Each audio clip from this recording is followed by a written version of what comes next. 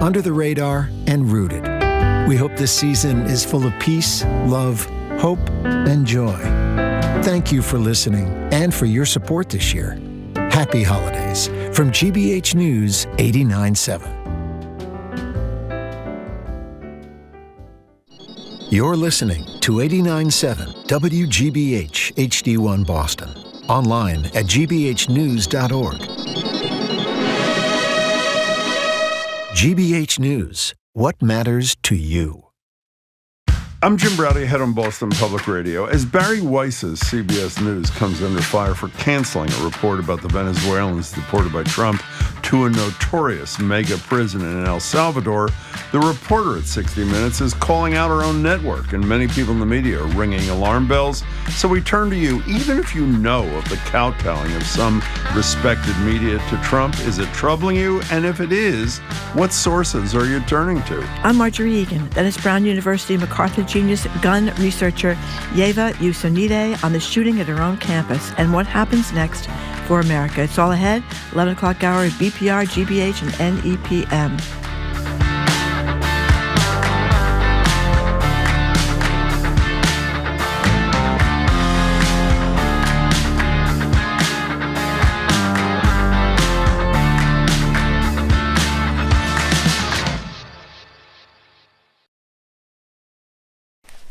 Live from NPR News in Washington, I'm Windsor Johnston.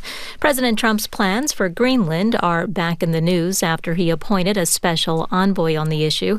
NPR's Michelle Kellerman reports Denmark and Greenland are making it clear they won't allow the U.S. to take over the territory. The leaders of Denmark and Greenland issued a joint statement demanding respect for their territory after Trump announced that he's appointing Louisiana Governor Jeff Landry to be a special envoy. Landry posted on X that he's honored to take up what he called a voluntary position to, quote, make Greenland a part of the U.S.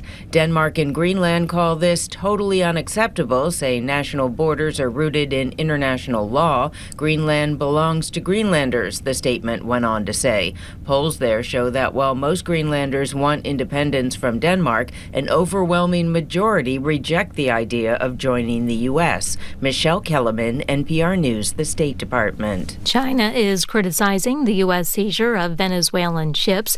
It says doing so is a violation of international law. NPR's Emily Fang reports the statement came after the U.S. announced it was pursuing the seizure of a third Venezuelan oil tanker. The U.S. seized a second oil tanker just over the weekend, and Reuters, citing documents, reports the ship and its oil had been bound for China. China opposes all, quote, unilateral and illegal sanctions, China's foreign ministry said. It also said Venezuela has, quote, the right to develop relations with other countries. Venezuela has slammed the U.S. seizures as outright piracy. China buys about 80% of Venezuela's oil now, some of it shipped on unregistered boats to evade U.S. sanctions. But for China, that's just a figurative drop in the bucket. About 4% of its total crude oil imports come from Venezuela. Emily Fang, NPR News. A segment promoted to run on CBS's 60 Minutes was pulled before it was set to air last night. The report focused on allegations of abuse at a prison in El Salvador, where the Trump administration has sent hundreds of Venezuelan migrants this year. NPR's David Folkenflik reports the network's new editor-in-chief, Barry Weiss, said the story wasn't ready. She argued that CBS News, and particularly 60 Minutes, kind of more storied television news magazine of all time, needed to advance the ball beyond what had been reported in the New York Times and elsewhere earlier this fall, and that they needed to be having senior administration officials on the record, on camera, in order to do that, to make it a story worthy of broadcast. She said, if a story's not ripe, I'm not going to put it on the air, even if it's already been promoted. That's NPR's David Folkenflik reporting. Stocks are trading higher on Wall Street at this hour. The Dow is up 186 points, the Nasdaq up 107, the S&P up 31. This is NPR. And from the GBH Radio Newsroom in Boston, I'm Judy Ewell. Personal care attendants in Massachusetts who live with their clients will no longer have to pay state or federal income taxes. Governor Maura Healey said this morning her administration is working to identify ways to make life more affordable for residents. The state projects those exemptions will save some 18,000 live-in attendants $5,000 a year. The workers, also known as PCAs, assist their clients with everyday tasks like bathing and getting dressed. They can claim an exemption while filing this year's taxes and get a refund and then stop paying income taxes next year. The Red Cross is urging everybody to consider rolling up a sleeve and a donation site over the holidays to help prevent a drop in the blood supply. Spokesman Jeff Hall says there's an immediate need for donors of all blood types. There isn't a specific shortage of note here in Massachusetts, and we generally keep a 5 to 6 day supply on the shelf. But if something were to happen, any kind of natural disaster or a large traumatic incident, we need to make sure we have blood products ready to go into places that need them. Hall says while donors with the O negative blood type are universal givers, they're also in great need of A negative and B negative donors. He says if record-setting holiday travel and snowy weather keeps people from visiting a donation site, it could tighten the blood supply in the coming weeks. A sunny start to your week.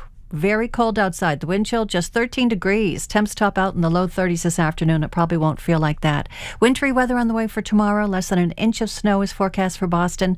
1 to 3 inches for central Mass. Overnight lows in the 20s. A snowy morning commute in the forecast. Highs only in the 30s. Right now 28 in Boston. This is GBH. Support for NPR comes from NPR stations. Other contributors include Imaginable Futures, envisioning a future where learning sparks opportunity and thriving belongs to everyone. Learn more at imaginablefutures.com. And the listeners who support this NPR station.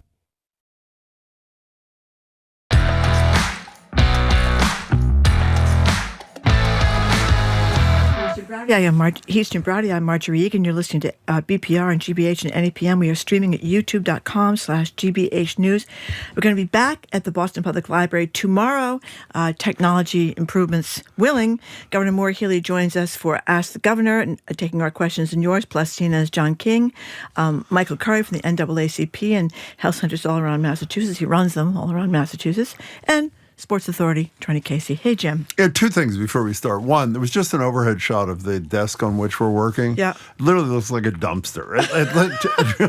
It's rather embarrassing. That's number one. Number two, we have a lot of papers. Since we didn't work Friday, we didn't get to mention how much our whole team, all 9 of us, went to see Ryan Lindgren's Gold Dust Orphans. And it was spectacular. They're done for the season, but we really urge you not to miss it if you did this year, next year. It is as much fun. And we also want to do a shout out to a restaurant in South Boston. Our reservation hours before we got there because some business rented out the whole restaurant. Yeah. So thank you very much for the short notice. We really appreciate it. Yeah, and I was driven, as I am in every one of these Ryan Landry shows, just such frustration that I have to do dastardly things to Jim Browdy. And you used some language that was really rather... I killed him. You know, if you go to my Twitter page at Jim Browdy, there are photos of not only us with Ryan after the play, all 9 of us, but also photos of the dummies. Puppets, essentially. But thank you to Ryan and the whole cast, all the Gold Dust Orphans. They're spectacular. We're going to start the show with some Monday morning quarterbacking. You just heard this on the national NPR News. CBS News is drawing outcry over a canceled 60 Minutes report scheduled for last night that would have featured the voices of men deported to notorious mega prison in El Salvador where there's torture. It was pulled hours before the broadcast at the request of the new head of CBS News, Barry Weiss. The report was vetted by the lawyers at CBS News, clear for broadcast, according to an internal memo from the correspondent sent to CBS management. But the story was dumped because the Trump administration refused to grant an interview. By the way, the NPR story a minute ago, I assume it was edited and just cut short. They said, Barry Weiss said there needed to be Trump voices. Well, the reporter agreed, but the Trump administration refused to provide those voices. And Homeland Security, they called all these different places. Exactly. So here's Sharon Alfonsi, the correspondent, who has great courage. She writes, pulling it now after Every rigorous internal check has been met. It's not an editorial decision. It is a political one. She goes on to say, it gives the White House a kill switch, those are her words, on any story the Trump administration doesn't like. So Margie and I are really outraged, gobsmacked, disgusted again. Are you? Or are you just taking this in stride as another corporate mainstream media outlet, caving to the political and financial whims of their leadership, caving to an authoritarian president? The number's 877-301-8970. As you know, just a handful of corporations own most of the TV news brands in the country. Legacy print outlets are increasingly coming under private equity control. There's some wonderful exceptions we'll talk about. Then there are a constellation of independent outlets like NPR, now more independent than ever thanks to federal defunding, and other much smaller nonprofit news outlets. So if the legacy outlets, at least some of them, can't be trusted, if you share our rage or upset, where do you turn for reliable news coverage in light of all this? 877-301-8970. I worry that intellectually everybody gets. I mean, the polls show people don't trust mainstream news, and I know it depends what perspective. Which really kills me. I know. Okay, I shouldn't have brought it up because you always get upset about this. But let me just say again, the problem to me is that while intellectually I think most thinking people in this country know there's a real problem about credibility, like, for example, the ultimate, legendary 60 Minutes and CBS News, I'm not sure they're as troubled about it as we are. Remember, YouTube paid $24.5 million to Trump. The CBS paid $16 million for the ABC. phony claim about editing the Kamala Harris interview. Right. ABC paid $16 million, for again, to Trump for nothing kind of thing. Suit. And now, by the way, the Ellisons, the Paramount Ellisons, may end up buying CNN, which is our outlet cable station of choice. The number's 877. Funded by Saudi Arabia and Dubai. Is that so? Yeah, they're going to get a lot of money for it. Supposedly they have all this money, but they need to go to these foreign. Saudi Arabia, the of Ellisons course, you're is where the talking 9/11 hijackers came from, and where it's run by MSB or MSB or SBM, whatever we call it, the prince over there, the guy that ordered that an American journalist be cut into pieces. Khashoggi. I had one more thing to the list of outrage. Is we all know that Jeff Bezos, Amazon Jeff Bezos, owns the Washington Post. We know how the editorial page has gone right in the dumper over there. Margaret Sullivan mentions the reporting of the Washington Post is still extraordinary. But staying on Jeff Bezos for a minute, he owns Amazon, as we Correct. know. Amazon Prime is him. How much does Amazon Prime pay Melania for her movie that's coming out in theaters at the end of January? $40 million. $40 million. Yeah. And the guy that's making it has some problems. Sexual misconduct. Yes, right. The director. But why not? Here is the whole administration. Again, $40 million with sexual problems to the wife of Donald Trump for what? 40 minutes. I mean, so obviously, it's a pay-to-play thing. Here's a clip from the trailer of Melania. It'll be in theaters on January 30th. Here it is. Here we go again. Together with like-minded leaders, we have a voice. Is it safe? It is safe. Everyone wants to know. So here it is. Hi, Mr. President. Congratulations. Did you watch it? I did not. Yeah, I will see it on the news. Oh, my God. 877-301-89. So we are doomed. She's going to be Joan of Arc before this whole thing is over. No question. $40 million from Bezos. $40 million to the wife of the President of the United States. Do you think that's because of the quality of the film, Marjorie? No, I do not. I don't know where I read it this morning. I read it somewhere this morning. They have the whole list of all these big tech people and the millions of dollars they've done to bribe their way into Trump's good favor. I mean, it's like, the old cliche that, money buys you freedom. You don't have to kowtow to anybody. Obviously, that's been disproven in the Trump administration, where people are kowtowing as fast as they can. Can I say one more? Hingham, by the way, I just want to point this out, because I did not watch CBS Morning this morning. Nor did I. And apparently, according to Janet and Hingham, they did report the show. This whole mess with Barry Weiss and 60 Minutes. Well, can I say something about this thing, by the way? Sure.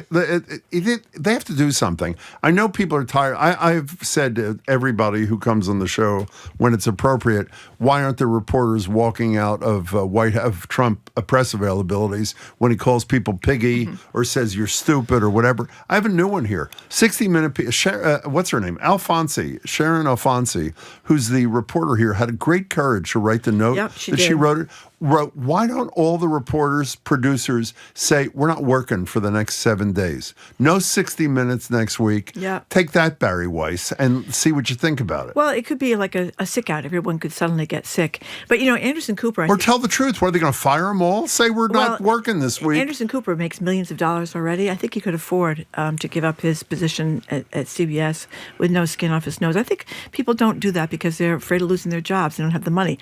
A lot of these... They're going to fire every single person who works on 60 Minutes? I don't think so. I don't know. And what's really depressing, by the way, about, people are always saying they have no trust in the media, which drives me crazy because you have to differentiate among the media. Some are worthy of your trust and some are not. But 60 Minutes, I would say, has had a pretty distinguished career over the years. Way, way back when, Mike Wallace, My Lai massacre. Remember that in Vietnam when American soldiers in a horrible situation killed all the civilians, women and children in Vietnam?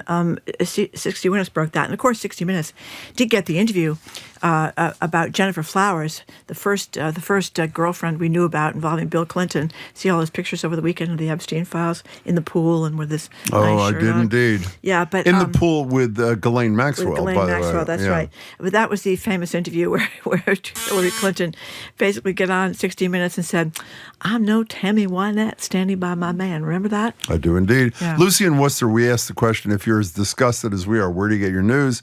I got my news from NPR, BBC, and Andy Borowitz.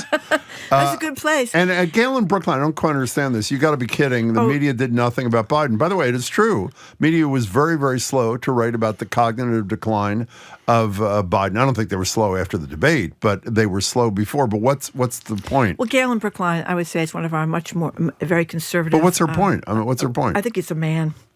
Oh, it's Gail as a man? That's my suspicion. Well, whoever it is. Oh, I see. Well, Gail, whoever you are, call us and have a discussion with us at 877-301-8970. We want your reaction to the spiking of the story. And I want to be clear because when they quoted David Folkenflik, who's a fabulous journalist, I think they cut his quote. It was left with the impression at the top of the hour that Barry Weiss killed it because Sharon Alfonsi had not gotten a quote from the Trump administration.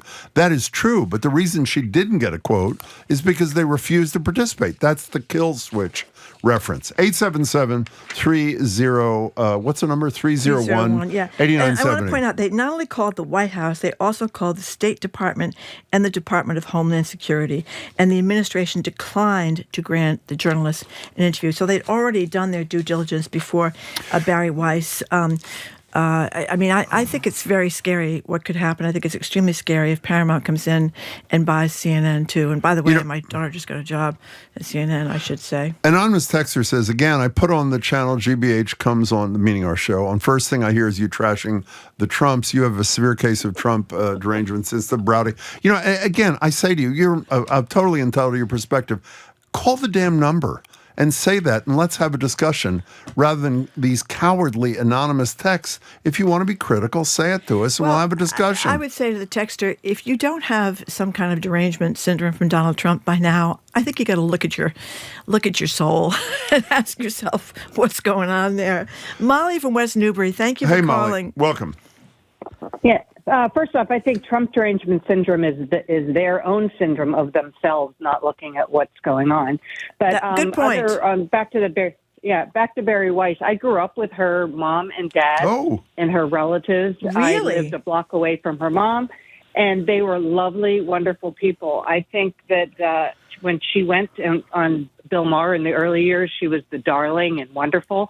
And then she just got corrupted, and her attack with Matt Taibbi, with the Twitter files back in the day, and now her alignment with Ellison is, we're calling it Weiss-washing, that she has now That's a good line. Putting Erica Kirk on and just going on, so far right-wing, and Ellison's lean. I think that CBS News is gone, and Cronkite's rolling over in his grave. What happened with Mike Taibbi? I'm not aware of that. Matt Taibbi, Molly. They were in the Twitter files back, I don't know how many years ago, 4 or 5 years ago. Okay. Someone might be able to fact check that. but it was the whole, but when Musk was going crazy, and there was this big research done with, and Matt Taibbi and Barry Weiss were aligned in that, and I think that's when she split and fractured. Well, can I respond to one thing you said? And I'm guessing you'll agree with me. She is conservative. She has no experience doing what she's doing. That's why she shouldn't have this job. Man. I'm sure the conservative people, and they're obviously liberals running these operations. The issue is, can you put that in your back pocket and do your job? And the free press, the thing she still runs, that she got $150 million from the Ellisons, that's fine. Do what you want. Whoever buys it or reads it is fine. And I'm sure you'd agree. The issue is she's an unqualified person who's decided to bend the journalism at CBS News into a right-leaning operation, which is really sad. Molly, it was a great first call. Thanks for making it. 877. And by the way, let me get back this texter. If his or her goal was to aggravate me, they did. $40 million to Melania Trump for her, an autobiographical documentary? Is that people fine with that? I think it's the coin of the realm. This is what you do now. You pay him millions of dollars to Donald Trump. I mean, Stephen Colbert called it, you bribe the Trump administration, and it works in many of these cases. 877-301-8970. Jen in Boston, thank you for calling. Hi, Jen. Hi, how are you? Hi. Fine, thanks. So listen, I'm a big fan of 60 Minutes, but I'm also a big fan of Barry Weiss, and I read Alfonsi's statement. I really like her, too. I'm really curious because I think Weiss is real smart, and I think she has a different take. And I'm wondering if she's saying, no, we're going to force the Trump administration to partake in this story. It's a big story, and for them just to get to remain silent, and then they get to criticize 60 Minutes for being biased. I would like to think that she's not going to let them do that. Why? She didn't kill it. She paused it. And I'm really hoping that she'll do that. Jen, first of all, as you know, they did ask multiple times to get a quote from the administration. But why are you a fan of Barry Weiss? What is it about her that you like? I really like the stuff on the Free Press. I feel like she really brings in a whole bunch of different views. You're not just in an echo chamber. You're sort of forced to debate things. I don't think she's more conservative than real, lefties, but I don't think she's a conservative. I think she has really good values. I don't think she's a Trumper. And I'm hoping that this is going to turn into something better for 60 Minutes. What do you think about her in Israel and Palestine? She seems to be, there's no... you're asking the wrong person. I agree with her. I'm just so upset about what happened there. And, this is the problem with her, right? It becomes about, well, what about Israel? Because we might disagree with her take on it. Yeah. And that wouldn't happen to anybody else. We're not talking about, Bezos's take on Israel. I think she's a tough Jewish woman who has come really far, and I'd like to see her surprise people with this, and I wouldn't be surprised if she did. Jen, that was a great call. Let me just say, the reason we're not talking about Bezos' position on Israel, I have no idea what Bezos' position is on Israel. I just know that has Zionist views. And by the way, I am fine those being expressed in the Free Press. And the last thing I'd say to you, Jen, is I hope you're right that it's a brilliant move by Weiss to get the Trump people to grant an interview. But so far, they're winning by not granting an interview. As to quote Sharon Alfonsi, they have a kill switch. But check back in with us. If you prove to be right, then she was strategically really smart. Thanks for your thoughts. We appreciate it. Here's a little bit of gossipy update. Did you know SNL comedian Kate McKinnon dated journalist Barry Weiss when they were both at Columbia University? I did not. I did not know that. No. But I know that now. Mitch in New Bedford says, you guys can't even bother to stop using Amazon in protest, but you want others to put their career on the line. I think it's fair criticism, Mitch in New Bedford. I do not accept the notion that if it was done en masse, that they're putting their careers on the line. I don't think they're going to fire everybody who works on 60 Minutes. I just think it's really hard when, despite Jen's views, and she may be right, I happen to differ, and so does Marjorie, I think it was killing the story because the Trump people decided not to participate, which is giving in to Trump. I think I've said what I think. 877-301-8970. Nina on the road. Hi. Hi. Hi.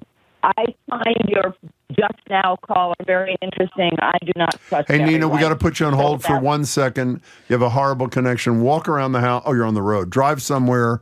We'll take one call and we'll come right back to you, so don't hang up. We'll put you on hold. 877-301-8970 is the phone number. Where are we going next, everybody? We'll go next somewhere in a second. And here is anonymous texter. Remember, Pace the Rage. It's impossible to do now. That's why we need you, Jimmy Kimmel and Ryan Landry, to help us cope. And I rely on AP for news, too. By the way, AP, they were celebrated by Margaret Sullivan in her They've not knuckled 5 under. media stories to feel good about. They didn't knuckle under when that Gulf of Mexico thing came up. They stayed with their style guide and said, we're not going to do it, even though they were kicked out of the room. The New York Times has not knuckled under. The No. Wall Street Journal has not knuckled under. Mhm. As usual, it's the newspapers that are standing up. I would say the Boston Globe is not knuckled I would under. agree. So well, the they- Washington Post editorial page has, the Los Angeles Times editorial page has. Would Yep. you not agree? Yes, I would. And we might have now this monopoly practically on television cable news stations, which would be very scary. The only thing that would be left would be MSNBC, which is now, MS I guess, MS Now instead Yeah. of MSNBC. Adam in Nashua, hi, welcome. Thanks for calling. Morning, Marjorie and Jim. How are you guys doing today? We're good, thank you. Excellent. So I actually wanted to make a comment with regard to your news sources that you were referring to. Me personally, I like using between AP, Reuters, BBC, trying to keep it somewhat consistent. But my comment was going to be for anyone that's curious. Round News is actually an interesting news source. What it ends up doing is it collects, it's like a news aggregate, and it'll actually sort through which material is more left-leaning, right-leaning, center, and I don't know. It's just something that I figured people might be worth people taking a look at if they want to. And my follow-up question to that is, I know I've had issues with people they'll say oh, you got to do your research and whatnot with various news sources. My question is that if people are terrified of mainstream media saying that, what news sources specifically are they referring to? If that makes sense. Well, Marjorie mentions that all the time. It drives me yeah. crazy when people say they don't trust the media. Well, what media? Are you talking about what you see on TikTok, what you see on Instagram? Are you talking about what you see on Fox News, what you see in Ben Shapiro, what you see on Joe Rogan? I mean, all this is media, and I think it's important to differentiate. And we're not. It's just these kind of blanket surveys about which one. I do not trust Fox News. I don't trust a lot that I see online. You have to go to trusted news sources, and I know I sound like a broken record, but overall, I would say newspapers have been standing tall, the ones that remain anyway. And by the way, I often wonder what Adam, that means. thanks for the call. They mean, are they talking about their local news? Do you doubt that the car crash on 128 happened last night if you turn into Channel 5 or 47? Do they trust the people on their local media? Well, stay on the 60-minute story. We only have a couple of seconds till break, and then we'll continue this. If Sharon Alfonsi had not written the statement she did and released it, and you and I both, by chance, happened to watch 60 Minutes. Well, I tape it every Everest week. story in this family of 7 classical musicians, siblings Yeah. in England. How would you even have known that the story didn't run? That was killed. Because that's they not were how they promoting, operate. They were promoting it. You're no, right. not just that. They always promoted start with it. They advertised it in right. advance. They always start with a news story, and they had been going after Trump big time, even after the purchase, Yeah, and Trump yeah, was you're right. pissed about You're that. right. Pardon my language. And I think that's one of the reasons Barry Weiss did what she did, because the president was annoyed. Anyway, we're going to keep taking your calls and texts on this. When we come back, the number's 877-301-8970. He is Jim Browdy. I am Marjorie Egan. This is BPR on GBH and NEPM, streaming at youtube.com/GBH News.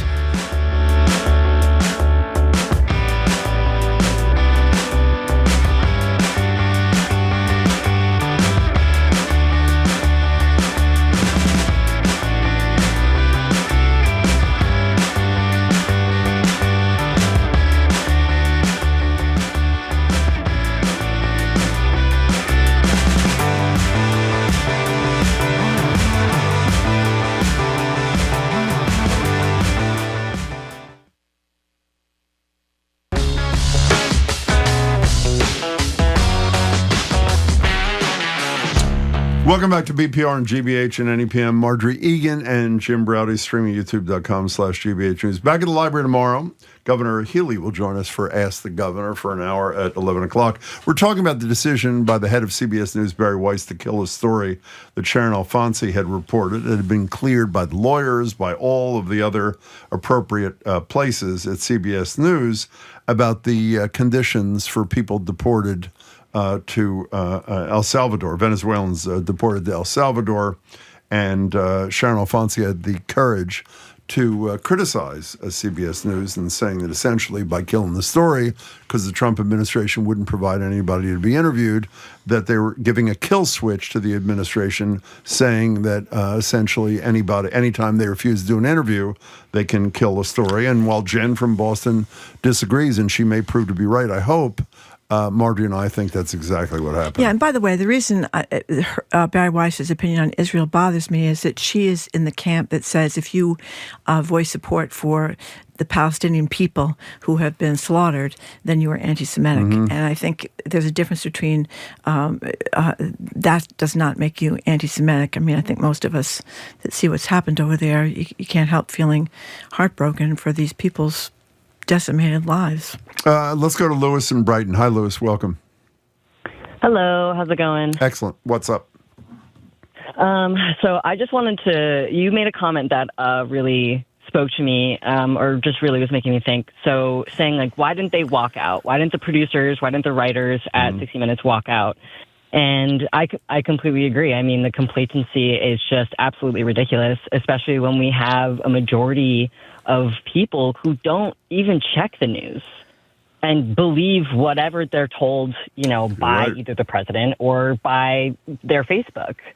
And what scares me about, especially being a young person in the rise of AI, is what if people were to walk out and they said, you know what, we don't need you. We'll create our own story.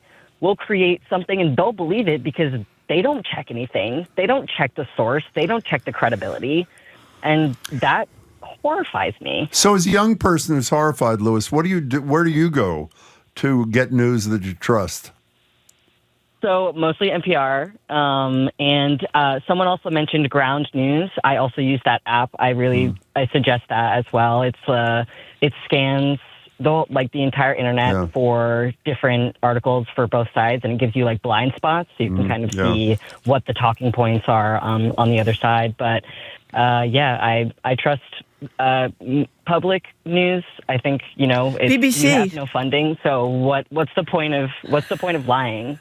Hey, Lewis, call us again. What's the point of lying? Lewis, thanks. By the way, we run the BBC quite a bit. Yeah, we do in the mornings. And they're very good. And they're on the weekend and at night. Ground News is a Canadian aggregator, as Lewis and the prior caller said, and it's worth I mentioned checking out. During the break, Real Clear Politics, they do a lot of polls, but they do every day. They have a lot of opinion pieces that are written by different people in different places, and that gives you a both sides kind of thing if you're looking for that, too. Catherine, New Bedford, welcome. Hi. Hi, I'm a first-time caller. Have been listening for years. Thank you. I think that we should boycott 60 Minutes and newspapers, any other type of media that is doing and succumbing to orders from Trump and his cronies and his proteges, his sycophants. Well, Catherine, let me ask you, you can help me solve a dilemma. I was disgusted and continued to be disgusted by the decisions Bezos has made vis-a-vis his editorial page of the Washington Post, but I rely upon the reporting, which is terrific, so I haven't canceled my subscription. Should I? Good question. I don't know. Yeah, I don't know. You have a real dilemma there. I do. And by the way, I'm a pro-boycott person. If you're unhappy with a product or a service, I think you should do that, even though as the guy wrote before, I'm a hypocrite when it comes to Amazon. But Catherine, that was a great first call. We hope you make another one. Thank you so much. I must admit, especially Christmas season, it's been very difficult to give up Amazon. But it's the person who called me out is right to call me out. In 2 days, I have to admit, that's going to be a tough one for me. Give up smoking glue, give up drinking, snorting glue, giving everything else. Amazon may be the last thing to go, Jim. I'm holding on to it. That's Marjorie's imitation, sort of airplane. Is it airplane? Yeah. Nina, let's see if the connection's better. You're still on the road. Hi, welcome. Any better? Much better. Take it away. Okay. Most of your callers have said what I was going to say. I think it's important to look at a lot of stuff, whether it's AP, Politico, certainly the Globe, and McGorry is back, so I think that's really interesting. He's editor again, yep. ProPublica is a good one, too. Great, that's a good point. Yes, and you guys, NPR, you run something called The Middle, I think, Wednesday or Thursday nights, which I think is really interesting because it's voices from the middle of the country. All right, Jeremy, what's his name? Right, yeah. Yeah, and the BBC. The newspapers, I'm not sure I agree with you on the Times. I think they have not called him a liar. We need to get our language straight here. And Rachel Maddow is an entity unto herself and called them out on it. Yeah, they have called him. They had to call him a liar. They got there. It took them a while. Yeah. And I also think MS Now has basically everybody who used to work at the Post is now at MS Now. Lenig, Capehart. So you have got really good reporting who've lived with the muzzle and walked out the door, and the door is open. And MS Now is independent. I worry about CNN. I love John King. John King is the kind of guy who would great. Walk. So, yeah, I think he would too. So I think it's incumbent on people not to look at Facebook and, as I call him, Facebrat and Trashla and all that junk, because that is full of stuff. Most of it Russian bots, from what I'm understanding. Well, Twitter's the same way. Hey, Nina, we got to go. Thank you. I'm glad you stayed on the line. It's important to say at this junction that it's not just conservative and liberal now. I mean, to support Trump at this point is supporting someone who's covering up for probably the worst sex offender in history of girls. Point. It's supporting someone who's given tax breaks to billionaires and millionaires, taking away food and medical care from millions of Americans, and ignoring the Constitution. He's breaking the Constitution, doing illegal things all over the place. So this is not small government, small taxes. This is lawbreaker, sex offender, felon, and charity screwer people, and the guy who doesn't pay the construction people who built his things. This is a criminal, and that's the difference. It's not just about right and wrong. I mean, conservative and liberal anymore. Anyway, we are moving on. Up next, we're going to talk with Ieva Jusionyte. She is a Brown University professor and a MacArthur Genius Award winner. She reflects on the mass shooting on her own campus. That's next. You're listening to BPR and GBH and NEPM, streaming at youtube.com/GBH News.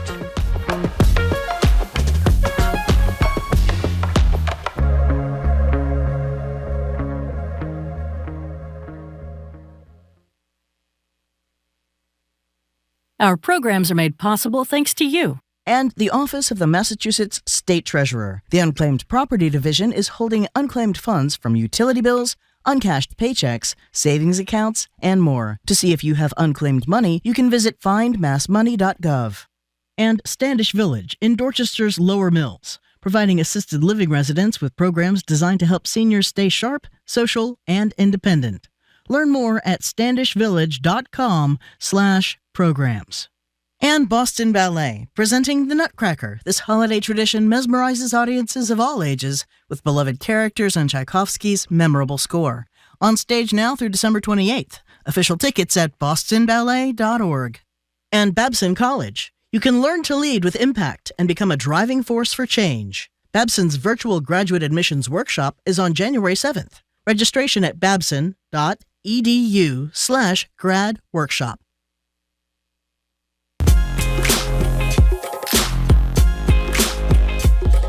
Welcome back to BPR on GBH and NEPM. We're back at the Boston Public Library tomorrow. Governor Healy will join us for an hour to answer our questions and yours for Ask the Governor, plus CNN's John King, Michael Curry of the NAACP and League of Community Health Centers, and Sports Authority, Trenny Casey.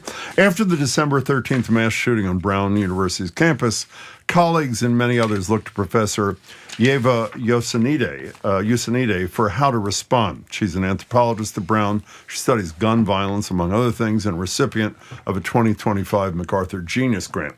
Her typical response, she writes in a recent Boston Globe op-ed, is the call for policy changes. But this time, it was in her community and her place of work. Quote, "I was angry at people asking me to write about gun laws. I needed time to cry, to grieve." she writes in the Globe. After decades of mass shootings that feel like Groundhog Day, she says a much bigger culture shift in America is needed to stop the violence. She joins us now on Zoom from Lithuania. She's the director of the Center for Human Rights and Humanitarian Studies at the Watson School of International and Public Affairs at Brown University. Ieva, we really appreciate your time. Thanks so much.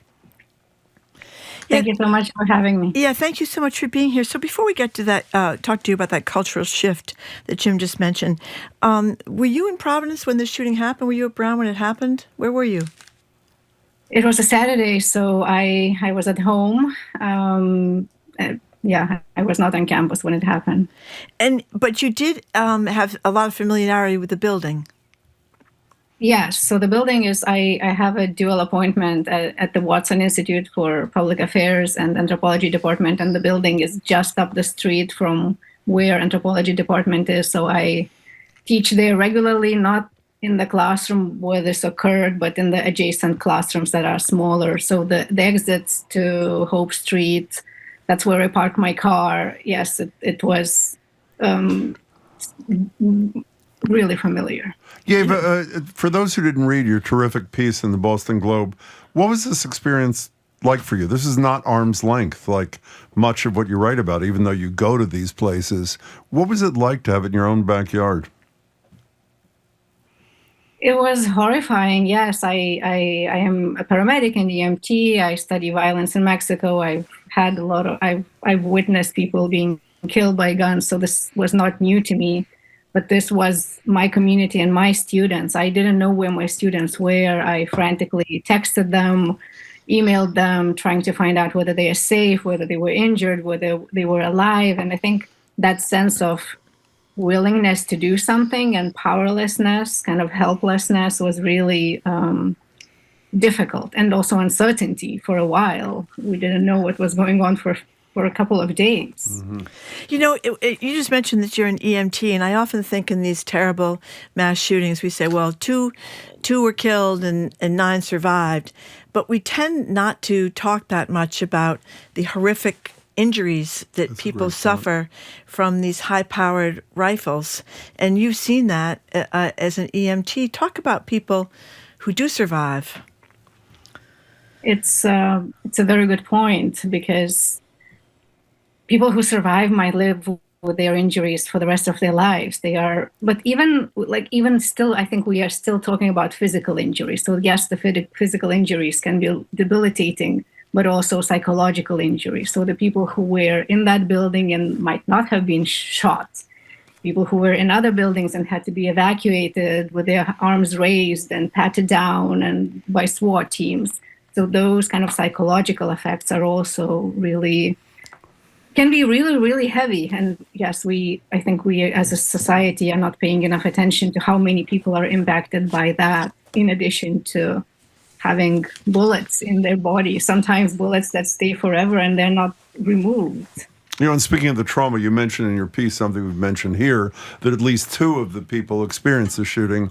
This was not their first school shooting, but rather their second. We're talking to Ieva Jusionyte from Brown. You talk about this cultural shift. What is it, and how do we get from here to there? Well, the reason I'm talking about cultural shift is clearly because only policy, legal, and infrastructural solutions are not getting us where we want to go. So there are people who say, okay, we need to make our buildings safer,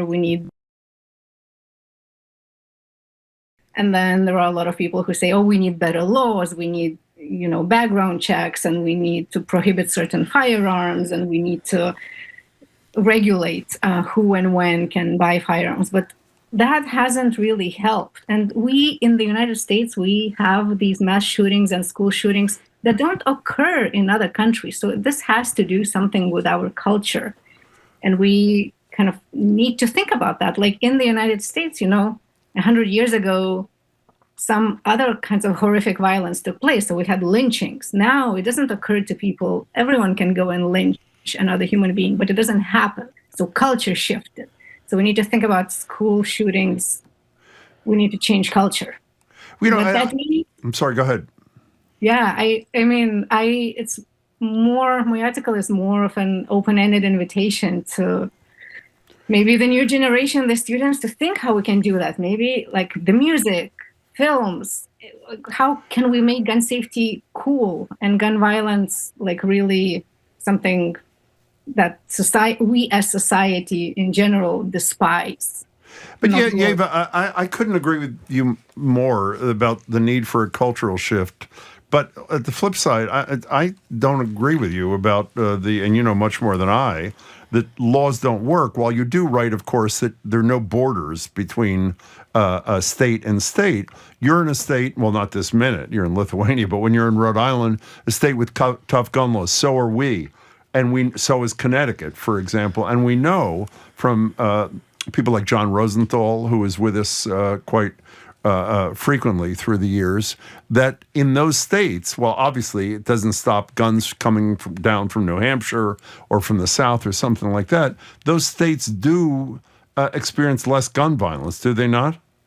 Oh, no, you're absolutely right. I am pro-gun laws. Oh, I know you are. I think like Massachusetts and Rhode Island have one of the lowest gun violence incidences in the country. So they absolutely do work.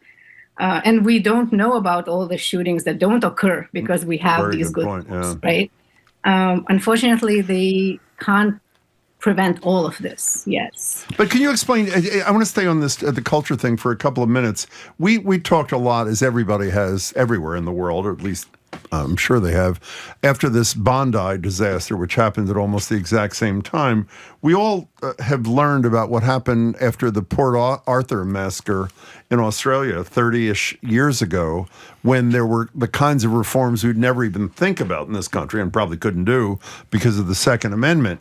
And minutes after the Bondi shooting, it was talking about even more stringent reform. Has culture, because I don't know, has culture shift followed legal reform in Australia, or has it not? Yes and no. I wouldn't be an expert to talk on about Australia. I think the big difference between U.S. and Australia is, yes, we both countries have gun culture. We have, big hunting community. What Australia doesn't have is a very powerful gun industry and gun lobby, which we have in the United States. So those are the people that ask the politicians to pass or not to pass certain gun reforms, which is why it's so difficult. So we need to get those politicians on board to help us work on this culture shift. It's the money. The money is doing a lot of the talking. Yeah, the money is doing a lot of the talking, and the ability, and you can't sue these gun companies. I think that would make a big difference if maybe their money was on the line. But what I wanted to ask you, though, is as a student of this gun culture, you often read where when they arrest someone or maybe they've killed themselves already, like this guy from Brown, but they often have an arsenal in their house. They don't have one long gun. They've got 15. I mean, what do we know about the culture or the mindset of people who do go out and do these shootings or who do amass large numbers of guns? Unfortunately, or maybe fortunately, I wasn't really, like, the mass shootings in the United States wasn't something that I have been studying. My work is primarily on what U.S. guns and gun industry, gun laws, what effects do they have on violence in Mexico or in other countries. So not only in the United States. So I mean, yes, a lot of them have. Some of them have arsenals, some of them don't. Like, it seems like the shooter we had at Brown didn't use assault-style rifles like in some of these other mass shootings. You can have a 9mm pistol and still do a lot of damage. Most of the mass shootings are committed by handgun in the United States. Yeah, I don't know. Ieva, one last question about culture. The cultural shift. I've mentioned this a million times on the air, but David Hogg said to us once when we said, "How is anything ever going to happen?" He said, "Well, as soon as you people die," and he didn't mean it quite as crassly as that. He meant young people, the next generation, his generation, obviously embrace this notion, while older people do not. But what is the cultural step one of a cultural shift in the United States that would have even a chance in hell of percolating up or out. What would that be as step one, Ieva? I want to believe, or maybe I believe, it is that this widening student movement. We now have more and more students impacted by gun violence, and yes, they have March for Our Lives. Sure. There is like students demand action, and more people unite to them. So it's becoming more massive, as sad as it is. And unfortunately, I don't think that all young people are on board yet, because there is also a thriving gun culture among young people in many areas, and they feel excluded from this conversation. I think the most important thing is for us to kind of have this conversation that unites people from both sides of the aisle, that when we talk about gun safety, some others who really are gun enthusiasts don't run away and think, oh, they'll take away our guns, because this is just absurdity. But how do we unite them in this movement for safer life for everyone? We're talking with Ieva Jusionyte, a Genius Award winner who studies guns all around the world, not just here, or certain parts of the world, not just here. So you wrote a really fascinating piece almost a year ago for the Globe about buying a gun, getting a gun, your ambivalence about owning a gun. Tell us about that. Yeah, that's, I think I had to write about it because I didn't know how to think about it or how to process it. I obviously, I've seen what guns do to people, but I was very curious. I was curious as an anthropologist, like, what does it take to buy a gun, go through gun safety courses? How long do I need to wait? Like, what kind of background check will they do? What kind of gun I can buy? So I was curious about that, but I was more interested in what would be my relationship to my gun? What would owning a gun do to me? Would I become more conservative in terms of gun policies? Like, how would it affect me? It was a very heavy decision, but I needed to experience it for myself to know. And it didn't, not surprisingly, didn't change anything. The gun is lying in the safe. I barely ever take it out to the range, just not to forget how to use it. And I don't know what it made me. What it did give to me is now I can speak I'm not against guns. I'm a gun owner, and I'm also pro gun safety and pro gun laws. And I think it's abhorrent what happens with all these mass shootings. So I think if we are not divided into us and them, and I'm sort of trying to straddle that middle, although I don't know whether that middle is stable. Can you imagine using it? No, not really. I was thinking, somebody comes to my door, will I go to my safe and pick up the gun and put it down? You say, wait a second, I've got to go to my safe and exactly. I would be too afraid.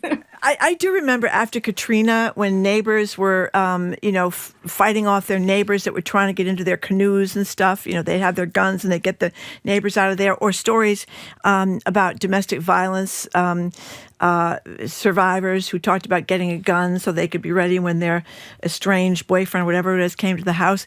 I remember going to a gun range here in Boston, in Dorchester, and learning how to shoot a gun. And I got to say, I felt extremely powerful with that gun in my hand. I don't own a gun. I'm not going to buy a gun, but I get it. Why people feel safer, even though, as you say, you're going to run to the safe and get the gun out of somebody's at the door. But I also, get the person most often injured when you have a gun in your house is you. That's right. Not the person. The suicides and all that. Yeah. But it is understandable, though, isn't it? That sense of power, frankly.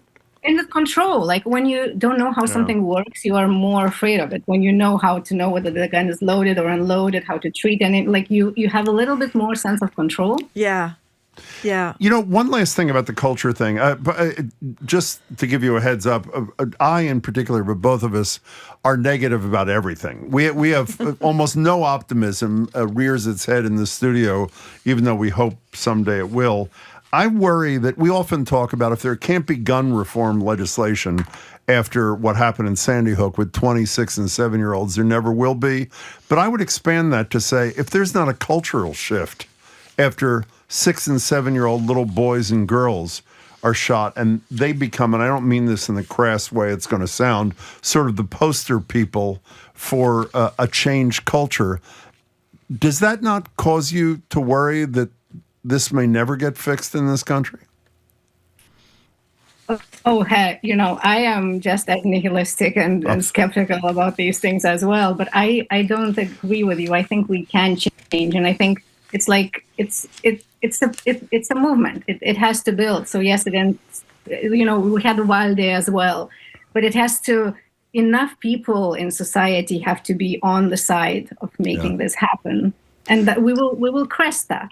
Well, I hope you're right. Can I bring up one other? I'm just going to ask. We did have an assault weapons ban for a while, right? That's a good point. And then George W. Bush got rid of it. So what happened under Clinton, right? Yes, it did in the 90s. Yeah. So what happened there? Was it just? I mean, I think a lot of it is. We talked about this earlier. Untruths in the media about guns. I think that's what a lot of it is about. But I could be wrong. Well, actually, before assault weapons ban, we started manufacturing many more assault weapons after the ban expired, so we didn't even have that many before. Mm. But the problem with the assault weapons ban is every time you begin talking about it, the sales of weapons go up, because this is what they use as a kind of go and buy yours now, like a marketing strategy. So we need to think how we do this that works and not makes it worse. One last thing, which is related, but a bit of a stretch. In Exit Wounds, a book of yours, you wrote about the trafficking of guns to Mexico from the United States in the range of 1 million, getting into the hands of people who are involved in human and drug trafficking. Our guest is Ilan Stavans, who's a professor at Amherst College, who was born in Mexico and was very interested in Latin American politics and in Mexican politics. Considering how shrewd and skillful Sheinbaum is, when Trump's line to her is, you've got to do more to keep fentanyl and things like that out of our country, why has her response not been, you've got to do more to keep hundreds of thousands of weapons out of our country, because it goes into the hands of people who end up bringing the drugs back to you? Has she, or have I missed that? She has. So her government is very strong on that, and the Mexican government sued U.S. gun manufacturers here in Boston. Oh, that's right, they did. Yeah. But they are still insisting, but they're not so loud about it because of other parts in the negotiation. But every time there is a conversation about drugs, there is always on the table, stop the guns. Well, is it real? I mean, could the Trump administration do something that would cause the flow to slow down? They could do a lot more. They could invest in ATF. So ATF goes and inspects these dealers that sell all these guns to probably the cartels. But I don't see this government funding the ATF. So. Okay. Or anything else. Actually, speaking of that, when I was reading your bio, Ieva, before you go, I see you've gotten grants from the National Science Foundation. Would you have gotten any of the grants you got from them now under the Trump administration, do you think? Who knows? My grant was about how border walls that we build are injuring migrants on the border. So the answer is no, you would not have gotten. Probably a no. No. Your writing is terrific, and it was really inspiring to both of us, and we thank you so much for your time, particularly when you're home visiting family. We really appreciate it. Thanks so much. Thank you. We have been speaking with Ieva Jusionyte, Director, Center for Human Rights and Humanitarian Studies at the Watson School of International and Public Affairs at Brown University. Check out her writing. It's great. Yeah. Both op-eds, books. She's really an impressive Thank you so much for your time. We really appreciate it.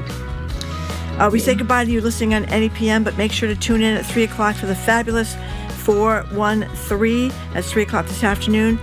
This show continues here in Boston. Coming up after the new news on 89.7 GBH, as much of the American public obsesses over the latest release of more information regarding sex offender Jeffrey Epstein, we talk with those working on the ground at Mass and Cass to get women out of sex trafficking here at home. I'm Marjorie Egan. He's Jim Browdy. You're listening to BPR and GBH and NEPM, streaming at youtube.com/GBH News.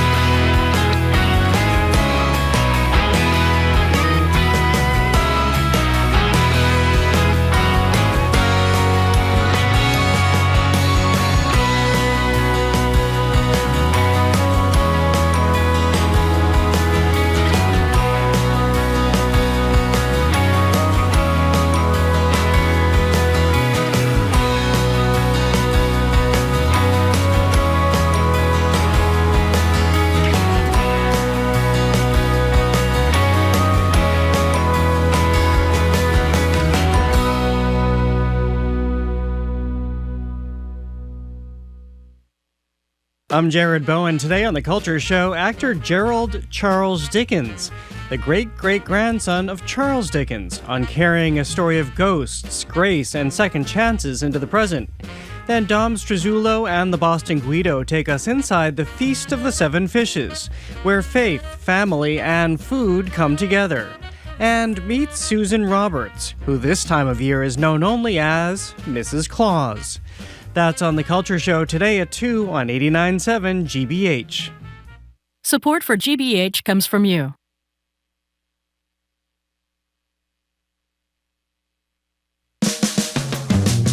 You're listening to Boston Public Radio with Jim Braude and Marjorie Egan. Just ahead, more smart conversation about what's going on in our community. Stay with us here on GBH 89.7.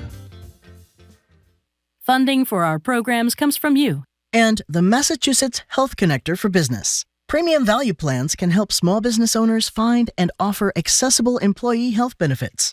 Learn more at mahealthconnector.org/business. I'm Jim Braude, head on hour 2 of BPR. We'll start the noon hour with Boston HEAT, that stands for Human Exploitation Advocacy Team. The two women who run it often spend their evenings walking Mass and Cass, building relationships with women to help them get out of sex trafficking. We'll talk with them about the insidiousness of the commercial sex trade, from the rich and powerful like Epstein to the average John Doe. I'm Marjorie Egan. Then it's Princeton's Khalil Gibran Muhammad on Trump's continued war on Harvard and why many nonprofits are continuing to kowtow to the administration. Plus, comedian Jimmy Tingle ahead of his holiday show at the Comedy Studio near Harvard Square. That's all next in the second hour BPR 89.7 GBH.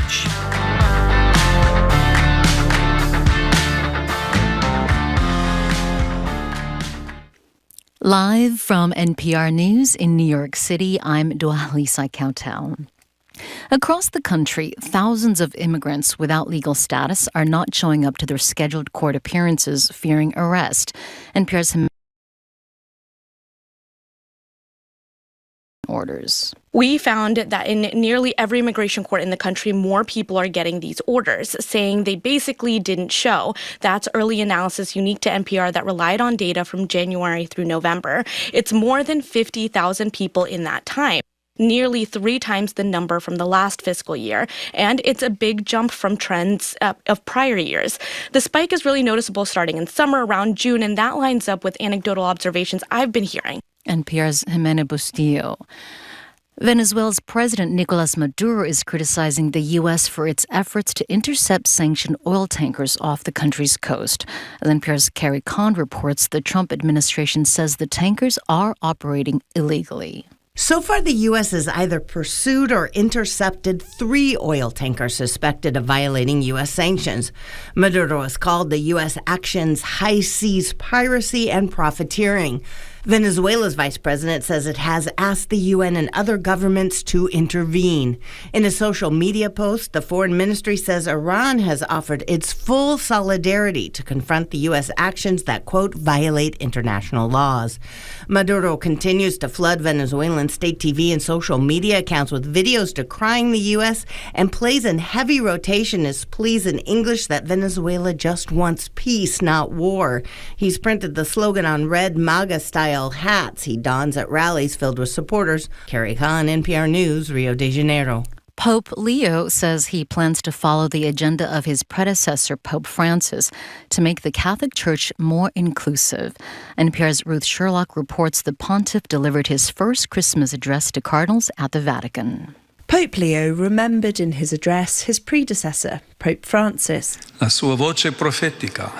His prophetic voice, his pastoral style, and his rich teachings have defined the path of the Church in these years, Leo said, encouraging us to place God's mercy at the centre.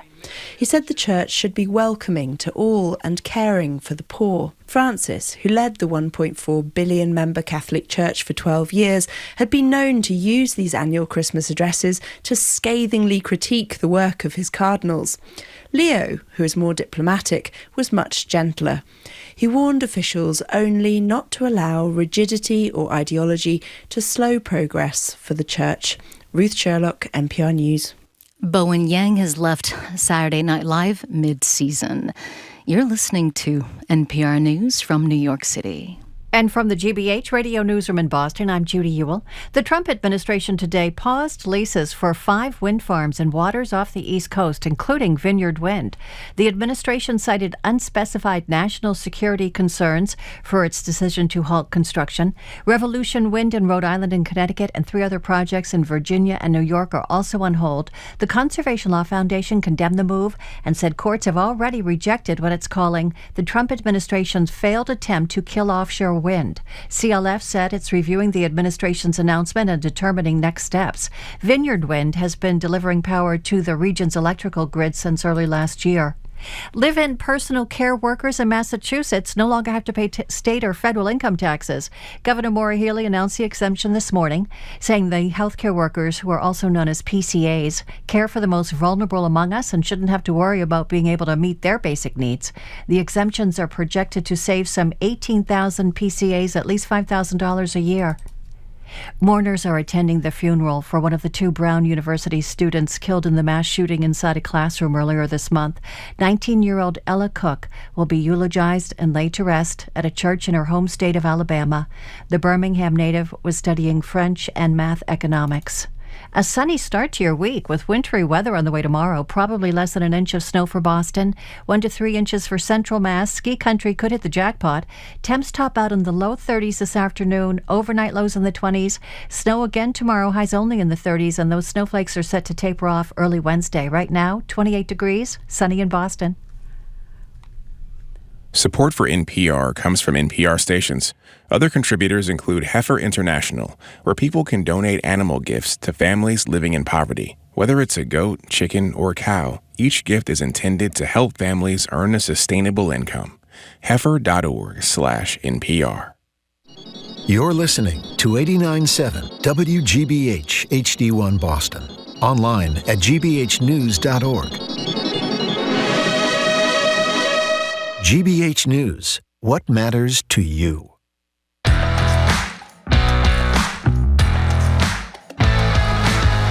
Hey, it's Jim Browdy. I am Marjorie Eakin. You're listening to Boston Public Radio, 89.7 GBH. We're going to be back at the Boston Public Library tomorrow.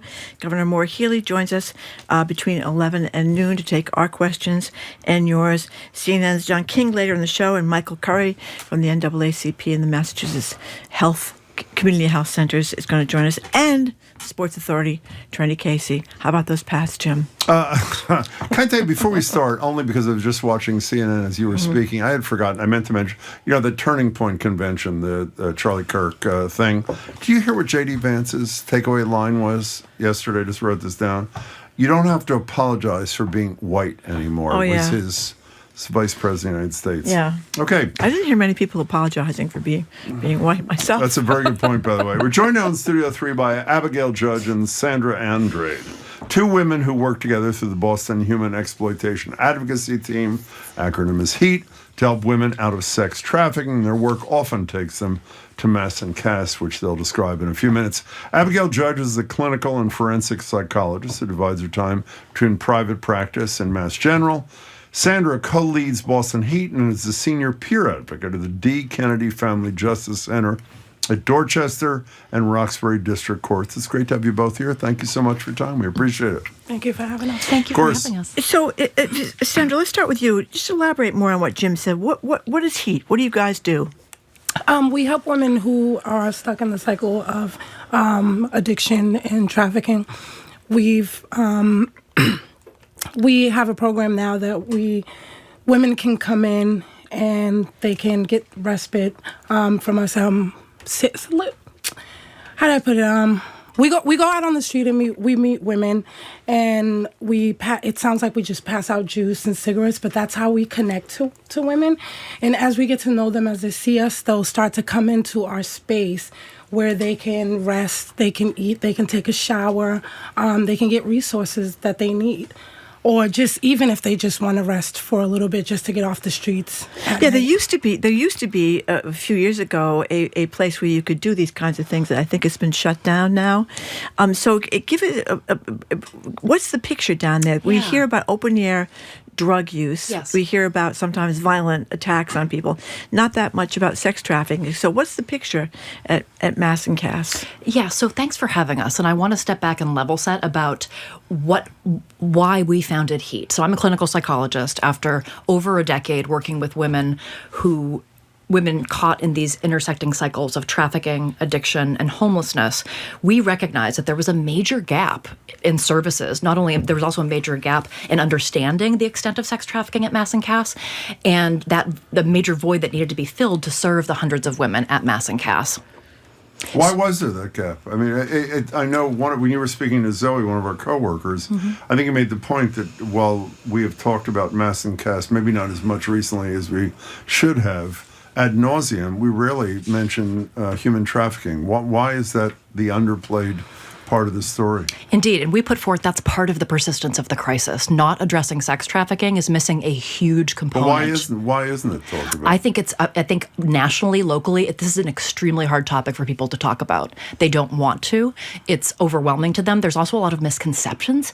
Most of what is in the headlines and media is actually not what trafficking looks like. At Mass and Cass, trafficking affects already very vulnerable women who are in active addiction, women who are experiencing homelessness, who are forced in one way or another through coercion, circumstances, addiction, to engage in forced commercial sex to survive. Well, are people coming by in their cars, they're doctors and lawyers and businessmen on their way home to the burbs, or is these other people that are already at Mass and Cass, or is it both? There's this idea that the people that are out there with them are the ones that are paying for the dates. No, there are people coming in from like downtown, like you said, or I mean, as far as like Connecticut, people come in and come to Mass Ave and they pick up the women out there. So it's not really like the men that are out there. I mean, there is the violence, right? The men are violent towards these women, the ones that they're out there with, but it's men that are coming in that have money. These are and why go there? Because I would think it would be, from their selfish perspective, more dangerous than going online or going to one of these, like we had those guys over in Cambridge, that out of town sex trafficking thing. Cambridge and Watertown, where they named the names. These women are really vulnerable, right? So it's like easy for them to just come down, pay $40, they'll have sex with the women, and they leave. They don't. I think it's just because it's really sad. Like the women are stuck out there, right? And because of their addiction, it's easier to just come out there and be like, here, I give you $20. So they can buy more drugs. Yes. How do you get, I mean, Sandra may have touched on this, Abigail, but the first step in this thing, I assume, is establishing some level of trust. Yes. Since I'm guessing most of these women trust absolutely nobody. Correct. For good reason. So is it the small things? I don't mean that in a pejorative way, but the kinds of things Sandra described, small needs or wants, is that what starts the relationship? Is that the thing? Absolutely. Support comes first and trust follows. Women do not have to earn our services. Trust and consistency are the only pathways out of exploitation, not punishment. And unfortunately, our response has shifted toward the latter. So what seems small, if you understand the depth of distrust and trauma all of the women at Mass and Cass have endured, you then understand that we have to reimagine what support looks like. So it may seem, like Sandra said, that we're simply engaging in conversation, but that is the starting point. In addition, we also have really innovative partnerships with law enforcement and healthcare. Describe those. What does that mean? So we bridge systems that rarely work together. So in addition to being on the street at Mass and Cass and our own private space, which is the only nighttime space for these women, we have partnerships with, for example, the Human Trafficking Unit of the Boston Police Department, justice systems, and healthcare. So as our women are inevitably cycling through these points, we maintain relationships at every step. And that is trust and that is consistency, which over time allows women to contemplate different possibilities. But what do you mean? When you say you maintain relationships, how does that play out? Sure. What's the impact? We go there. Okay. So, for example, we meet women often at night, often in crisis. We get referrals from each of the places I said. Also, when our women are detained or they're in the emergency room at BMC or MGH, we go to them so that we don't lose contact with our women. We do not lose our women because recovery from addiction is very long term, and there isn't even good data on how the interplay of exploitation makes that longer. So we actually go to each of these places and we export what the expert trauma care that I used to provide at Mass General. We bring that to women. And we're exceptionally proud of how we integrate clinical expertise and real-world credibility. Well, you are the expert on this, and I am not. But I remember thinking back when we were first hearing about mass and Cass, and there was Sheriff Tompkins, who's since gotten himself in some hot water, but he recommended that they would give 3 months of free care in the jail, and nobody wants to be sitting in the Suffolk County lockup necessarily. But as you know, it is really hard to get 3 months of care for addiction, to liquor or to drugs, because it's very expensive, and it's hard to get really good care because there's not that much really good care. So I always wondered, 3 months, 90 days, that might make a difference in somebody's life. But all the experts like you, maybe you don't think this way, but I don't know, a lot of them did. So that's a terrible idea. You can't force people into treatment. But in our own experience, we know that most alcoholics and drug addicts do not want to go into treatment. So if they could get that kind of 90-day treatment, yes, would that matter? So this is the art and the delicate art of engaging women in active addiction. It's on their timetable. There's millions of studies to show as much. And so if we lead with this is the only option, given the extent of their trauma, which is not only in the past, it's happening right now, they're immediately reactive and they're shut down. So even last Tuesday night, we were talking with a woman on the street, and she was thinking, she's contemplating detox. She's like, I really want to go. I keep getting stuck. I really want to go. And the next day, she's forced into detox, and she leaves within an hour because the timetable that individual woman has must be respected, which doesn't mean we're passive. But that process of building support and motivation, particularly when women have such deep trauma, there's no shortcut for that, unfortunately. But what kind of detox can you get, though? I'm sorry? What kind of detox can you get? I mean, it's not that like there's all these beds all over the place. Detox is widely available. It is. But detox is a short-term detox is a short-term medical intervention, which is merely the start, and particularly for women with opioid use disorder, because that's what we're talking about. Opioid use disorder needs that medical intervention. Detox is only the start. Right. And so it is the case, but there's one of the important things to remember is that recovery is very individualized. There's multiple pathways for women exiting exploitation and addiction. There's not one way, but it's not a shortage of detox bed that is keeping the crisis. But I'm talking about long term. I'm talking about 3 months. Mm-hmm. I mean, that's not maybe I'm wrong. That's not widely available. When women are ready for it, there are pathways within the public addiction system. We can talk about their quality, but when a woman is ready, and we do see women engage this system, they can move from detox to a transitional setting to halfway houses. There's absolutely a system. Is it perfect? No. But we focus, in my opinion, too much on getting people into a system as opposed to understanding what's getting in the way and their own goals. And that's really where we feel we do something unique at HEAT. That's the voice of Abigail Judge. She's joined by Sandra Andrade. They're the people behind Boston HEAT, stands for Human Exploitation Advocacy Team. Sandra, you were on something called, the governor's with us tomorrow for an hour, so we're particularly interested in following up on this. You were on the governor's Human Trafficking Subcommittee, which I'm embarrassed to say I hadn't even heard of. What does that do? Actually, I only went once because I got really, really busy. This work is like not 9 to 5, and I do work in the court in the morning. So you just don't have time for it. Okay. Yeah. Okay, can you tell, I want to go back to the... I want to ask you something, too, about... I've read part of Virginia Giuffre's book about, she's an Jeffrey Epstein survivor, and it's really difficult. Nobody's girl. It's this young woman had she was abused from the time she was a very small child. So it hit me that many of these young girls and women, by the time they get to Mass and Cass, they're in very bad shape psychologically. So talk a little bit about that. Really bad shape, a lot of trauma, like we said, not a lot of trust. These women are around these men, the ones who are trafficking them, like they're being abused like daily. Really broken. It's sad to say, like, these women don't know themselves because they lost that because of being trafficked and abused for so long. So we do this is what our program does, is to rebuild. So, like, to help them get back to themselves. Yeah, the self-worth. Yes, it's gone. Yeah, it's gone. Abigail Judge, I'm glad Marjorie brought up the Epstein thing. It seems to me, as someone who has no professional credibility in any of this, but cares about it, is the elevation of the Epstein thing to be in our consciousness almost nonstop. Locally, this Cambridge and Watertown situation, which a city councilor in Cambridge was caught up in and ultimately is not running for re-election. Does the raised profile of those things help you raise the profile of women that probably people sadly care less about in some ways. Does that help your work? I would say yes and no. Attention to these high-profile matters like Epstein or Sean Diddy Combs increases awareness, but not necessarily understanding. One of the greatest barriers our women face to accessing care is stigma and misperception about what this looks like, as well as its invisibility within systems. So those cases... Stigma of what? Addiction? Stigma of addiction, stigma of forced commercial sex. When you're over 18, there's a perception that you're choosing it, that you're okay with it, that it's not a situation of ongoing harm.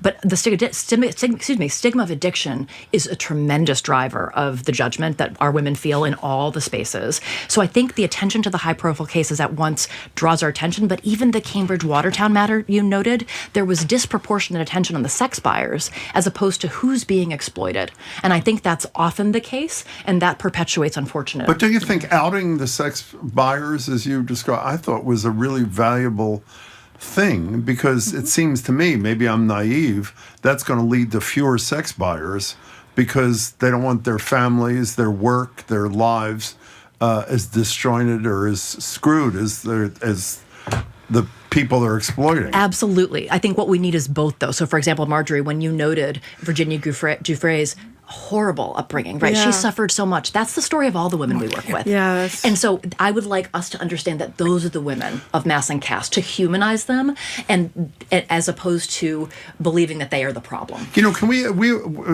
Mayor Wu is with us every month, and when she was running the first time, she talked a lot about mass and caste, and I, yet another one of my many incorrect political predictions, said this is so beyond solution that she's going to campaign on it, and then after she's elected, it's going to be back burner. In fact, one of the first things she did, and it got some criticism, was attempt to deal with mass and caste. But I know when you were speaking to Zoe Abigail Judge, you were critical of how Mayor Wu has addressed the piece of this nightmare that you are so concerned about. What has she not done right, or what has she done wrong in your estimation? Yes, I would say that the issue of trafficking has last been mentioned by the current administration at the time of the decampment. There was a misleading narrative that trafficking was happening only under tents and tarps, and that was used to justify decampment. And decampment is not suitable for human life. I'm not arguing for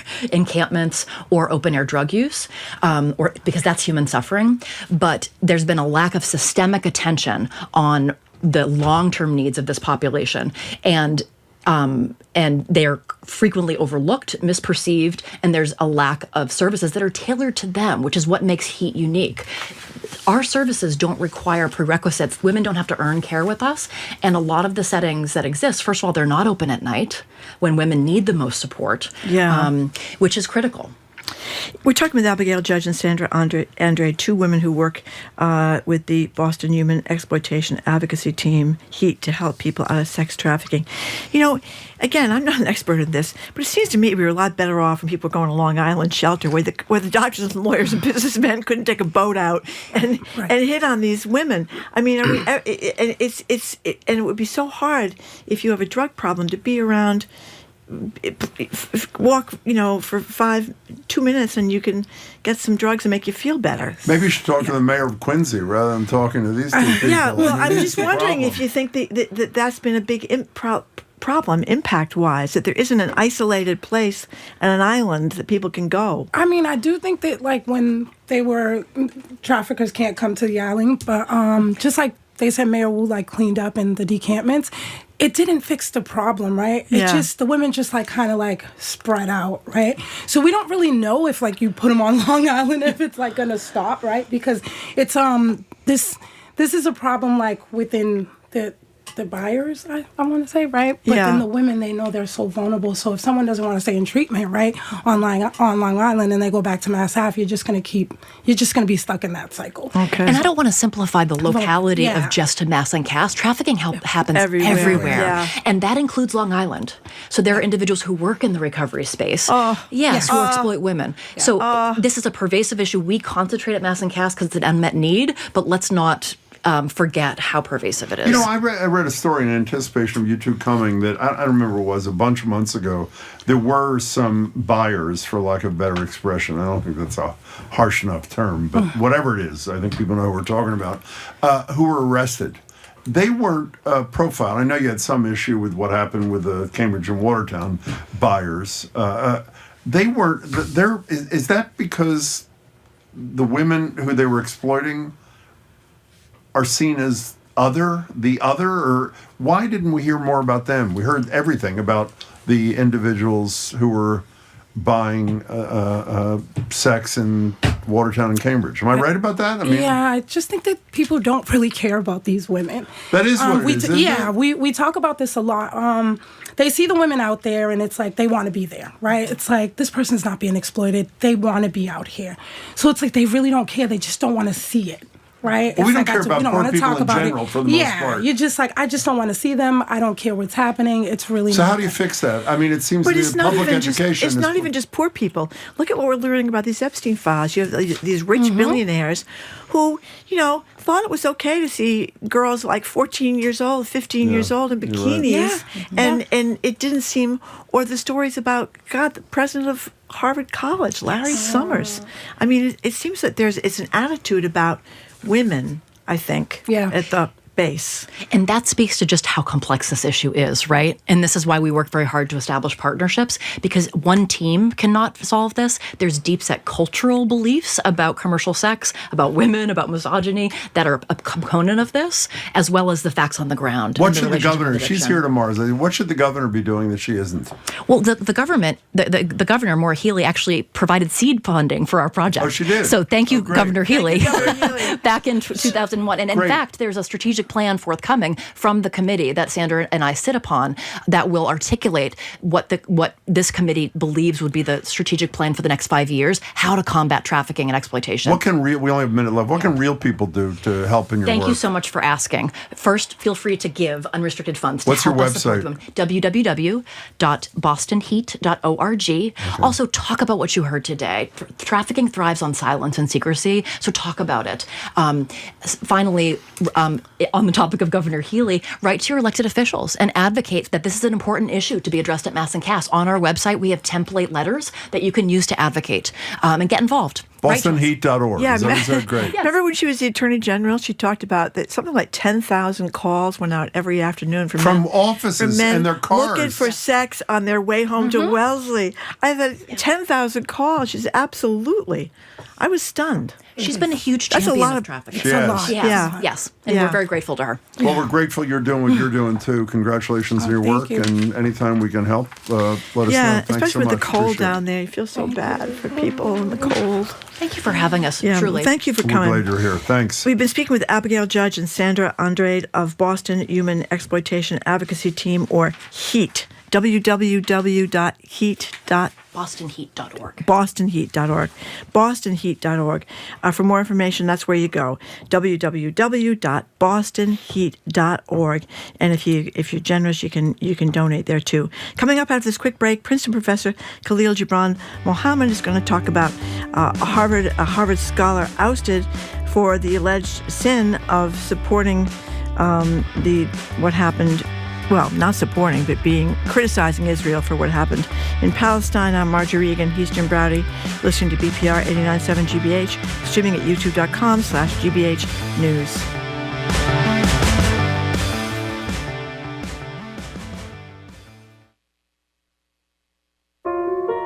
The U.S. Army's retooled focus on the Western Hemisphere means more assets in the area. Experts are fearful of what this added presence does to the region. There's a reputation in many parts of Latin America about Americans with big sticks, and a resentment and a historical legacy there. The changing narrative of the Army on All Things Considered from NPR News. Today at 4, here on GBH News 89.7. Our programs are made possible thanks to you. And Bonsai Bar, hosting pop-up beginner bonsai workshops at breweries across New England. Hands-on classes provide guidance in the basics of bonsai design and care in a group setting. More at bonsaibar.com. And Direct Tire and Auto Service, offering a full range of services including brakes, shocks, diagnostics, and oil changes. Direct Tire and Auto Service, not just service, customer service. DirectTire.com.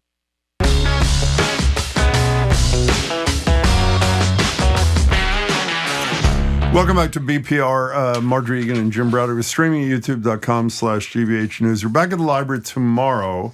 Governor Healy will join us for Ask the Governor for an hour at 11 o'clock. She'll be with us at the library. CNN's John King, Michael Curry from the League of Community Health Centers and the National NAACP Board, and Sports Authority Trenny Casey. We should also alert people, we will be back at the library on Wednesday, Christmas Eve, and while the show will run its usual 11 to 2, it will only be live from 11 to 1 on Wednesday. Tomorrow, full show, whole deal. Joined now on Zoom by Khalil Gibran Muhammad. He's professor of African American Studies and Public Affairs at Princeton, and the non-resident senior fellow at the Ash Center for Democratic Governance and Innovation at the Harvard Kennedy School. Khalil, it's good to see you. Welcome. Hi, Jim. Thanks for having me back. Hi, Marjorie. Our pleasure. You know, I don't know what to think of Harvard University. On the one hand, they're getting praise for standing up to Trump, and then I read stories about what happened to Mary Bassett, the leader of the health center, and I'm thinking, maybe I shouldn't be praising them. Tell us what happened to her.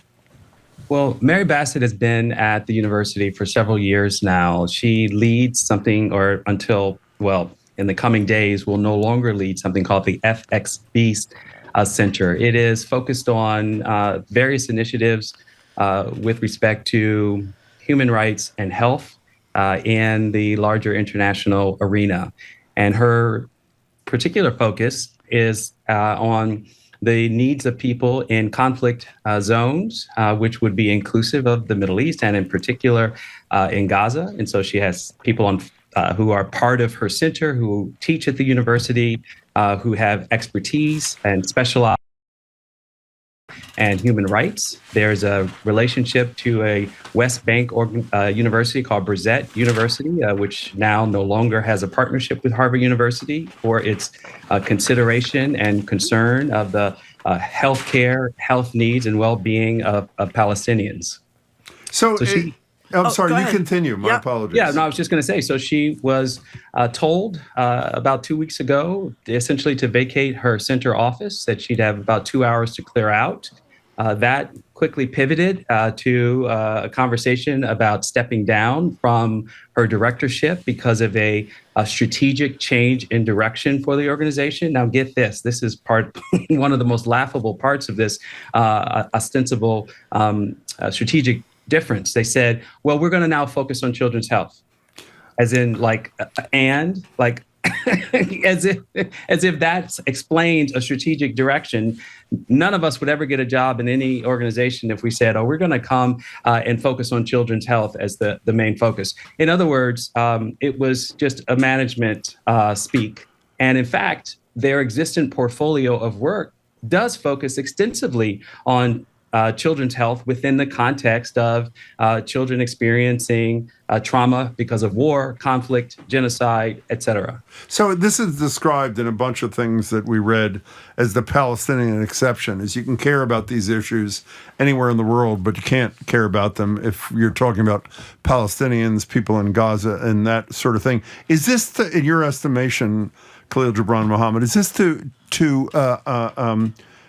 cozy up to Trump or make attacks by Trump less likely? Because it is true on one hand, Harvard is gaining praise. They were just, what did they get? One of the Bostonians of the year, along with the head of MIT, who is really standing up to Trump.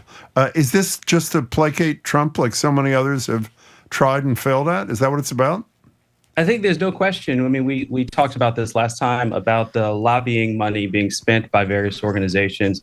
We know from reporting for Harvard in particular that they have been working behind the scenes at a great effort to convince the Trump administration to back down, even as they filed lawsuits. In this case in particular, though, this may be one of the longest running examples of the influence of the attack on higher education that started before the Trump administration.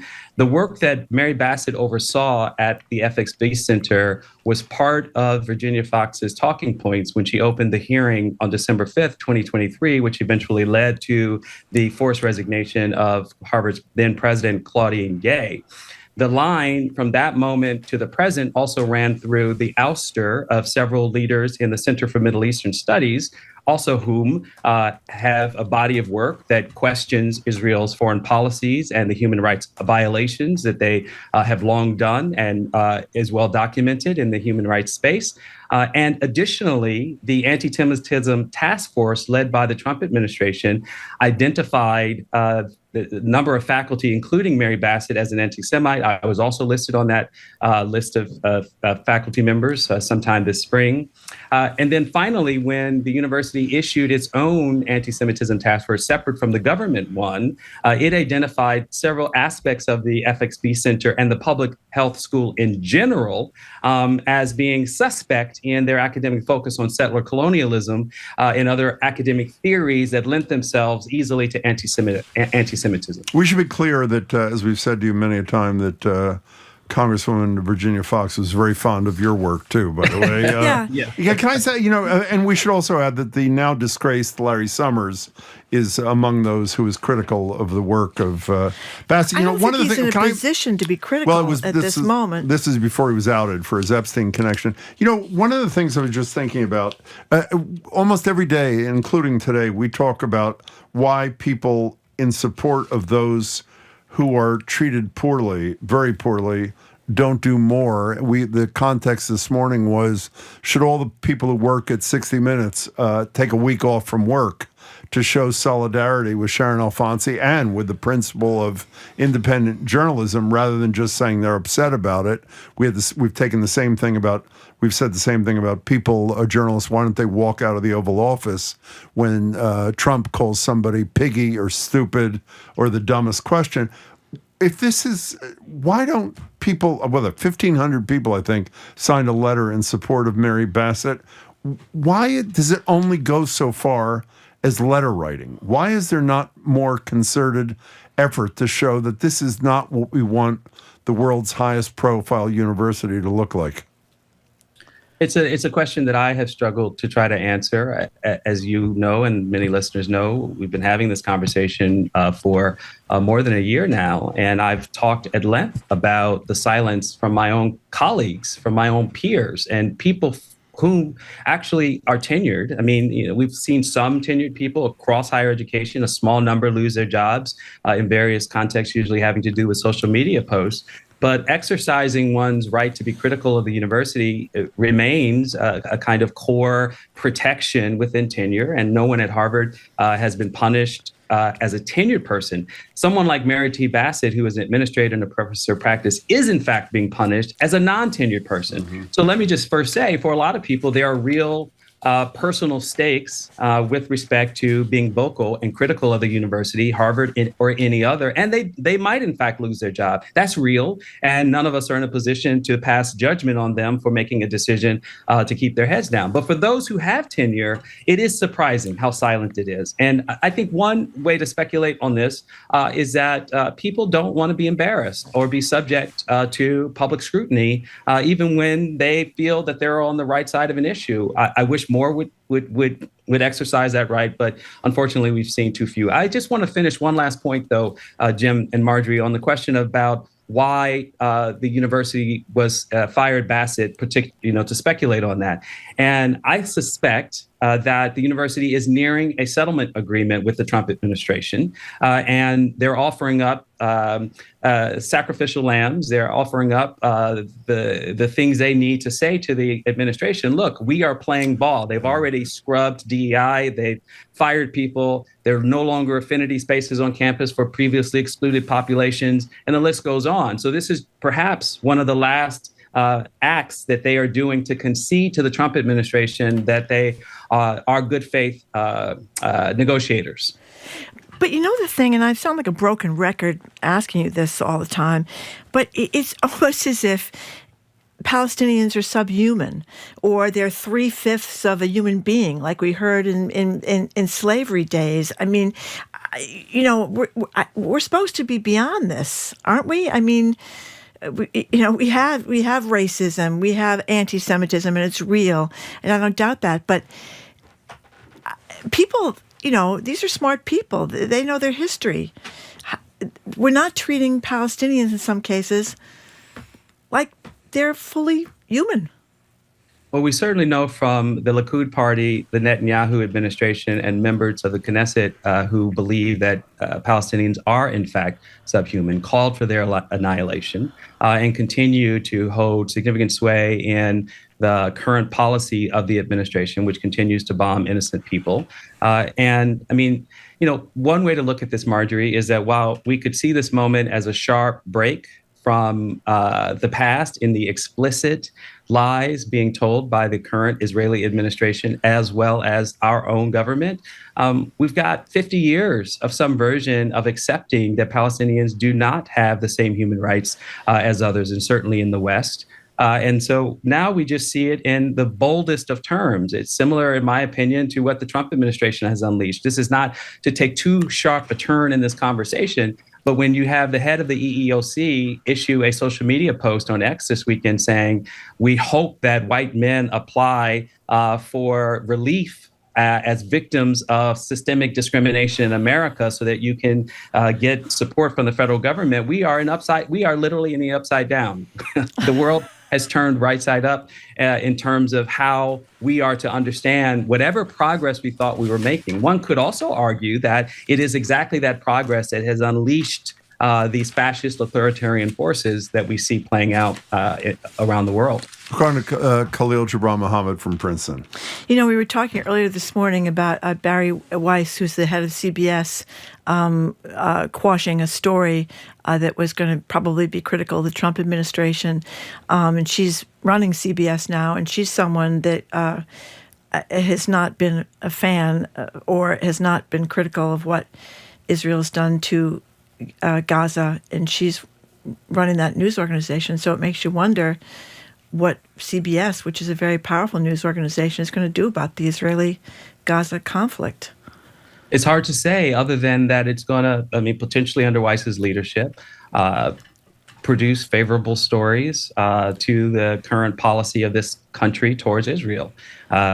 One suspects that this won't be the first time that 60 Minutes or any other segment of the news, of CBS News, will face pressure. Look, it's also as laughable as is the argument that you cannot host an event on a college campus these days that feature Palestinian speakers without having Israelis present. That's absurd.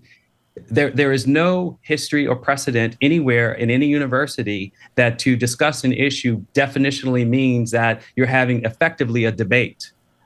So, ask my colleagues at the Kennedy School when they do programming on the current state of Russia and Ukraine. Are there Russianists always invited to understand what's happening to Ukraine and the importance of NATO and securing the West against the aggressive reach of Russia? It's absurd. And so here Weiss makes the public statement that this story wasn't balanced because simply focusing on this Venezuelan male migrants in this country being sent to El Salvador, something must be missing in the package of describing their actual experience, which does not necessarily or need to have some other version of truth that applies.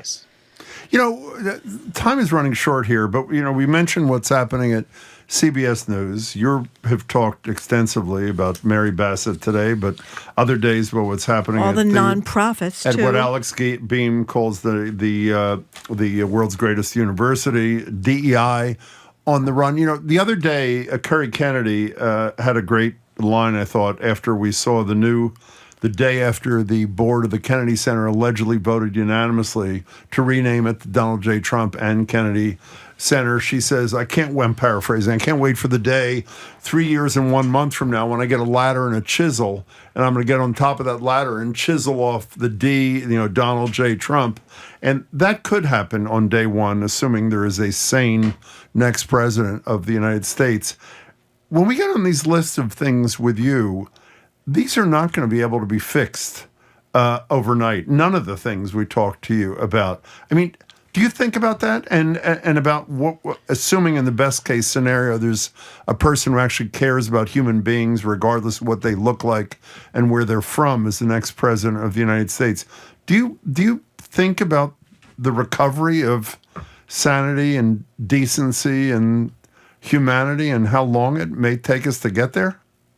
I do. And in fact, I'm writing about it in a book because I feel like the context in which we are living in now is made possible precisely because we weren't fortifying this country or the world to support a post-colonial future. I mean, at the heart of what Israel is doing, with the heart of U.S. foreign policy and its imperialist footprint in the world, is neocolonialism, period. And at some point, the global South and within this country started to understand it for what it is and started to pursue policy agendas and to build a community of practice and knowledge to unwind it, hence the effort of decolonization everywhere. That's what we're fighting against. So I have faith that those ideas cannot be put back in the bottle. I have faith that the human rights community understands that it was never strong enough to take on Israel and the United States if they were to work together to unwind it, but that a future where we are clear about what's at stake is a better future than the one that we could imagine 10 years ago. And that gives me a lot of hope. Okay, so you got at least, I know you got one daughter that went to Columbia. I don't know if she's still there. No, she went to Northwestern. She went to Northwestern. Yeah. Okay. Why did I think she went to Columbia? Wrong kid. I don't know. You All probably right. thought about some place that got a lot of money from me and didn't do such a good job educating me. Okay. Well, you got a kid that just got out of college, or maybe she's still in college. I don't know. You got Just got out a couple years ago. You got yes. 1 kid, 2 kids, 3 kids. How many kids you got?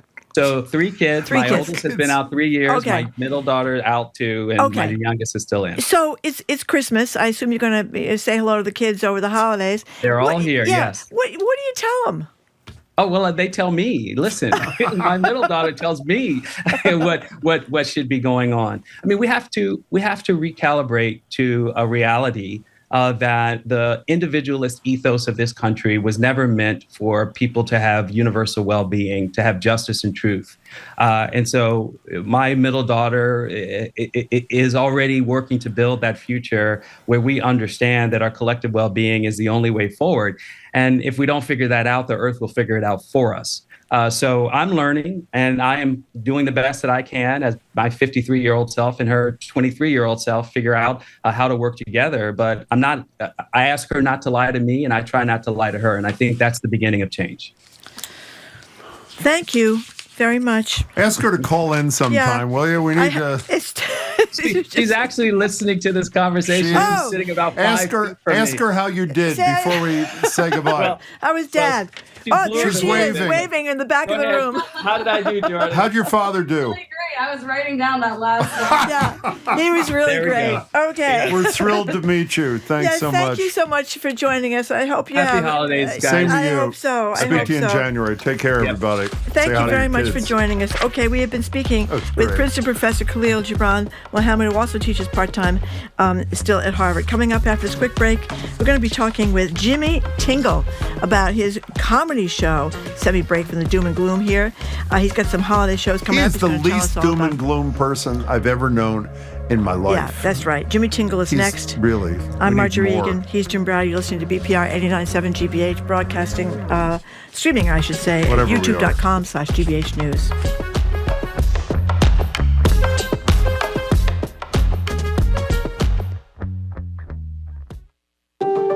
In 1773, a young Boston woman in the bondage of slavery wrote a book of poetry.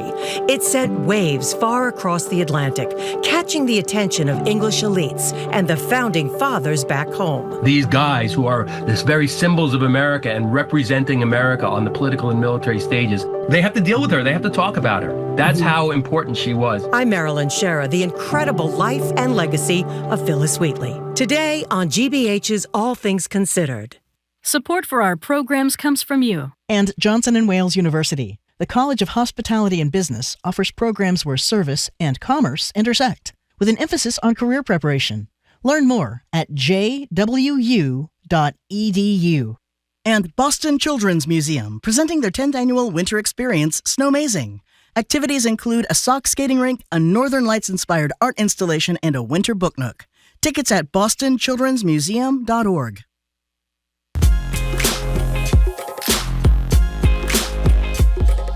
Welcome back to BPR. Marjorie Egan, Jim Browdy, streaming youtube.com/GBH News. Back at the library tomorrow, Governor Healy joins us from 11 to 12. Take your questions and ours. Plus, CNN's John King, Michael Curry from the League of Community Health Centers and the NAACP, Sports Authority, Trenny Casey. We're joined now in Studio 3 by Boston comedian Jimmy Tingle.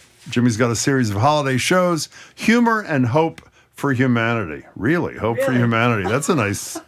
That's thing. right, Jim. Well, that's we got to what you bring say. the hope and bring the humor. Yeah, one of us does. At the Comedy Studio on Harvard Square. For more information about times and tickets, you go to jimmytingle.com. Jimmy, it's great to see you. Great to see you, Jim. Great to see you, Marjorie. All right, so tell us. We need a little instruction along the lines of how to bring humor and hope for humanity. Well, I just right love the last speaker who was talking Khalil. about the situation at the Kennedy School. I went there, as you know, Jim. We do. And I just want to, I'll give you a little hope, all right? The great thing about going back to school in your 50s, you get the student ID and the senior discount.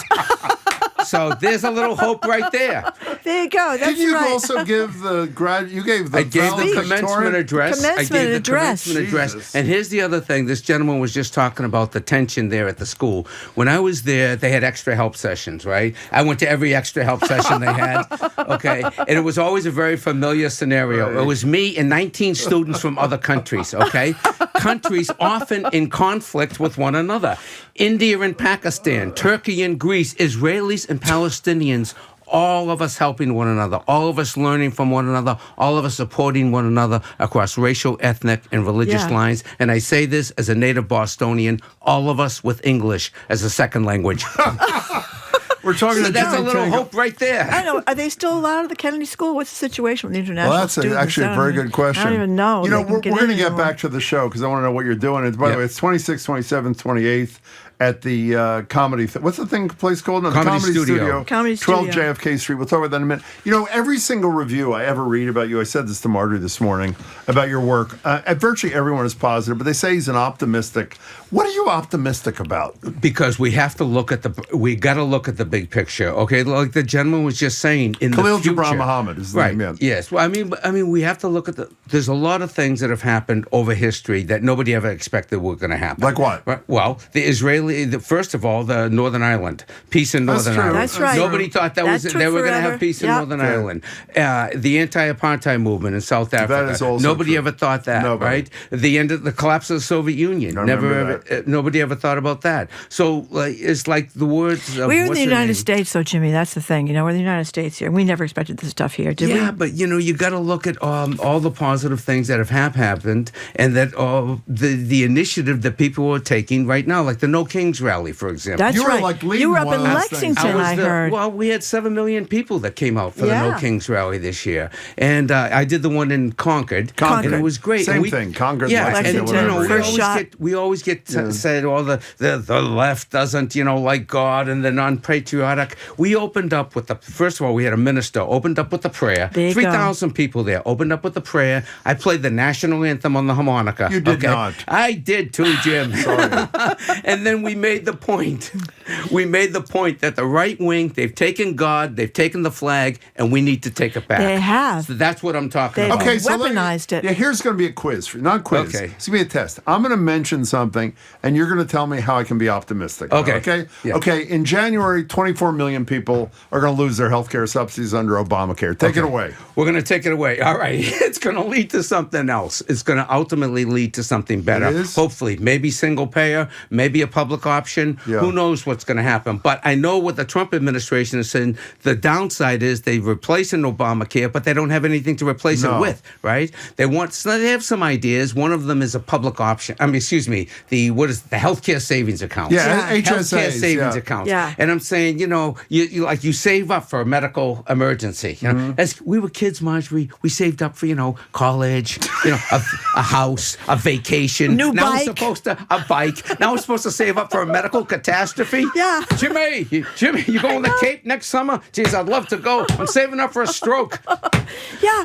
We Tingles are a proud people. When the end comes, we're going to pay our way out of here. Well, I couldn't believe it when he said they were going to give $1,000 or $1,500. I mean, that's how much it costs you for one doctor's appointment. Suppose you get a dread disease. Exactly. I mean, it's like you go have a baby. That's like 40 grand. But this gets back to the Trump administration cutting back academic research, cutting back medical research, okay? All that stuff has worked. I think there's going to be a huge backlash in 2026 with the American people in the midterms. But just look at what's happened in the last 20 years in terms of medical research and the effect that's had on life expectancy. They say 60 is the new 40. I love that.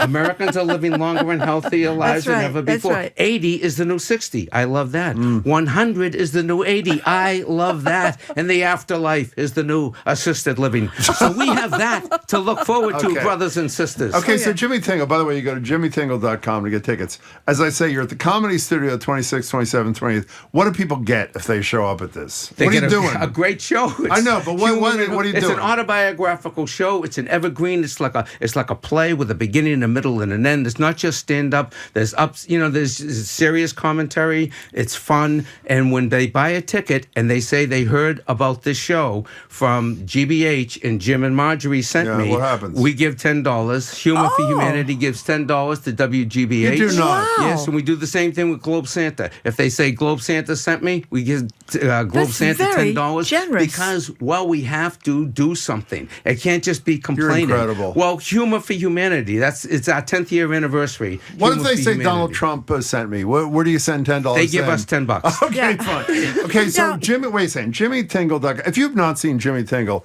beyond being one of the most wonderful people I've ever met in my life, he is one of the funniest human beings who has ever lived, and he is optimistic, which I don't understand. JimmyTingle.com. I'm sorry. When are Margaret. these shows, by the way? 26th, 27th, 28th of December. There Thank you very at 5 much. o'clock. So I want to know something. Sure. You were this. I hope I'm not too personal, but I know you had a kid that went to school in Alabama because he liked the football team and wanted to go to the games. But did he tell you any Alabama wisdom when he came He back? had a blast there. He did? He loved it. Yeah, we went down and visited him. We went to a couple of the games, my wife and I. We just celebrated 30th. Happy anniversary. That's 30 great. years, right? We celebrated at Charlie's Kitchen. You're going to love this. We ordered a big cake. We have 80 guests, right? And the cake it's a holiday party and an anniversary party. And the holiday... It said, we had the cake, it said, Happy Holidays and Happy Anniversary. That's the Happy 30th Anniversary. Very nice. That's what they were supposed to write on the cake. What they wrote was, Happy Holidays and Happy 30th University. Oh, no. That's fine. It's close enough. I think it's fine. Happy University. Well, we were going to send it back and wanted our money back, but I got to tell you, the humor that we got from 80 people singing Happy University to you, Happy University to you, was worth the mistake. You should have had a huge double cheeseburger instead for 80 people. We're talking to Jimmy Tingle. So what's the key to 30 years of happy marriage, Jimmy Tingle? Oh, well, we get along really well. We compromise. The last time I was here, I think I was telling you about the compromise. But I just want to tell you can get dinner and show packages at Lou's Restaurant, the new restaurant in Harvard Square, and Grafton Street. And you get free parking. If you order dinner at Grafton Street or Lou's, you get free parking in Harvard Square, which is worth a lot more than my $10 that I'm going to donate. So how do you pull that off? JimmyTingle.com? It's all at the website, yes. JimmyTingle.com. But the way Marjorie, it's all compromised, whether it's politics, business, life. My wife and I get along very well, right? No matter what happens, like 10 years ago, I came down with a very severe case of snoring. My wife says, Jimmy, please go to the dentist, get fitted for a mouth guard. I get fitted for a mouth guard. I compromised. She had to compromise. She got earplugs. So I got the mouth guard. She's got the earplugs. Now, I work nights. I come home 1, 2 in the morning. She's sound asleep. I don't want to wake her up. I have to turn on the lights. She had to compromise. She had to, get a little give and take. She got a blindfold. So I work nights with a mouth guard. She's got earplugs and a blindfold, right? Now, she has hot flashes all year. Jim, you know what I'm saying? I think she has hot flashes all year. Marjorie, she wants to sleep with the windows open all winter. With the fan blowing freezing cold air through the bedroom. I got to adapt. I have to compromise. I got sweatpants. I got gloves. I got socks. I got a hoodie. I got a hat. She's got the earplugs, the blindfold. I got the hoodie, the hat, the socks, the mouth guard. And then last year she comes down with restless leg syndrome. I have to compromise. She kicks. Marjorie kicks all night. Kicks the hell out of me. I have to adapt. I got one goalie pad for this leg. See this leg over here, I Jim? see it right I there. got I a was looking goalie at it, pad yeah. there. I saw I got a it, goalie pad and a Goalie cup. pad. So I got the goalie pad, the cup, the hoodie, the socks, the hat, the mouth guard. She's got the earplugs, the blindfold, the shaky leg, and the wind chill factor blowing freezing cold air through the bedroom. So that's how we get along. It's all about compromise. That was exhausting. That was a beautiful It's all about compromise, Jim. Okay. Jimmy Tingle, Merry Christmas. Merry Happy Christmas, New Year. Happy December New Year, Happy 26th, Hanukkah. 27th, 28th, 5 p.m. right there in And you Harvard can do Square. a dinner thing. You can do a parking Free thing. parking. That's $10 really impressive. goes to either Globe Santa or GBH. If you mention either when you order tickets, JimmyTingle.com. Thanks a million for having me on. It's great Thank to you see you very guys. much. Great to And see you too. it's just so uplifting to be on your show. But It is? more so to listen to it because the subjects you approach stop it. with Get the out of here. humor, the fun. Really, it's You know what? unique. She's wearing It's a leg pad and a thing. Oh, that's your wife. We're going for humor after this. We've been depressing everybody We for are, 2 rest hours. of the We're show. going until you came along. We're going for humor Jimmy, for the it's rest great of the to show. see you. I have Thank you one very more much, idea Jimmy if you want to Tingle. hear it. You have 10 seconds. 10 seconds? Okay. We need to track guns like we track sharks. Okay?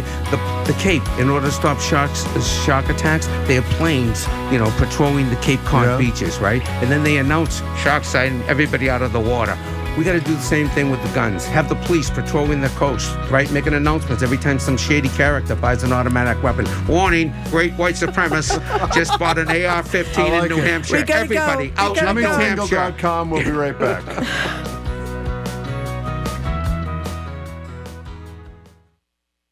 Support for GBH comes from you. And Bunker Hill Community College, registering for online winter session, a 3-week session starting January 5th, designed to help students catch up on classes and get ahead. bhcc.edu/winter. And Boston Ballet, presenting The Nutcracker. This holiday tradition mesmerizes audiences of all ages with beloved characters and Tchaikovsky's memorable score. On stage now through December 28th. Official tickets at bostonballet.org. You're listening to 89.7 WGBH HD1 Boston. Online at gbhnews.org. GBH News. What matters to you?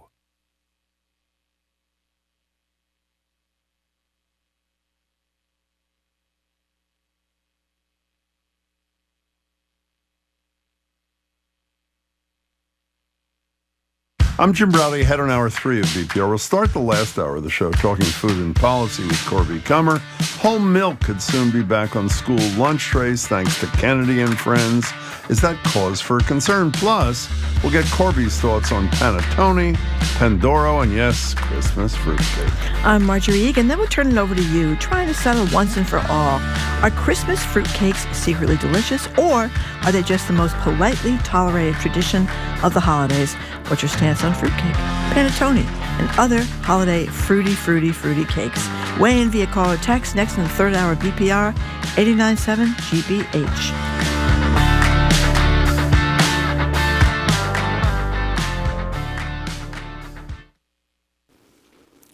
Live from NPR News in New York City, I'm Dwalisa Kautal. President Trump's designs on Greenland are back in the news after he appointed a special envoy on the issue. NPR's Michelle Kellerman reports Denmark and Greenland are making clear they won't allow the U.S. to take over the territory. The leaders of Denmark and Greenland issued a joint statement demanding respect for their territory after Trump announced that he's appointing Louisiana Governor Jeff Landry to be a special envoy. Landry posted on X that he's honored to take up what he called a voluntary position to, quote, make Greenland a part of the U.S. Denmark and Greenland call this totally unacceptable, saying national borders are rooted in international law. Greenland belongs to Greenlanders, the statement went on to say.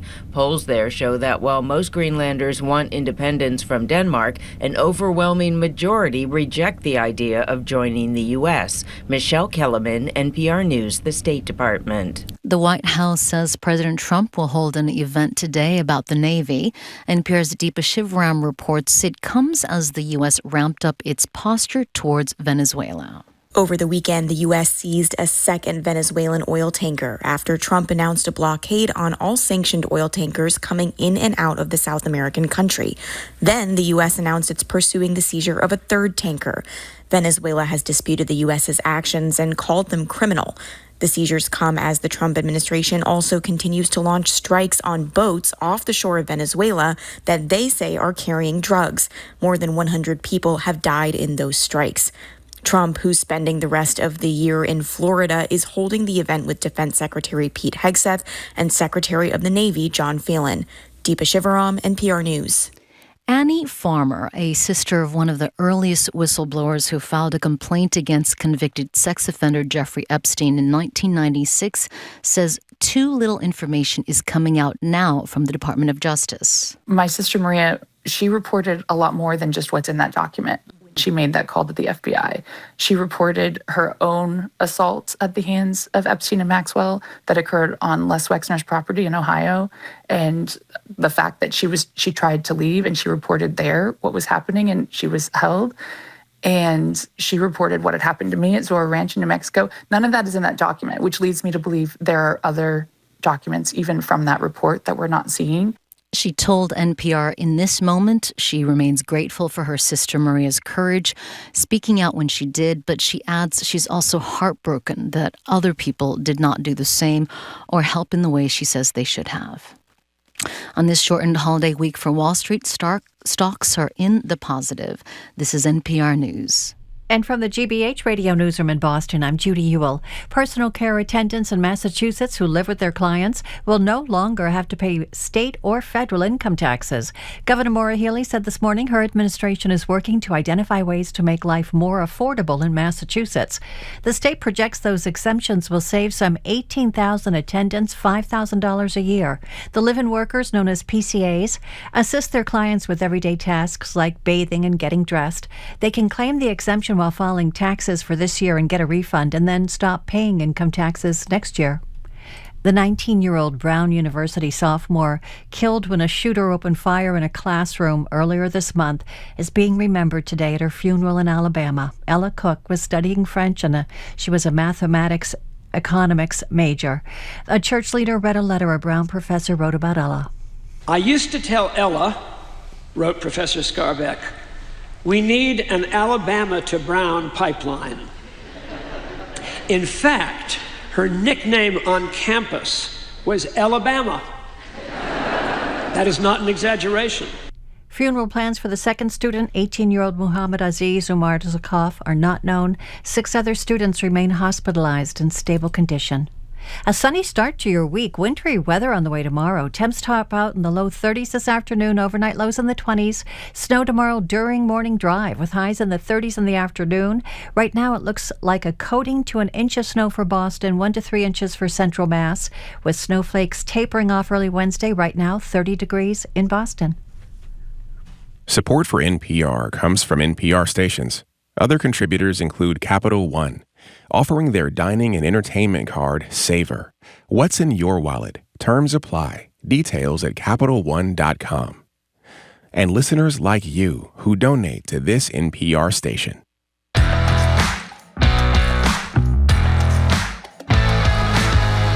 He's Jim Brady. I am Marjorie Egan. Welcome to hour number 3 of Boston Public Radio, streaming at youtube.com/GBH News. We're going to be at the Boston Public Library tomorrow, technology equipment willing. Governor Maura Healey is going to join us for another edition of Ask the Governor between 11 and 12, taking our questions and yours. CNN's John King will be with us, as well as Sports Authority Trini Casey and Michael Curry of the NAACP and Community Health Centers in Massachusetts. He's the big boss. Hello, Jim. Hey, before we introduce Corby, I was just watching CNN during the news break. They were talking about how Trump's going to make an announcement with the Secretary of War, Hegseth, tomorrow about shipbuilding. This gets back to shipbuilding, flooding the zone kind of thing. Mm-hmm. Is that there hasn't been talk in, 3 or 4 days now about the fact that Hegseth won't release that video of the second strike.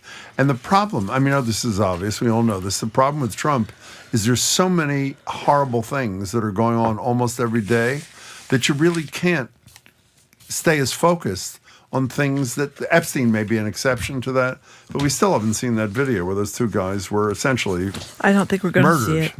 We're joined now on Zoom, but no more negative. I'm done with the negativity, at least for a few minutes, by Corby Kummer, Executive Director of the Food and Society Policy Program at the Aspen Institute, Senior Editor at The Atlantic, and Senior Lecturer at Tufts Friedman School of Nutrition, Science, and Policy. Hey, Corby. Hey, Jim. Hey, Marjorie. So, Corby Kummer, we know that RFK Jr. is running Health and Human Services, but what do we think he might put forth for dietary guidelines? He has been good on some food stuff. It's not, he's terrible on vaccines, but he's not been bad on additives and all that. Well, there's a pause there because I'm not sure how I feel about that statement. But he certainly calls for things that are good. He just hasn't done much of anything. Yeah. So the dietary guidelines might be the first important policy change that comes out of the current administration regarding food. It's probably going to come out in January. When I say probably, they've been saying since August it was next week. Every week is next week. So there's lots of holdups, I think largely because of industry threatening lawsuits in advance. The biggest change is likely to be a return to saturated fats, and saturated fats are great. We shouldn't fear them. We should have beef tallow and everything, whole milk at school lunch, and plenty of beef and meat because that's what RFK Jr. eats a lot of. This is not backed by science. Saturated fat is robustly linked to heart disease. There is controversy over whether saturated fat for children is as bad as saturated fat and beef are for adults. But that's it. Otherwise, saturated fat leads to heart disease, strokes. It's bad to have too much saturated fat. One of the things he's doing, in addition to bringing back whole milk, he's allowing in plant-based milks, which sort of shocked me. I thought that was good. Yeah, me too. Why is he doing? What is he? Is he getting paid by somebody? Why is he doing that? I don't know. Let's not be cynical. Let's assume it's because he recognizes that up to 80% of African Americans and 90% of Asian Americans are lactose intolerant, and they shouldn't have to require a doctor's note to get an alternate to dairy-based milk in schools. I thought that was really good. Senator Roger Marshall, is it from Kansas or Oklahoma? Kansas. Kansas, thank you. Thinks that whole milk is the most important thing for babies, and for years he's been introducing whole milk bills.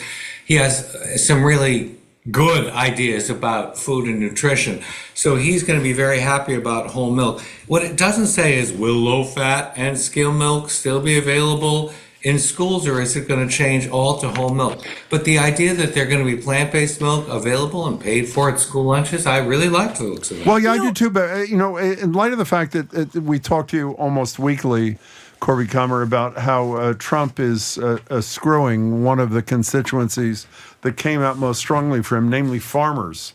How is we all agree that, I don't drink plant-based milk, but I understand it's healthy. What does that mean for the farming community, more diversion away from their products? We don't know what the percentage of plant-based milk is going to wind up being in schools, so I'm not going to worry about that so much as I am the consolidation of farms in Colorado and California and away from New England family-owned dairy farms. Let me just ask you one last thing about whole milk. I thought one of the positives of whole milk, even though it does have more saturated fat, is that it's filling. You drink skim milk, and I know it's got protein in it, but boy, it's certainly not very filling. Does that matter? It does matter because students with full stomachs perform better on tests. They have better retention, and I'm all for anything that increases healthful food of really any kind in schools for children, and the time to eat it. Corby, there's a story in the New York Times a couple of days ago. A $600 suckling pig, Wagyu for all, on menus. It's a new Gilded Age. I think we got into a bit of a tiff, you and I, a few years ago about some restaurant in New York that was $300 an entree. A place called La Chaîne, I don't know if that's how you pronounce it, in the West Village, has a steak for $435. It has 6 chicken nuggets for $100. The chef or the owner or somebody at La Chaîne says the more, is a quote from in the Times, here, the more expensive it is, the faster it sells. I mean, nobody likes a good meal at a restaurant more than I. So I spend money in restaurants. I don't spend $435 for a steak. I am truly offended. And now you would tell me why I should shut up and mind my own business and do what I want to. Are you going to tell me that or you're not? No, U.S. capitalism, a fool and his or her money is soon parted. So this is a way of offering conspicuous consumption to people who could then put huge, family-sized $600 suckling pigs on Instagram and their social media and impress all their friends with their $390 tomahawk steak and then either throw the rest out. $435, thank you. $435, sorry. And then impress their friends and throw out the rest of the leftovers, or if they're at least smart, bring it back in a doggy bag. I think it was a woman at La Chaîne who said she's paying $1,000 for a Dover sole to be imported from France. That seemed ludicrous when another very expensive restaurant has Dover sole on the menu for $89. But one of the most telling quotations was a French restaurateur said, ingredients are very expensive in France too, but the French are frugal. They're cheap. They know what they should be paying for meals and they won't pay. I can make much higher margins here, which is to say I can gull the public into buying really expensive ingredients at high markups here, whereas the Europeans are more savvy about what they're willing to pay for. I think this is a place where we should all learn from Europe. So when I assume for your work, you occasionally have to go to one of these joints, and I say have to, I'm being generous because I'm assuming you wouldn't otherwise go. How do you feel about eating something when you know your meal is going to cost, I don't know, with wine, $800 for you, for your party of 4 or 8? I mean, how does that feel? Well, I don't. First, if I knew that a lot of it was going to the pockets of the wait staff and the servers in the back of the house, because there was an unusually generous worker pay policy of the restaurant, I'd feel better about it.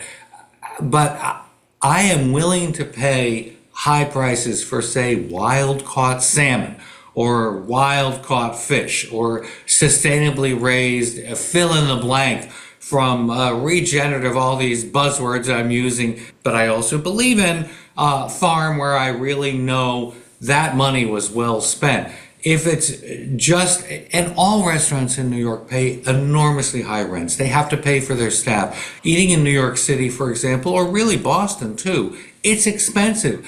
I want to pay to reimburse and keep restaurants in business. Excessively high prices, and I'm glad you mentioned wine, because when I read this $600 Wagyu beef, I was thinking, it used to be the high rollers would splurge on a bottle of wine. There were endless sting operations. In Drew Neperon, the restaurateur's new book, he fell on his sword because by mistake one of his servers served a $49 bottle of wine to a party that paid $1,200, a really expensive one, and they didn't notice.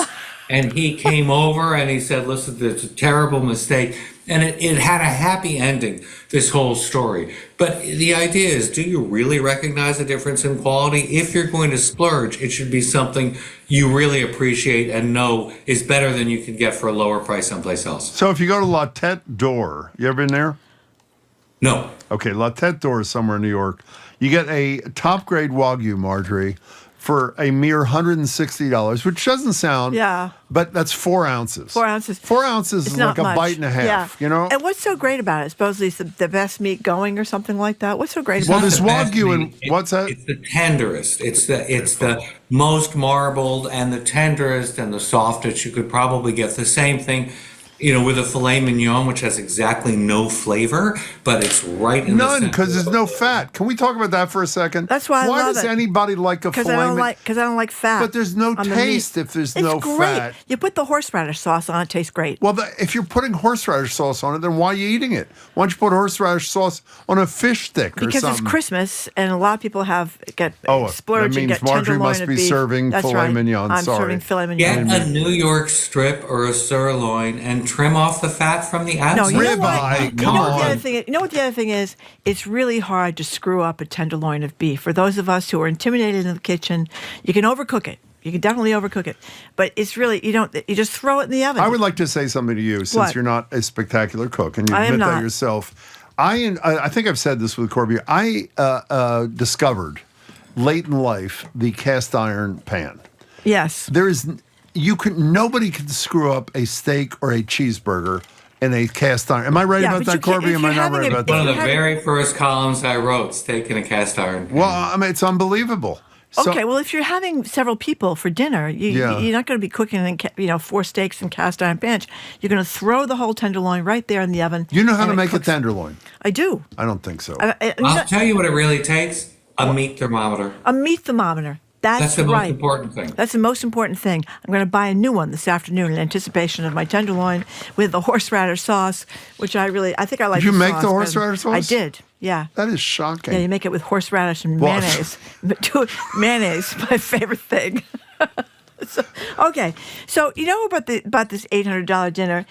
There was a comedian about 40 years ago who said horseradish, both causing and curing indigestion with the same product. That's right. Whoever that was, I'm sorry. Thank you. That was an excellent joke. That's why you put the mayonnaise in to kind of make it. Horseradish is one of the great. It's one of the great things. Also, ketchup and you have shrimp cocktail sauce. Thank you very much. That's right.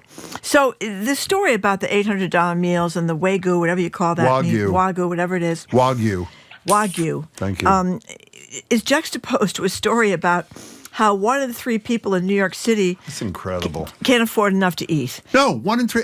These are middle class people they're writing about. Well, I haven't gotten to yeah, that. good. And these are people that, as Jim just said, they're making decent money. I mean, one woman is making $50,000 a year. One woman is making $100,000 a year. Yep. And they can't afford. Between the rent, the cost for childcare, the cost for transportation, all these things, they don't have enough money for food. So it was really a jarring juxtaposition. It was talking about, quote, the missing middle, as in fully employed, supposedly middle-class people make too much money for public assistance but can't afford enough. This was a very heartbreaking story because they make too much money to qualify for SNAP. They have 9-to-5 jobs and also sometimes 7 to midnight jobs just to feed their family. The woman with 3 kids who, after faithfully attending a PTA conference, asks the janitor if she can collect bottles so that she can get $20 to pay for milk for her 4-year-old because that's the only drink he wants. These are heartbreaking. The administrative assistant at a literacy nonprofit in Harlem who said, I'm not buying a Christmas tree because I can't afford to I know. this Horrible. year. And another who said it's either a gift or a meal. You know, can I? First rather of all, than I want to say something about this. Okay. Rather than which we do better than anybody on radio in America, whine about bad news. We should focus for a second, as we have with Corby quite regularly, what the causes are.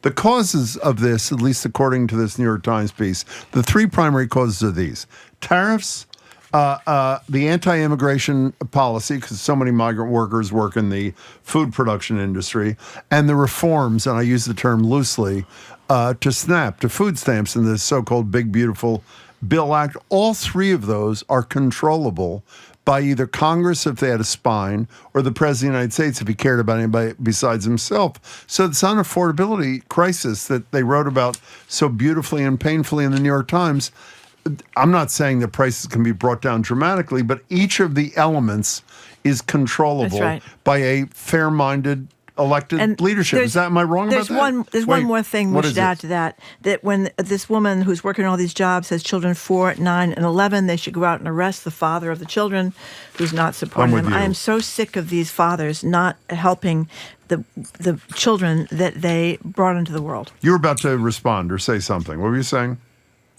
Me. The Times story really laid a lot of the blame on rising rents in New York City. And everything you just said applies to food prices and why they've risen more than 30% since before the pandemic. It's certainly all true of Boston as well as New York City. And this is all stuff that legislature and the government can fix. Rents in New York City, that's harder, and that's part of what won Mamdani his election. Exactly. Freezing rents throughout New York City. But I wasn't saying that rents are not what is impoverishing people. I'm saying the inability to provide food, that element of it is addressable. And this terrific story in Snap that talked a lot about tariffs made a really interesting point that it hadn't been in my mind, which is once tariffs ratchet up prices, they don't come down.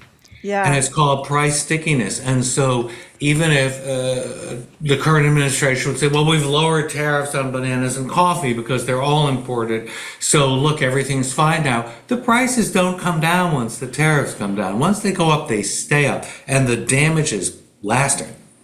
So, Corby, our crack researchers here were able to find a piece you wrote a mere 36 years ago on sort of in the Atlantic, one of the topics that we're going to be discussing with Alyssa. We're actually going to discuss in about 5 minutes to the end of the show the legendary fruitcake and how we feel about fruitcakes. But there's a corollary cake, if I can call it that, which is the panettone, which you wrote about brilliantly, at great length, I should say, and I do mean great length, in the Atlantic 36 years ago. 30 pages. Holiday spanning bread. And I think the thing you were looking into, which I think is an important issue, is how does a panettone, which has a date made on the box of like 6 months ago, and it's wrapped loosely in a little plastic bag, how does it stay edible and eatable and, well, it's the same thing, isn't it, Jim?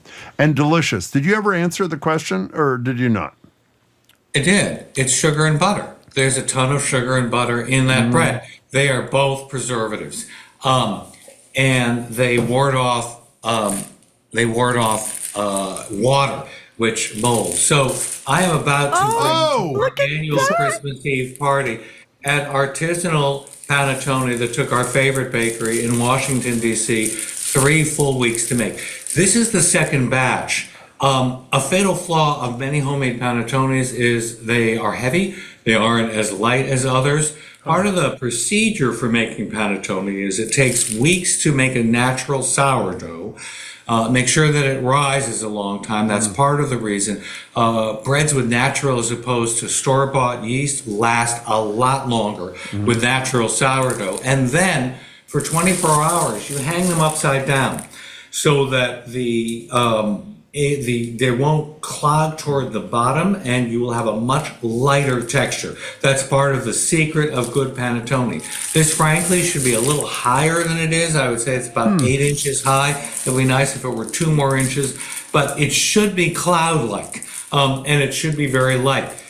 This also would induce immense sticker shock because if you look closely at the camera, it says $72.50. For a smallish, maybe 2-pound panettone.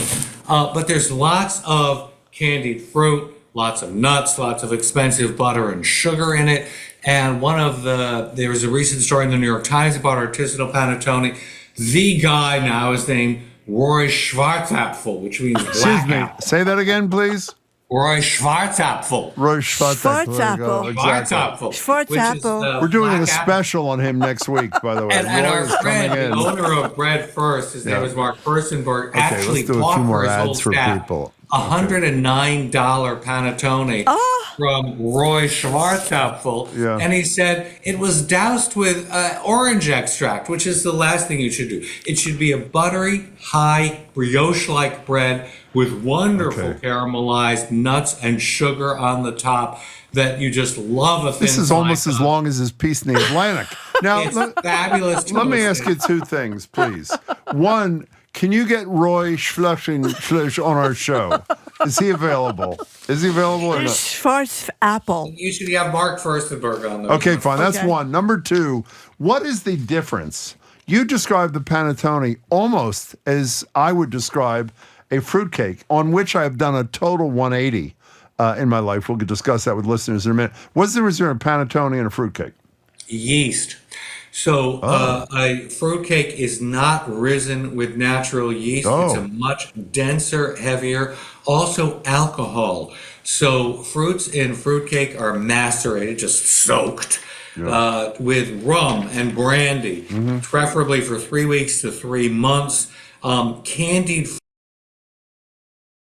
unless it's a variation, it's not soaked in alcohol. So it's alcohol and density. The idea of brioche should be of panettone is it should be really light, really airy, and like a brioche, and perfect for French toast. That's not fruitcake. Why do I think panettone that I've had is crunchy? Because it's got this wonderful crunchy top, which is sugar that they strew on the top, and also nuts. So it's got an egg binding. Do you think people are going to eat that at your Christmas Eve get together, or are they just going to look at it? No, they're going to slice it. It goes in a minute. We also have a Stollen, which is much more like fruitcake, except it's yeasted, so it does have heavily alcohol fruit that's been steeped for months, lots of sugar. But it's got a little bit of yeast in it, so it's a lighter texture than fruitcake. Yeah, you write about food all the time. Are you actually doing some cooking here for Christmas Eve, or is everything from Mr. Schnabapple? Oh, it's none of it is Schwarzapfel. It's from Mr. Furstenberg and Bread First. Okay, fine. I am making it possible, and it's all going to go down so well with our new Boston. Oh, you just got the our mug drawing of the two of us. That's right. Of Jim and Marge. On the taller one. So Thank you. You're welcome, by the way. Thank you. Thank you very much. Corby Kummer, thank you. Corby, happy everything, and we'll see you soon. I'll let you know how I make out with my tenderloin Christmas Eve, okay? There's no way. Thermometer. Okay, get the thermometer. Aren't you nervous? Tenderloin is not cheap. I know it's a nice Christmas thing. I was stunned at how much it cost. I know, but you really can do this? Jim, you just put it in the oven. You have a little marinade there. You stick it on top. You shove it in the oven. Shove it right in there. Shove it right in there. And the meat thermometer is crucial. And then you just bring it out. And you bring it out. You let it sit for thing? 20 minutes. Okay. Yeah. Okay. Okay. It's really hard to screw What's coming up, Marjorie? What's coming up is our staff is calling it anticipatory tenderloin. Is how they're describing Marjorie's Christmas. That's right. Coming up after the break, we're going to end with what we've just been talking about, a call-in segment about your favorite holiday desserts. Apparently, Jim is... No, we're not. We're talking about fruitcake. He's going to talk about fruitcake as his Why is that so funny? Dessert, because I think they're mostly horrible. They can hold doors open. That's how much they weigh. That's what they're mostly used for. RFK Jr. lifts them. Do you know that? That's how he looks like he looks. That's right. Thank you. That was the he joke. lifts fruitcakes. Thanks. Okay. That's next. Fruitcakes and you. Fruitcakes I'm Marjorie Egan. He's Jim Browdy. Listening to BPR 89.7 GBH. Streaming at youtube.com/GBH News.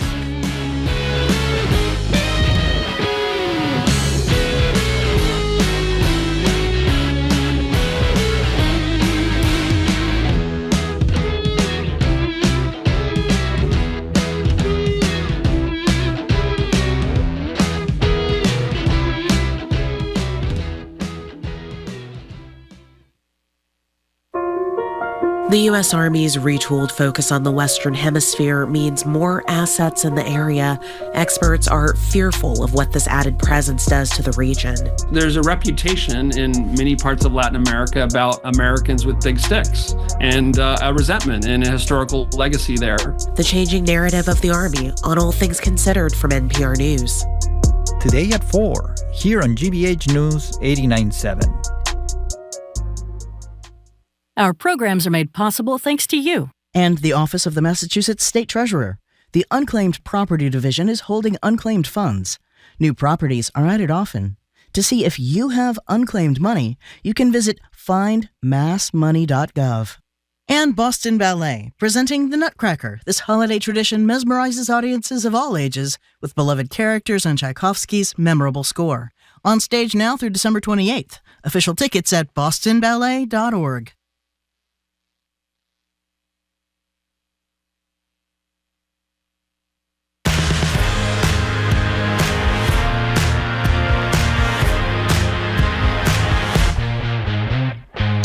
Welcome back to BPR. Marjorie Egan and Jim Browdy are streaming at youtube.com/GBH News. Back at the library tomorrow, 11 to 12. The governor joins us. Governor Healy joins us for an hour of, obviously, Ask the Governor. So here's, people like when they see behind the scenes, Marjorie, at the radio show. So here's a little behind the curtain thing at BPR. Every morning we have our morning meeting to decide which topics we're going to turn to over the call-in segments. That's when you call the show. Our alleged leader, that would be Jamie, reminded us there are only a few days left in the year for us to dig up what he calls our moldiest, well-trod topics, much to Marjorie's chagrin. So to keep her from walking off the job, we dug further back into our archive of used-up topics and landed on the fruitcake.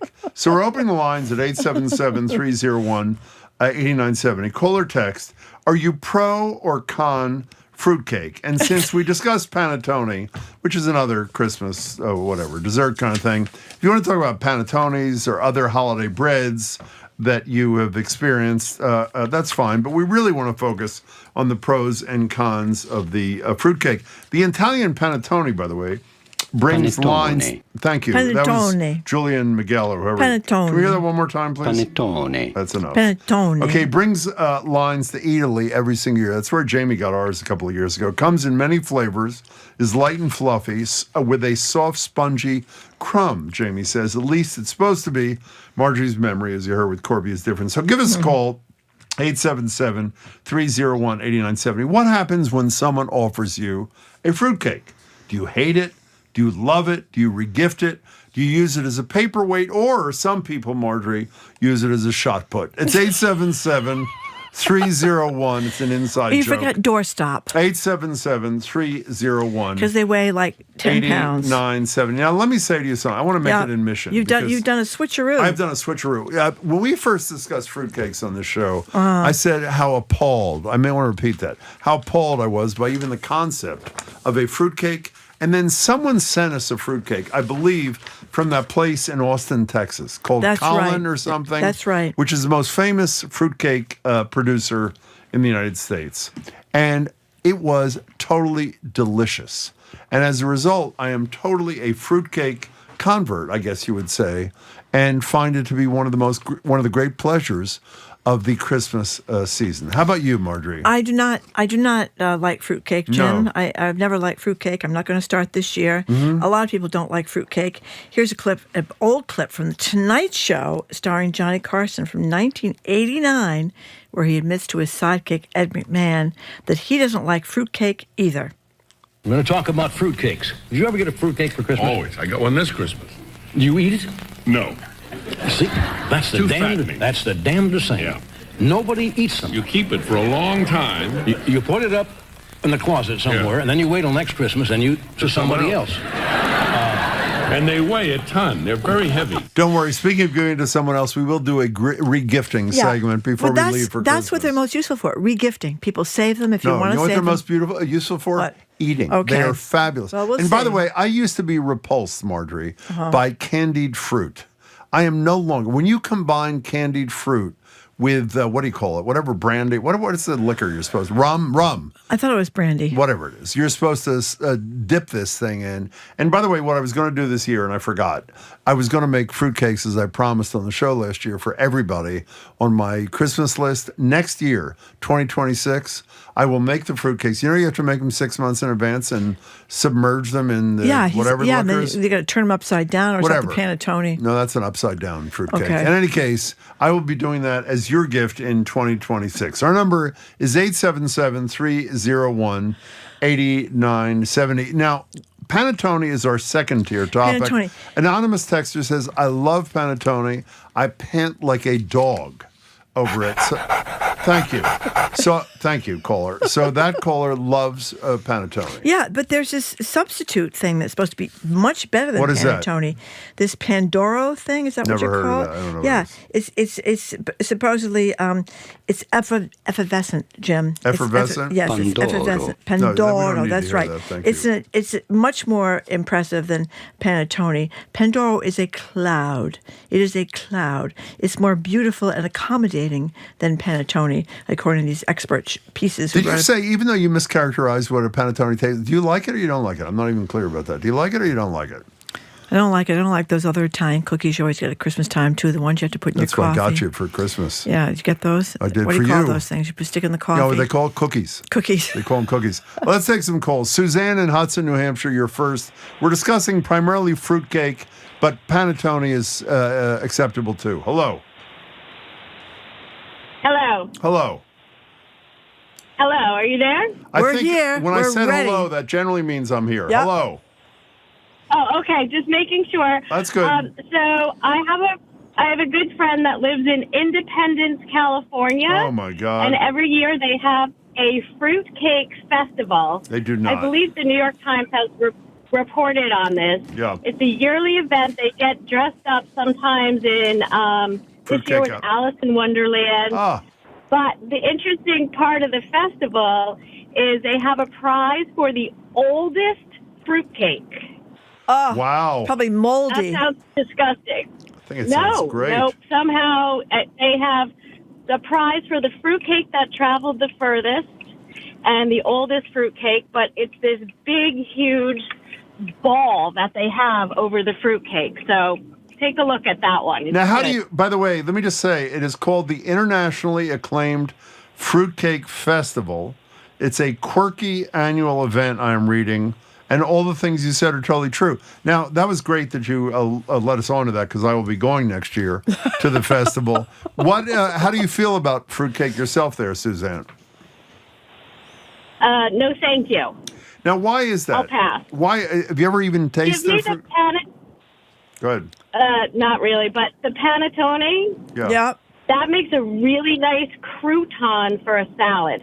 Oh, my goodness. Or Christmas salad. Now, Suzanne, Toast it before up you and go, before you go, this is the problem with the fruitcake. Suzanne is there. When I asked you, you said you didn't like them. I asked you if you ever tried one. What was your answer?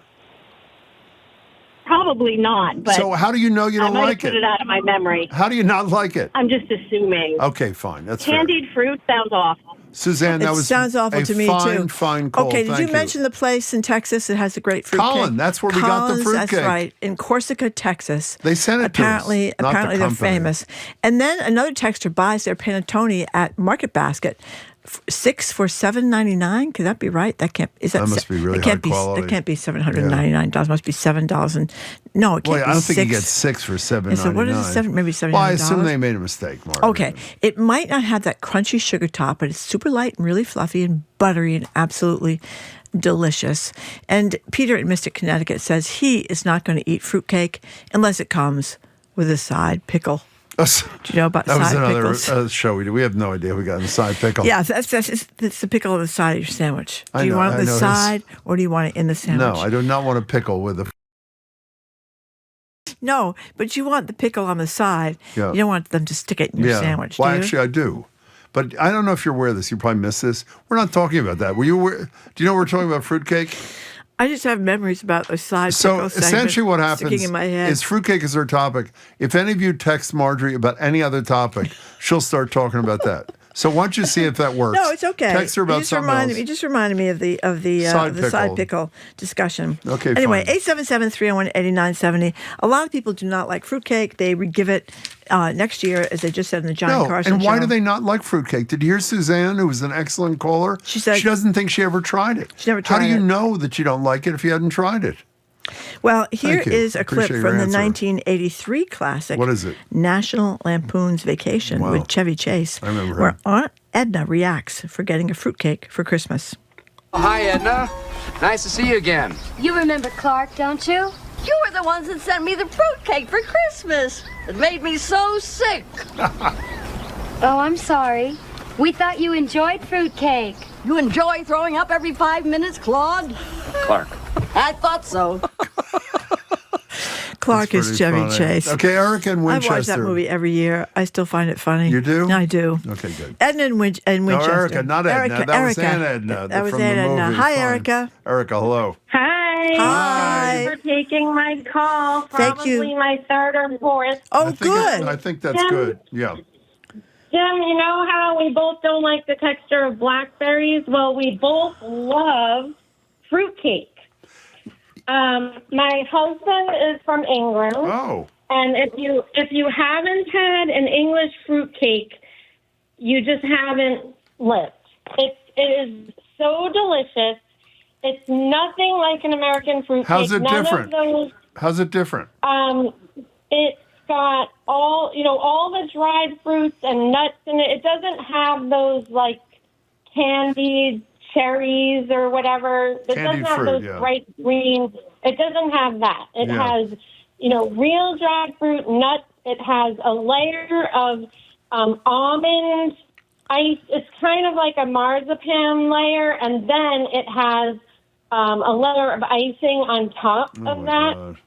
And what he does is he makes it right around Thanksgiving, Mhm. and he feeds it brandy for at least 4 weeks, I would say. Mhm.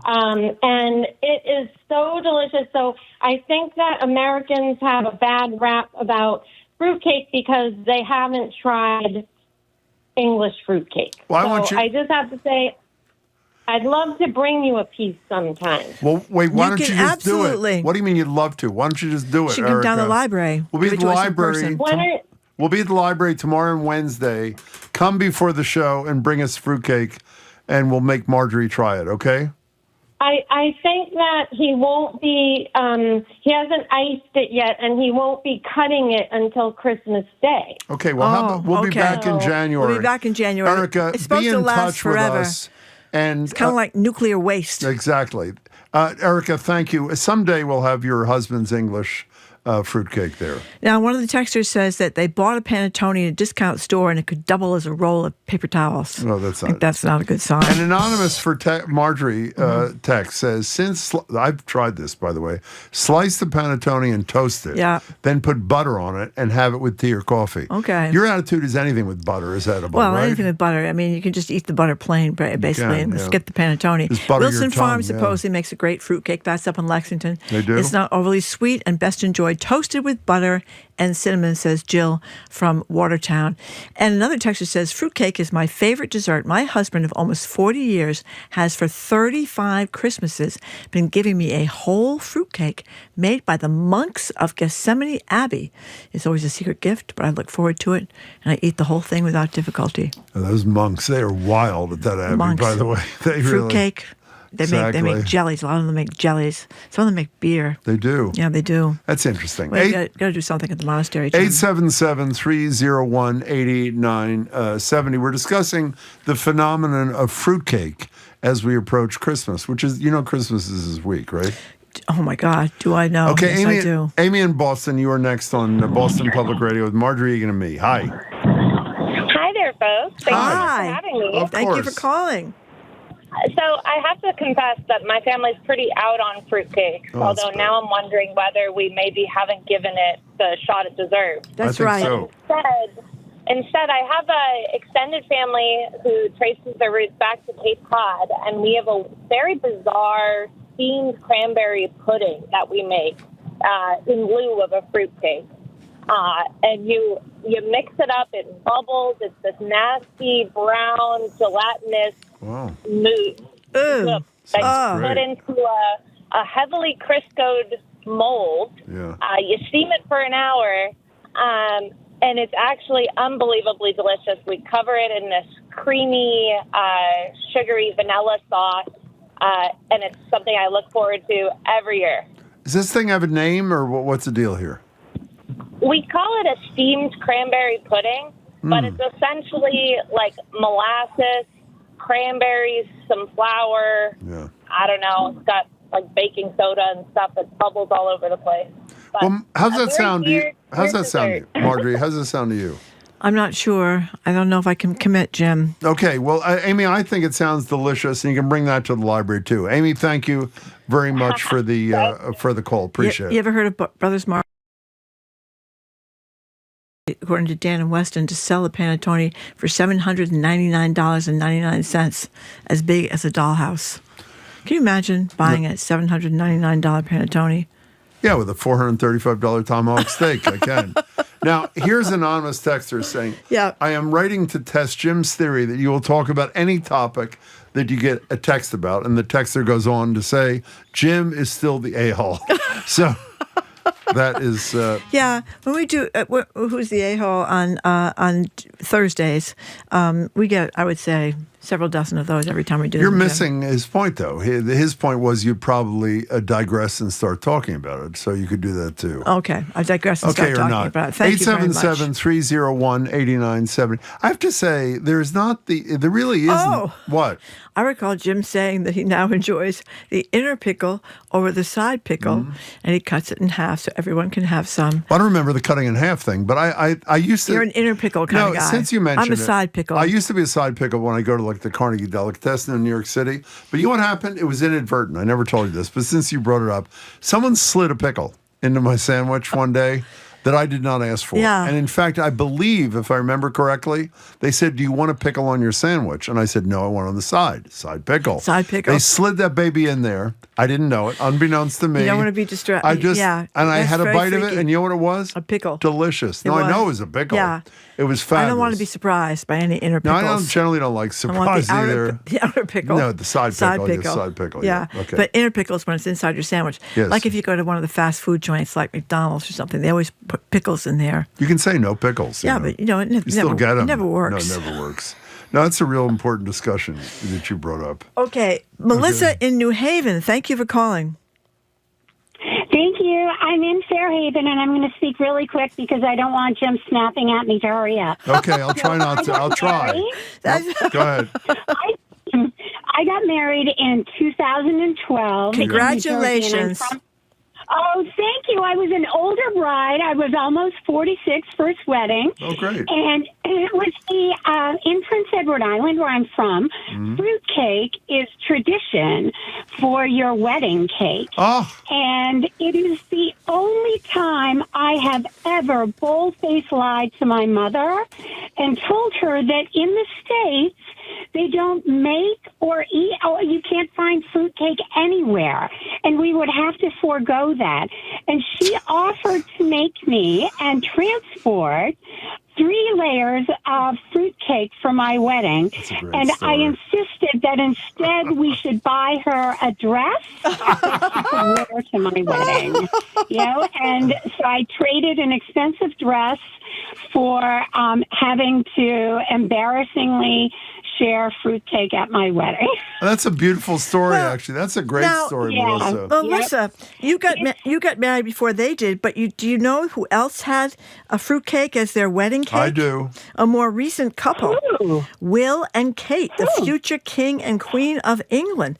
They had a fruitcake at their wedding, and a piece of it sold for $7,500, if you can believe it. Some auction house in Beverly Hills hosted the sale. Oh, and by the way, it didn't just sell the Will and Kate piece of fruitcake. Apparently, it was also responsible for selling the Prince Charles, Princess Diana wedding cake piece for over $6,000, 27 years after the thing was baked. Melissa, it was an excellent story. Thank you for sharing it with us. We appreciate it. Yeah, they describe it as a slightly sticky concoction of nuts, old dried fruit. You know, an anonymous texter makes a very good point. The terminology I use, someone slid a pickle into my sandwich, is probably not appropriate. She says that person is NPR, not Howard Stern. That's right. Well, we weren't trying to make any salacious kind of pickle remarks. Speak this for is about yourself. a side pickle, and they're usually a dill pickle on the side, and they're not, the quality of pickles inside the sandwich is never as good. I just don't agree on a tuna fish sandwich. Tuna fish sandwich with a pickle. Excuse me. Can I finish this? Pickle on top and crunched up potato chips on the bottom. I go with the crunched up potato chips, but I forget the pickle. You know what's interesting? Anonymous texter says... wants to know if Jim always eats with his mouth open. Why do they ask him that? It's less annoying when he eats. Is it less annoying when he eats soft foods like panettone? You're not eating right now. I'm not eating right now. You usually are. Because eating. my mouth is open. That's why. I think that's what they're responding. This anonymous text says, panettone makes a great French toast. Try that, Marjorie. Do you notice there are a lot of texters that say non-traditional use of panettone is the way to go? Did you notice that, Marjorie? Well, a lot of people are saying it's good for toast, and that I should try it with toast and some marmalade or jam. I want to talk about toast for 1 second. Toast is the best thing in the world. Not only is it great to eat, best thing in the world. How great is the smell of toast in your kitchen?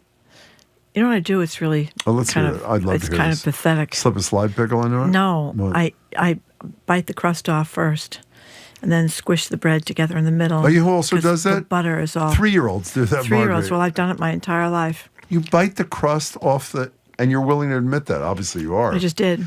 Yeah. Because then you can say. And what do you do to the bread? You crush the bread you up? kind of cut it in half and squeeze it, and the butter kind of drips into your mouth. It's really good. That's rather disgusting. No, it's really, I'm glad you shared that. Can't get enough butter. That's my No, experience. Side pickles and butter. It's the way to go. Okay, fine. Let's go to Leah.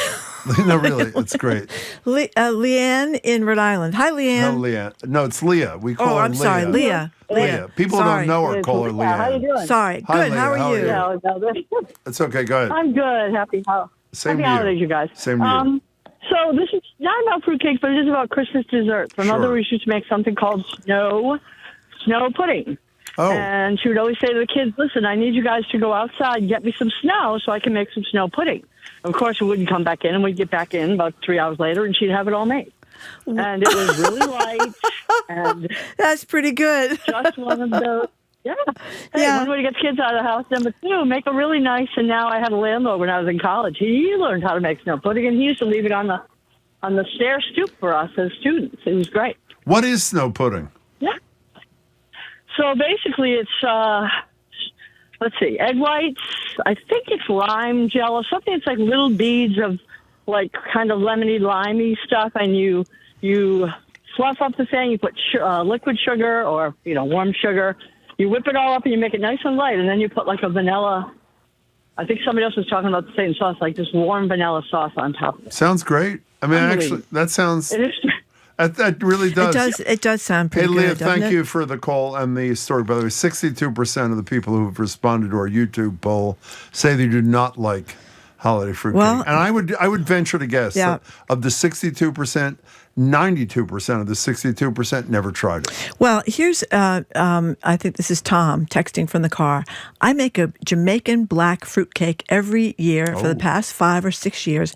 It started out as kind of a joke, but everybody loves it. Probably because it has 3 cups of overproof rum, as well as red wine and all sorts of other goodness. So I suppose you put enough liquor in there, you can kind of... Anything will taste good. Yeah, anything. It's like people that soak their fruit in vodka. You ever have that in the summertime? No. Yeah, that can really sneak up on you. With a side pickle. Let's go to Lori. Lori in Falmouth. You're next. You have a minute, Lori. Hi. Hello. Hi. Hello to you. I'm good. I'm about to bake my fruitcakes. Oh, excellent. And I make the world's best fruitcake. You do? Yeah, I do. Wait a second. I thought you have to make them months in advance.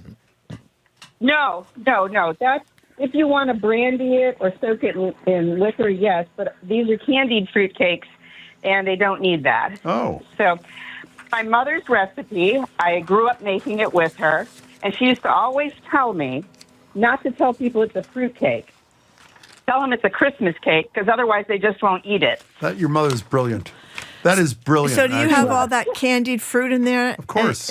Lori? Yeah, you have a pound of candied pineapples, a pound of candied cherries, 1.5 pounds of pitted dates, and 2 pounds of pecans. Wait a second. How much does the damn thing weigh? Well, it makes 3 cakes, and yes, they probably weigh at least a pound apiece, if not more. Okay. Send us the recipe, Lori, bprwgbh.org. Do you think anybody actually eats them, Lori, or are they just lying to you? God, they eat them. No, they love them. They asked me if they could buy more from me. Okay. And so I have to charge so much money. Wait a second. For You fruitcake sell them? You to make sell a them? profit. You sell them?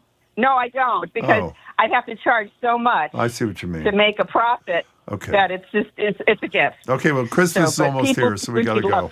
Lori, thank you very much for your call. All right. Do you like fruitcakes? No. This is Jared. It's just I don't think I've ever had a fruitcake. Wait. What is that? How can that be? I'm sure I had a bite at some point, but I never had one either. I think I've heard I just so look at it. many conversations about how bad they are that They're I've not never bad. had one. I used to think they're bad. They're excellent. Did they take a long Why do you time to say chew? that? Because you get the one from Texas? You had the one from Texas, too. Some listeners sent it to us 4 or 5 years ago, and I was open-minded enough, unlike you, to try it, and I loved it, and now I love fruitcakes. Not all fruitcakes. I mean, it depends on the fruitcake. What, do you like panettone? I'm not sure I've ever had that either. Oh, my God. This is a waste of time. What is your favorite dessert? My favorite dessert? Kind of boring, but I love ice cream.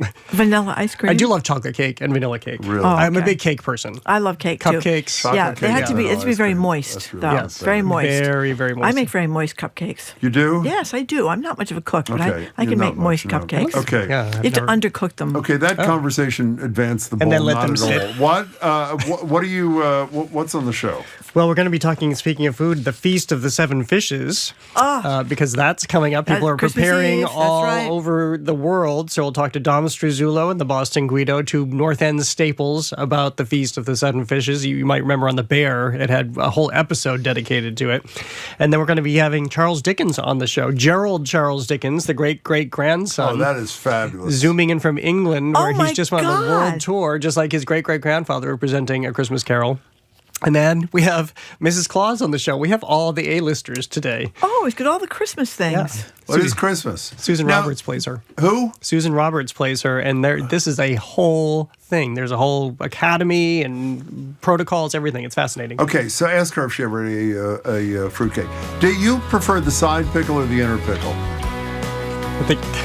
Well, I'm going to go with side pickle. Absolutely. Actually, now that I think about it, go. the inner pickle, that's why I was criticized before. You shouldn't be talking about. Yeah, why don't you put some pickles in your fruitcake? No, I don't think that's. Have that for breakfast. Okay, fine. Jared, have fun with your show. All right. Okay, Jared, thank you very much. We went a little bit off the rails in that. We did go off. We did go off the rails. Well, side pickle. We have a whole thing about side pickles. Okay. Thank you very much for listening to another edition of Boston Public Radio. Keep up with us 24/7 wherever our podcast, or check out our TikTok page, Boston Public Radio. We're hoping we're going to be tomorrow live at the Boston Public Library at Governor Moore Healey. Okay. We're going to be there. No question about it. We're going to be there. We'll take our questions and yours from 11 to noon. Then we're going to be joined by CNN's John King, the NAACP's Michael Curry, and NBC Sports Boston, Trenny Casey. We'll also be at the library on Wednesday, but because it's Christmas Eve, we're going to get out an hour early. We'll be there from 11 to 1 with live show, and then 1 to 2 is going to be Best of. So there will be a show 11 to 2. Yes. Just will be live for only the first 2 hours. Okay, I want to thank our crew. Zoe Matthews, Nicole Garcia, Hannah Loss, Maddie Gear ran our YouTube stream today. Sorry, Maddie. Our engineer is John the Claw Parker. Our executive producer is Jenny Bologna. Stay tuned for the Culture Show with Jared Bowen, which is going to be a Christmas extravaganza. He starts right after we are done. We do. I'm Marjorie Egan. By the way, we have produced this special. It won't air till January on the side pickle. We don't know the date that it will air. And tomorrow we will do more of our old chestnuts. Don't worry, never fear. Yeah. Around Christmas. Maybe regifting. Oh, my God. Maybe colored lights, but it'll be huge there's fun. Nothing more to say, Jim. Yes, there is. Okay. And we'll say it tomorrow. I'm Jim Browdy. I'm Marjorie Egan. Bye. Bye. Thank you for tuning in.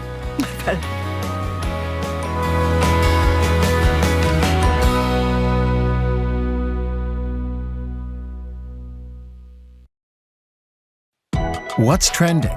What's interesting? What's going on around town? We're talking all things arts and culture on The Culture Show, next on GBH 89.7. Funding for our programs comes from you. And Subaru of New England. Wherever New England takes you, the all-wheel drive Subaru Outback is designed to keep you moving through every season. Subaru retailer locations at SubaruofNewEngland.com. Dame Mary Berry travels to her mother's homeland of Scotland for a magical winter break. Inspired by her own family holidays, she cooks up an array of sumptuous dishes. Watch Mary Berry's Highland Christmas tonight at 9 on GBH2. You're listening to 89.7 WGBH HD1 Boston. Online at gbhnews.org. GBH News. What matters to you? I'm Jared Bowen. Coming up on The Culture Show, Gerald Charles Dickens, an actor who has chosen to carry a literary inheritance onto the stage.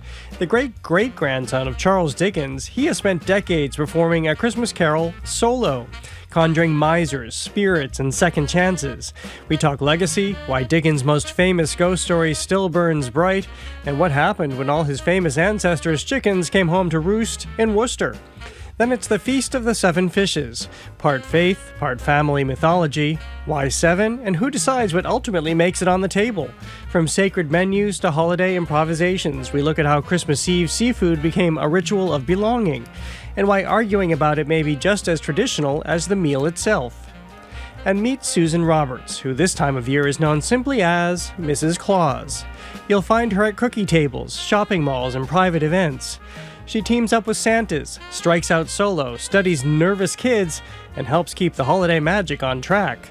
We'll discuss life in Red Velvet and why Mrs. Claus is having a moment. That's all right now on The Culture Show. The Culture Show is made possible in part by a generous contribution from the Fiducia Fund, proud to support this station's arts and culture programming.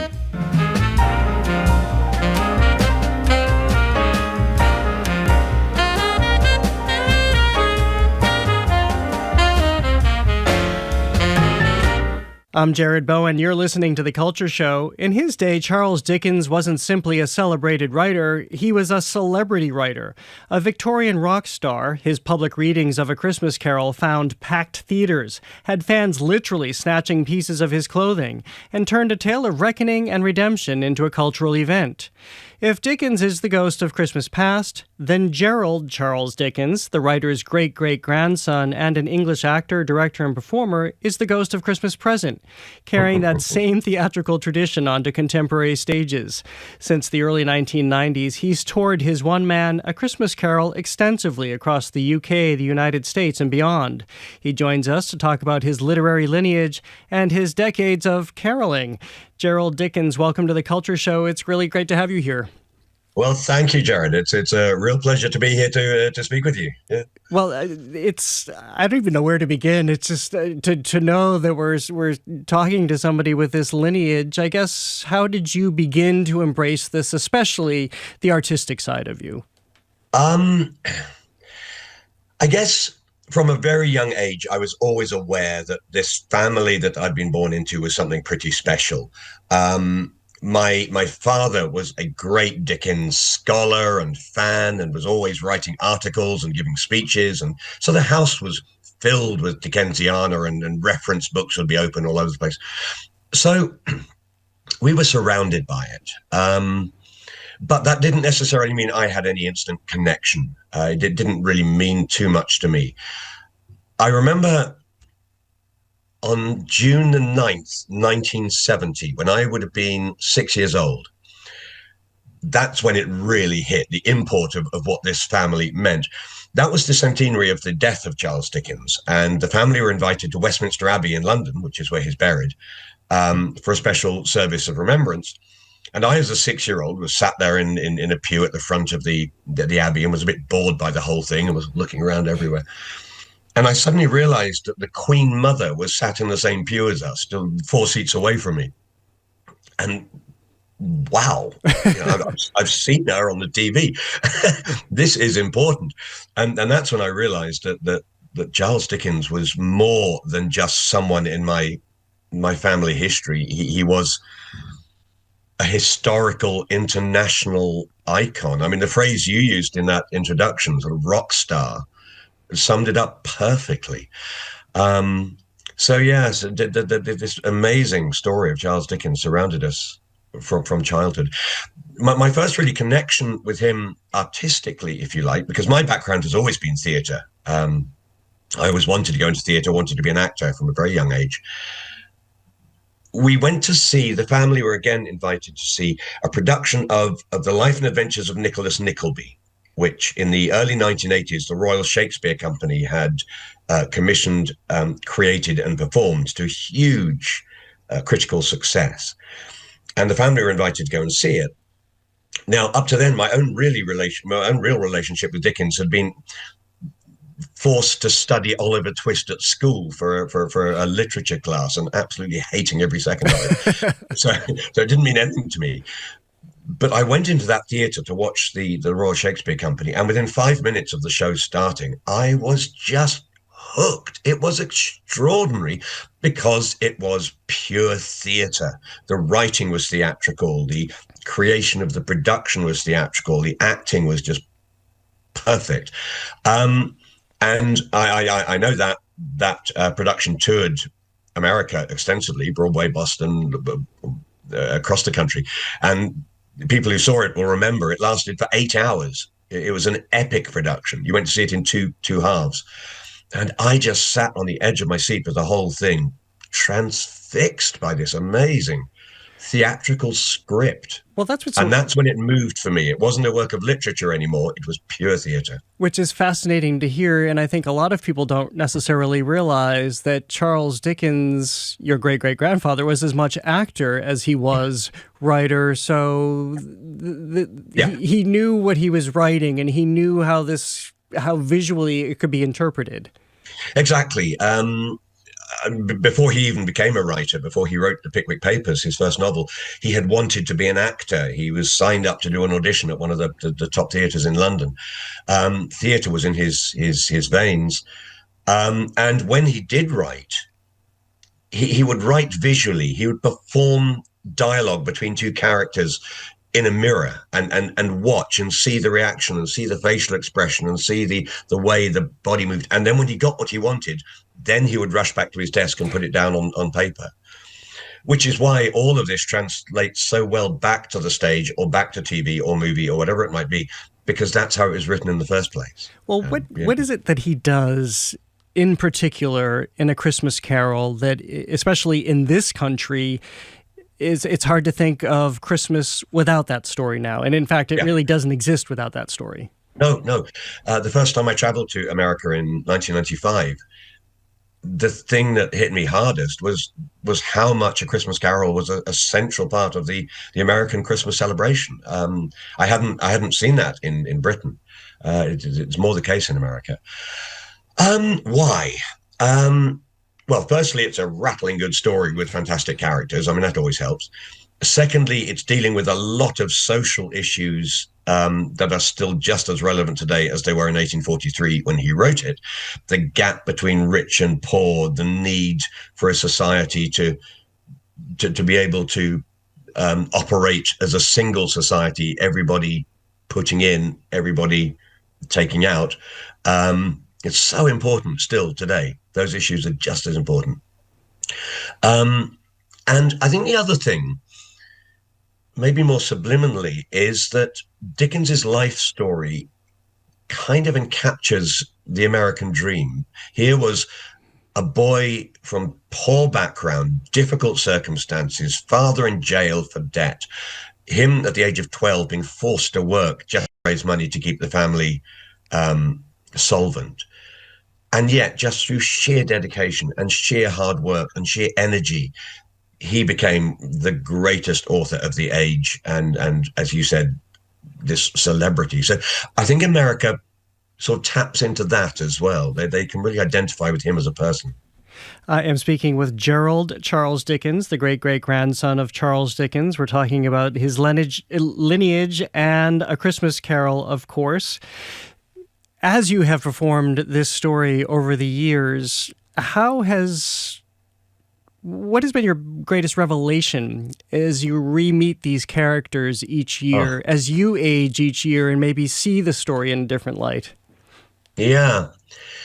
I can't give you a single revelation as such, but you're absolutely right. The story the story hasn't grown with me. I've grown with the story. And it's fascinating finding different nuances, different ways of telling the story.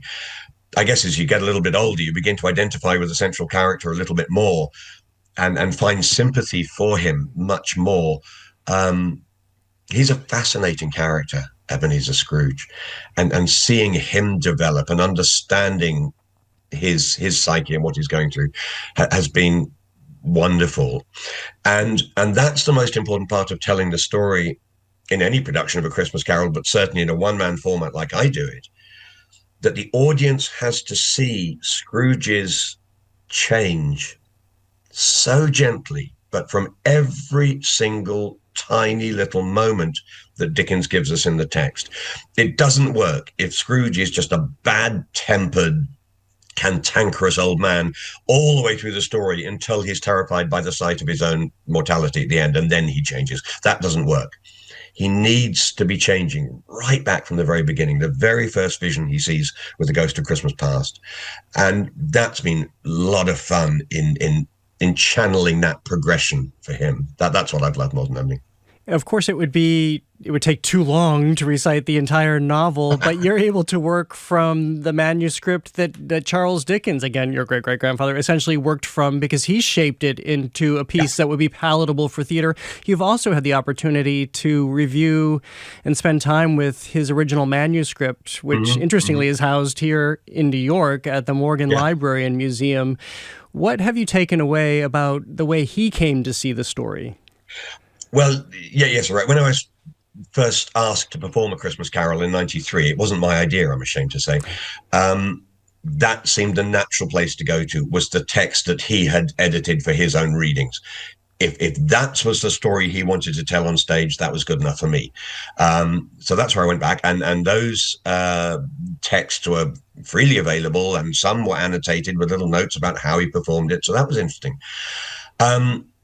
I didn't set out at the beginning to do a pure recreation of a Dickens reading. I thought there was no point in doing that. It would be like a tribute band, but a tribute band where nobody actually knew what he sounded like or how he performed. So that didn't seem to work. It had to be my adaptation as an actor of the script that I'd been given, which was Dickens's own text. And it just flowed. It was perfect. The way he had constructed it, and the rhythms and the changes in atmosphere and emotion all the way through were beautifully crafted. So from that point of view, it was a very easy process, really. The original text you mentioned in the Morgan Library in New York City is incredible, and they display it every Christmas season. So I recommend go to see it, because you see the energy with which he wrote it. The writing is all over the page, and the ink splashed here and there where the nib has ripped into the paper, and there are certain places where he's written extra lines in the margin or across the top of a previous line. It's all over the place, but you can just see the passion with which he wrote it, and that is truly inspiring when you come to present it, because you have to capture that passion. If it meant that much to him, then it's my duty to bring that forward to an audience today. He wrote it in 6 weeks flat. It's just astounding. He was giving a speech at the beginning of October in 1843, championing the cause of the children of the poor. Dickens was very conscious that the children of mill workers and factory workers needed education, because if they weren't educated, the next generation would be lost. So he was touring the country, giving speeches about this and writing political pamphlets on behalf of the poor man's child, he called it.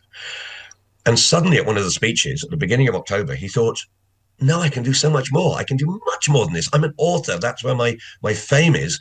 If I can get a book out for Christmas that highlights all these issues I'm talking about, but also is joyous and fun and terrifying and exciting and all of that, then I can achieve everything I want to achieve much, much faster.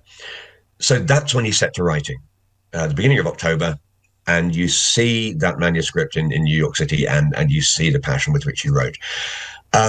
That 6 weeks from October to December 19, which is when the book was published, was not only the writing process, of course, but also the illustrations and the having it printed and bound and designed and distributed, all in 6 weeks. Unbelievable. It is very unbelievable, especially for those of us who do some writing. I have to ask you, we've spent some time talking about his time in Boston, which is very, very famous, but I came across a pretty eventful night that he had at Mechanics Hall in Worcester when he was doing his tour. Worcester also embraced him, but a little bit differently. Yes, he mainly based himself in Boston and New York City, but he did take on other smaller cities in between and around those hubs, and one of them was Mechanics Hall in Worcester, Mass. Worcester at that time was very much a rural community, big farming community, and he was due to perform at the Mechanics Hall on a Friday night, a Christmas Carol, and it was going to be a sold-out performance. But on the Sunday, I believe, or the Saturday or the Sunday, there was also due to be a huge poultry sale or livestock sale in Worcester. So the organizers of the show realized that the farmers would not want to come in and see Dickens perform and then go back to their farms and then come back with all their livestock for the sale. So they offered, very kindly, to look after all the caged poultry, all the hens and the chickens and the roosters and everything else, while the performance was going on, and then they'd be in the city for the sale. So Dickens traveled with a gas lighting rig, very complicated rig. So he had lights above his head which shone down on him. Mark Twain said it was like the sort of lights that you see in an art gallery, shining light down on a portrait. And there were two lights at head height like this. So his face would be brightly illuminated against a dark maroon screen behind him. So every facial expression he did throughout the whole show would be visible to the whole audience. So the show was due to start at 8 o'clock. The audience are in their seats at 7:50, 10 minutes before start time. Their tickets told them they had to be. With about 5 minutes to go, Dickens's gas man came onto the stage and turned on all the gas, so the gas started flowing through this lighting rig, and the light started to glow very brightly.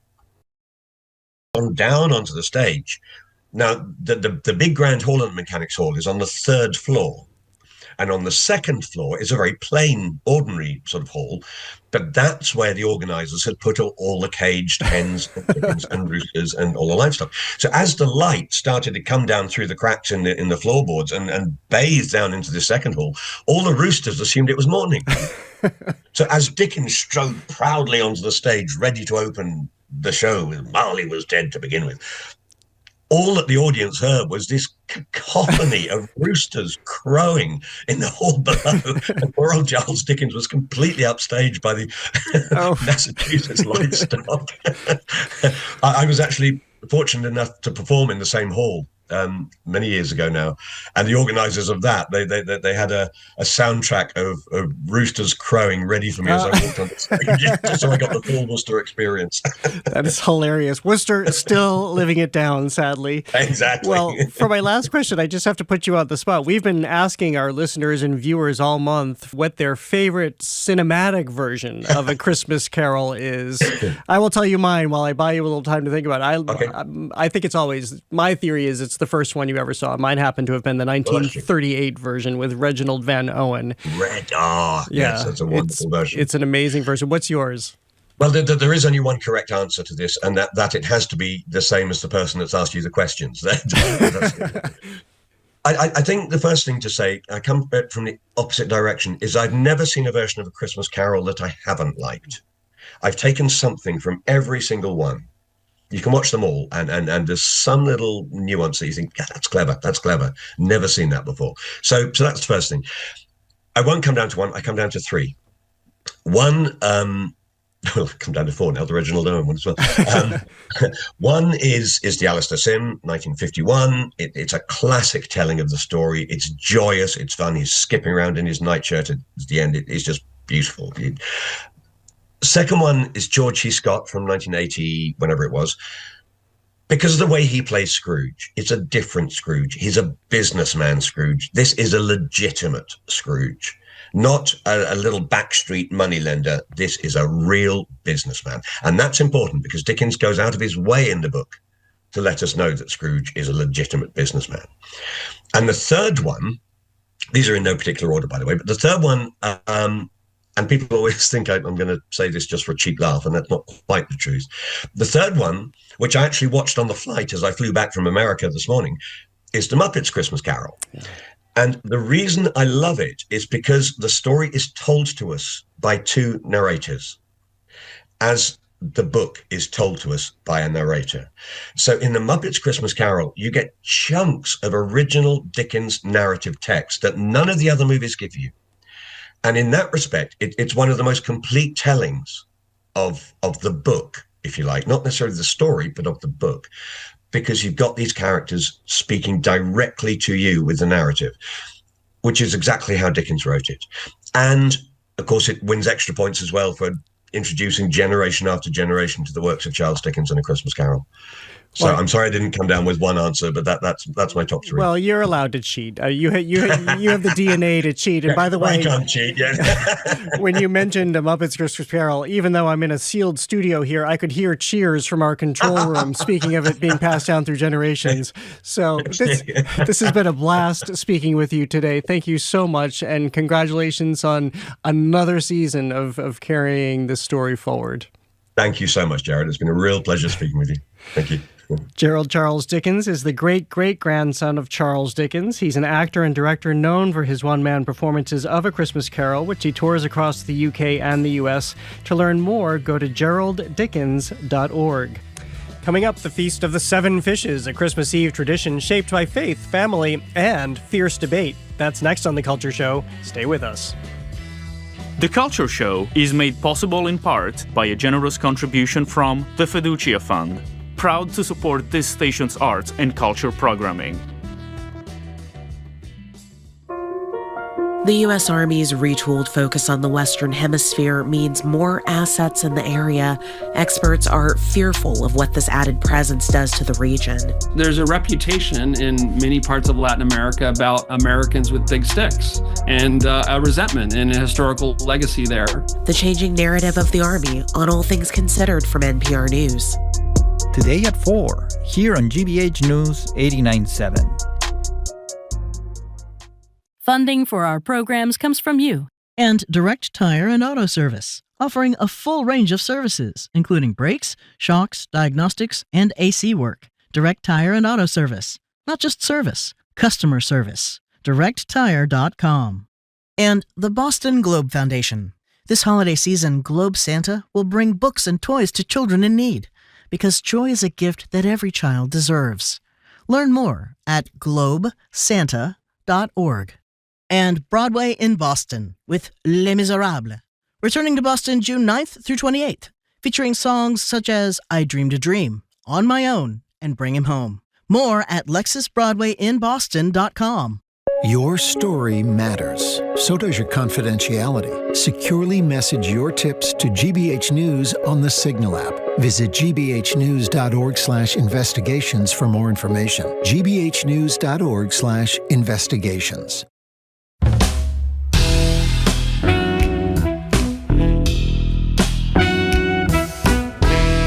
I'm Jared Bowen. This is The Culture Show, live on 89.7 and streaming on the GBH News YouTube channel. Coming up on the show, the one and only Mrs. Claus. But right now, on Christmas Eve, tables across Italian-American households bend under the weight of fish. Fried, baked, stewed, salted, piled high, and passed around late into the night. It's called the Feast of the Seven Fishes, and for many families, it feels immovable, ancient, and unquestionable. The night before Christmas is a time of waiting, when meat is off the menu, midnight mass looms, and seafood becomes a ritual. The tradition was shaped by religion, region, and whatever the sea or the market could offer. And that's where things get interesting. Who decided there had to be 7 dishes? Does shrimp scampi count, or is that an American invention? In some families, is the menu sacred and unchanged? In others, is the tradition the act of arguing over what belongs on the table? Joining us to talk about it all are Dominic Struzzulo and the Boston Guido. Dominic Struzzulo is the president of the Fisherman's Feast. The Boston Guido describes himself as coming from a, quote, 100% dose of pure Italian-American attitude. Welcome back to The Culture Show. We usually gather in the summertime around meatballs and the Fisherman's Feast and all the great North End events, but we always have such great chats that we wanted to have you back to talk about this. Thank you for having us back, and Merry Christmas, Buon Natale. Yeah, Buon Natale. I love being here. Love it here. Merry Christmas to you as well. Thank you. Who is going to start by describing, well, I bet you both have different takes on what the feast is. Let me start with you. Well, they say the Festa dei Sette Pesci. That's, the Feast of the Seven Fishes. So my mother's side's Sicilian, and my father's side's Abruzzese, okay? So my mother's side really did a lot of the 7 fishes. I feel like today it is definitely watered down. A lot of the traditions, a lot of people, maybe say, we're going to do 3 or 4, fishes this time. It's a lot. But it's an old tradition. And it definitely started in southern Italy, the Calabrian region, Sicilian region. And when you talk to somebody that's Sicilian, they say, well, we're real deal Sicilian because we celebrate the 7 fishes. Well, you know something? That doesn't really mean that you're Sicilian because you celebrate the 7 fishes. So I want to clear that up at least. Yeah. But it's definitely, an old tradition, and I just feel like it's definitely watered down. I feel like a lot of people are doing it. Now, don't get me wrong. There's families out there that are doing this, and it's awesome. And they should be doing it. And I feel like that you said to me before we went on air, Dom, that a lot of people are upping that and starting to do it, like you guys. So I'm curious about that. What is your feast like, and why do you think that that's happening, that it's being amped up? I think when you look at the Feast of the Seven Fishes, especially growing up in an Italian family, growing up you really don't know what it is. It's just something, I'm around fish every Christmas Eve. That's what we're supposed to have, is fish. Mm-hmm. But as you get older and you learn, like you're questioning about the number 7, in the Bible, there's 7 sacraments. There's a lot of, through Catholicism, there's a lot of, 7 is a big number. So that's why 7 is in with the 7 fishes. Fishes is always something that you have before a holy day. During Lent, you can't eat meat on Friday, so you eat the fish. And that's where everything would kind of come together. So it becomes a big feast. In my family, the feast was a little smaller. It was just my grandparents, my parents, my aunt and uncle, my 2 cousins, and my brother. That was the size of the family, and we had like 3 or 4 fishes on the table. I've always heard of 7 fishes, only had 3 or 4. Never thought anything of it. Just like, okay, not many of us. So does it feel tied to family and tradition and ancestry, how it gets passed down, or do you see a religious component to it? No, 100% is family. Yeah, family. I'd say family. Yeah, I mean, more than religion. Absolutely. I mean, we're not even really clear the religion end of it.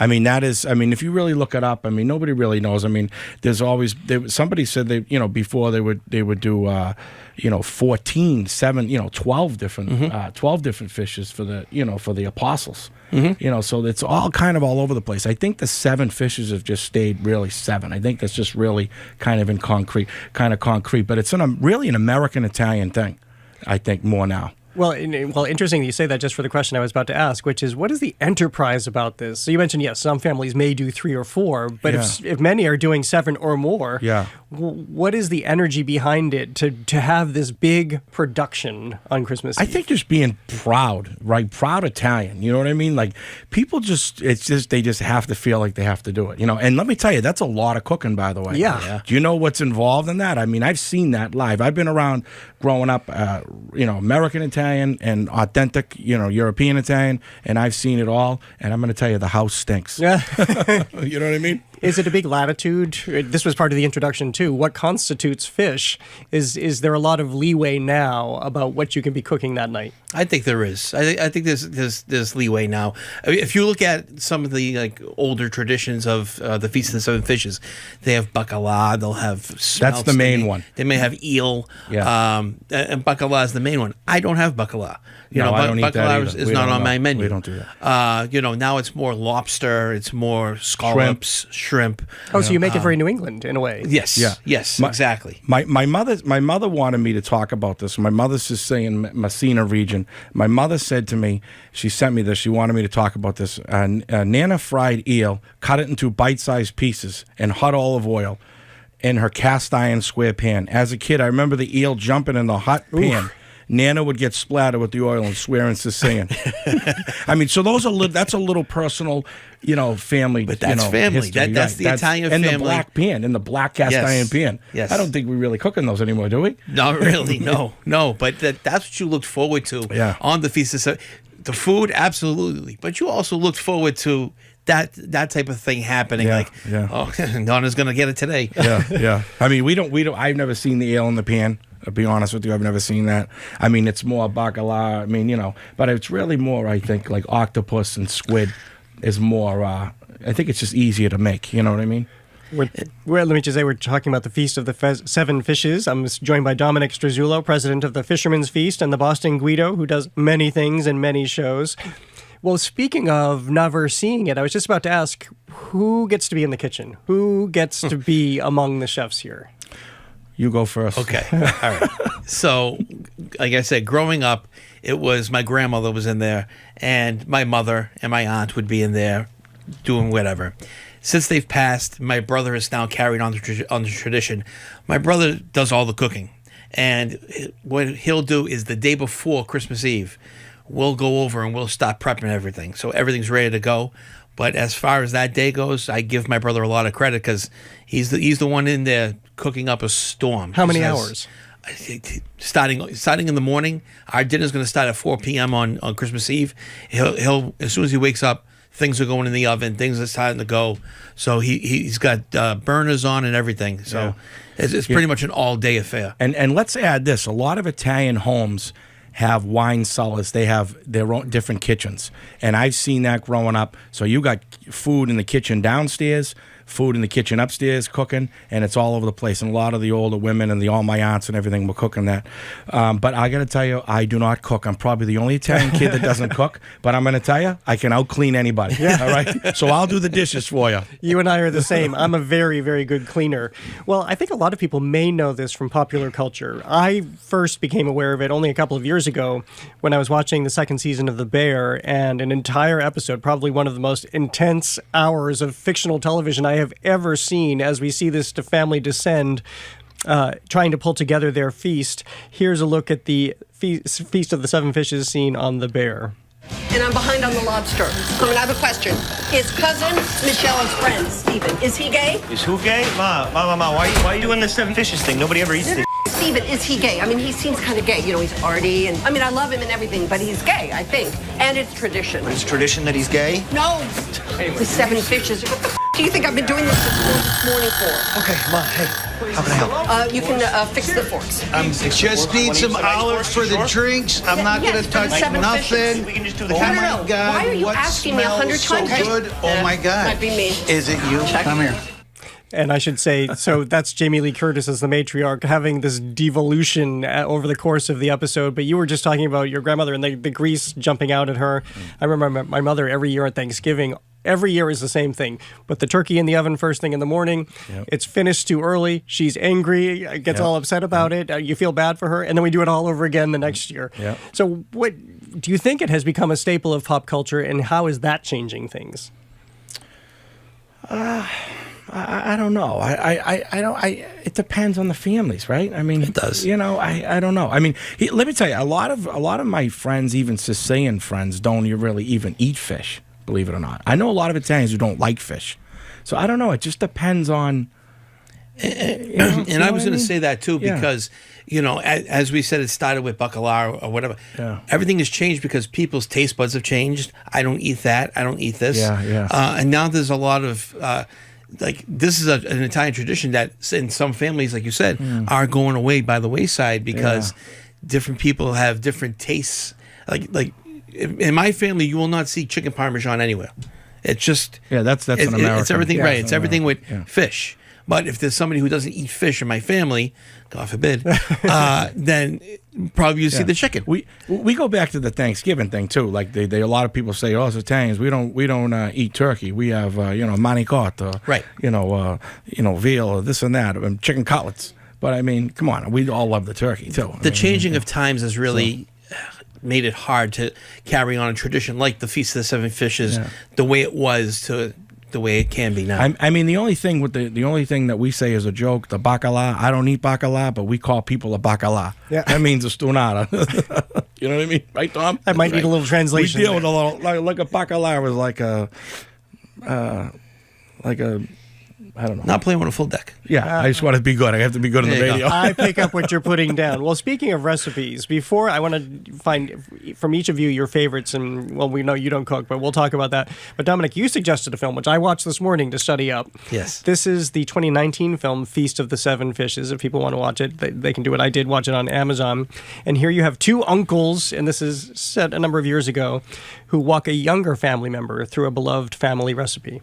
Soup is Tony's favorite. What you want to do is put all kinds of fish in there, except for the shellfish. That you wait until the end. Last couple of minutes, you throw that in.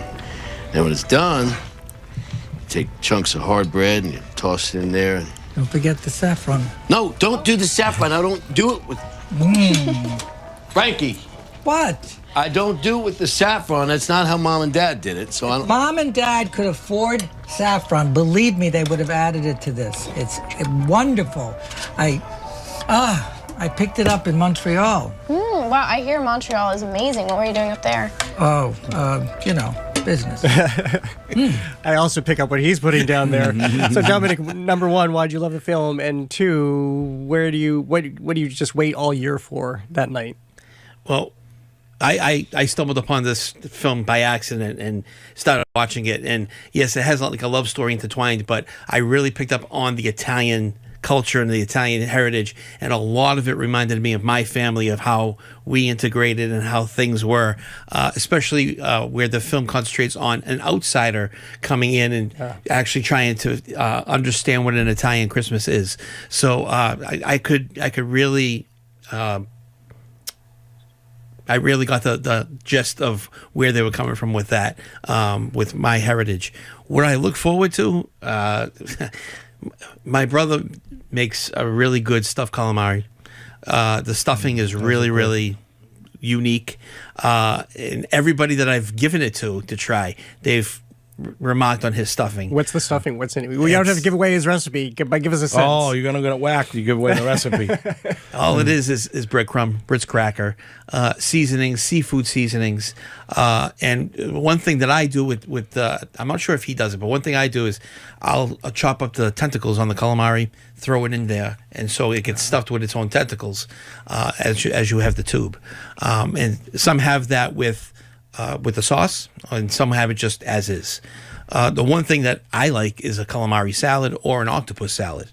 But a lot of people in my family do not like octopus. Yeah. But that's something that I really look forward to. Seafood salad. Either a calamari salad or an octopus salad. Yeah. In the Boston Guido, we established you and I don't cook, but we know how to eat and we know what we like. You know what? I show up, okay, and I'm ready for the red wine, and you got to have the best bread to put into the sauce. All right? That's what it is. So that is my main thing. Fresh bread. And then, you have all your leftovers the next day. And being Italian is a great thing. It's a great nationality. It's definitely talented all across the board. I think Italians are the best cooks. I have to say that. What do you say? Oh, absolutely, of course. Definitely. Yeah. Well, it is great. Our meatballs, too. I know. Yeah. I think we still haven't landed on quite that. We're going to have a real taste. We went out and bought our own. People remember from this summer, we bought our own. I don't think it went over so well. So we'll have to produce this a little bit more next summer. Absolutely. And just one thing I want to add. A lot of the back years ago, a lot of the Italians did eat a lot of seafood because they were very, very poor. And that is a big history lesson, and so that's why, seafood and fish is big into the Italian. And the Fisherman's Feast from Shaka, Sicily, that's a fishing town. Yeah. So that's, all we used to is fish right out of the sea. Yeah, that's true. Well, I think our conversation is perfectly timed. So people who want to replicate your families have a few days to put this all together, or at least some of it together for their first time out. Thank you both Thank you so much for being here. Merry Christmas to all you guys, and we appreciate you having us. And you guys treat us very, very well. Yes. Buon Natale a tutti. We really do appreciate it. Yeah, of absolutely. course, as do I. Dominic Struzzulo is the president of the Fisherman's Feast. The Boston Guido does many things. To learn about his enterprises, go to thebostonguido.com. Coming up, behind every great Christmas is a great Mrs. Claus. We'll meet the woman who embodies the holiday spirit and season. That's next on The Culture Show. Stay with us.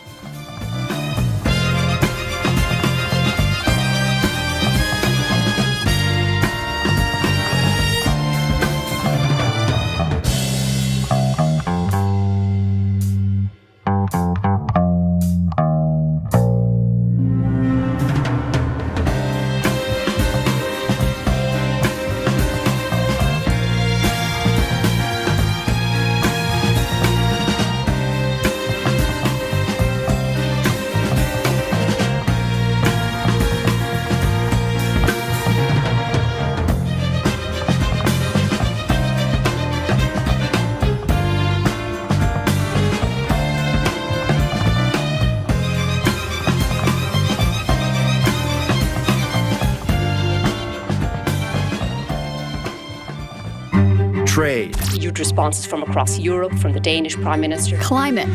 Picture this all filled with ice. Security. Not only do we need to end the war, we also need to prevent the next war. These are global issues, and to understand them, you need a global perspective.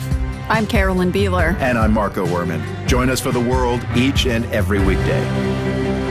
This afternoon at 3, here on GBH News 89.7. Our programs are made possible thanks to you. And St. Andrew's School in Barrington, Rhode Island, a middle and high school with day and boarding options, plus after-school and weekend programs. Open house January 14th, standrews-ri.org. And Boston Ballet, presenting The Nutcracker. This holiday tradition mesmerizes audiences of all ages with beloved characters and Tchaikovsky's memorable score. On stage now through December 28th. Official tickets at bostonballet.org. And Standish Village in Dorchester's Lower Mills, providing assisted living residents with programs designed to help seniors stay sharp, social, and independent. Learn more at standishvillage.com/programs. This is Oedipus. Join me on the eve, not with the same old holiday songs, but something unique from my vast collection. Christmas Eve with Oedipus on GBH 89.7, where Christmas matters to you.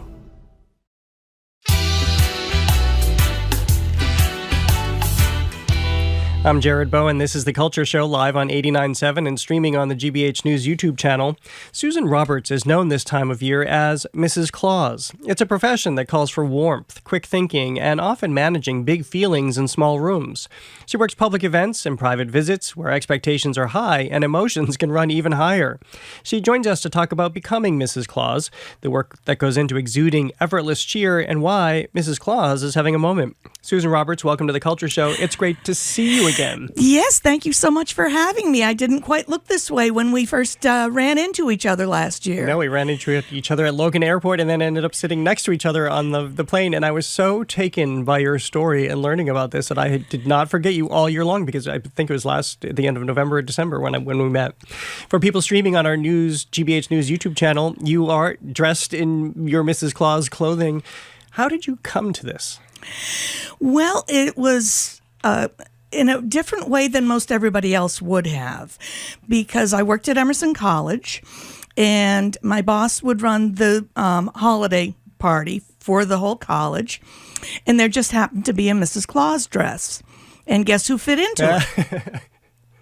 So when my time at Emerson was at the end, the dress just happened to want to come home with me. Very nice. So I did. I was doing a community theater show, and it was Christmas themed. So I wore the dress, took a picture, put it on Facebook, and a friend who has been a Santa for 30 or 40 years said, "Oh, you really ought to join the New England Santa Society." And I said, "Oh, okay." And then there you go. That was it. Well, it's a big thing, I now realize, to be Mrs. Claus. This occurred to me a couple of years ago when I was backstage with Santa Claus at the Boston Pops, and all the thought that goes into it. What has formed in you about being her? Well, it's just kind of giving back. It's bringing joy to the holiday, not only for children, but for adults as well. Because one of the things that I do, even off season, is I have some wooden coins that say "Caught Being Nice" by Mrs. Claus. And if I see a child being really helpful with their parent, I will ask the parent if I can give the coin. And of course they say that I can. But I do ask. I'm very careful about that. But I've given the coins to many adults, like 3 and 4 years ago. I have them running after me. I still have the coin. I still have the coin. Well, what is it about, excuse me, this figure for people that, excuse me, having a little bit of a dry cough here. Would you like a cough drop? I have one, actually, stuck to my cheek. What is it about this figure that, as you have studied her and you realize what she represents for people who meet her as a child and come to know her as they have their own children, and who she represents, especially in this time? Well, Mrs. Claus is this in New England Santa Society. This is the year of Mrs. Claus. And so Mrs. Claus has gotten a whole lot more exposure. And the women and the girls are thrilled to have a Mrs. Claus come to an event. I worked with Santa Tom, who had been Santa at Girls Inc. in Manchester and Nashua, New Hampshire for several years. Well, a couple of years ago, one of the girls says, "Well, where's Mrs. Claus?" Yeah. And so Santa Tom invited me to be his Mrs. Claus. And I was just thrilled to pieces to be invited because we have many, many solo Mrs. Clauses within New England Santa Society and around, the United States. You have talked about what it means to be in a room with kids, and it's not just about being a character. There's so much more to it because you're observing the dynamics, you're observing what's happening in the room. You know, you're around so many children who are desperate to talk to you and share with you.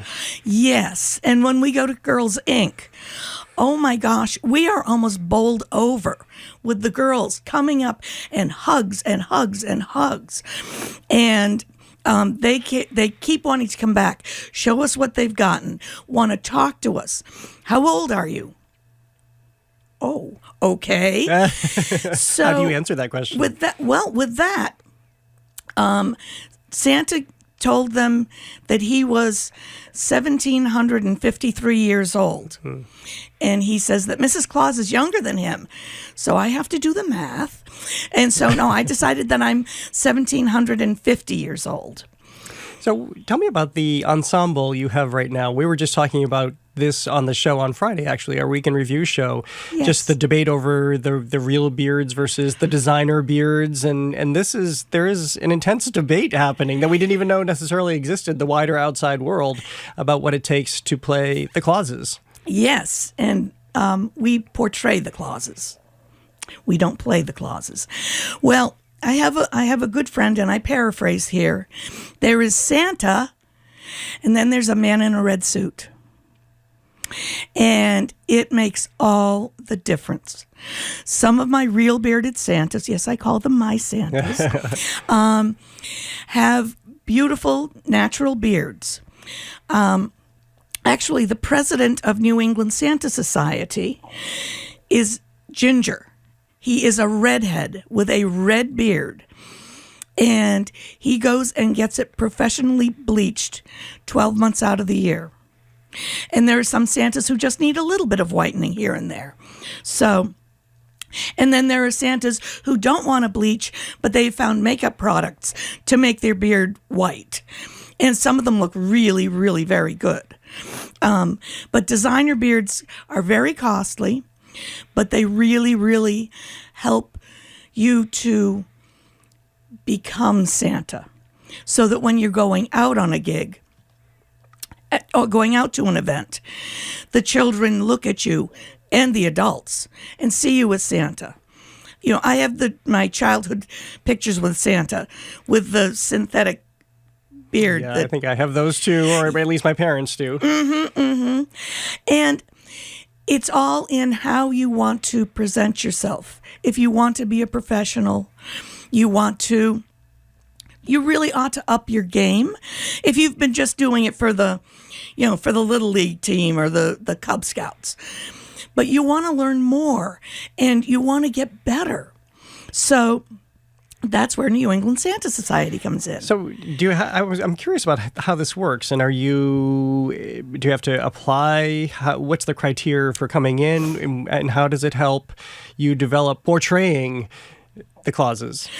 Well, there's a membership fee, and you just go onto the website, newenglandsantasociety.org, and go to the membership page and apply to become a member. We haven't had anybody that I know of be turned down, because usually they're so astonished that there's actually such a thing as New England Santa Society. So, and once they become a member, we have suppers in 7 different locations around New England every single month, 12 months out of the year. And so it's networking.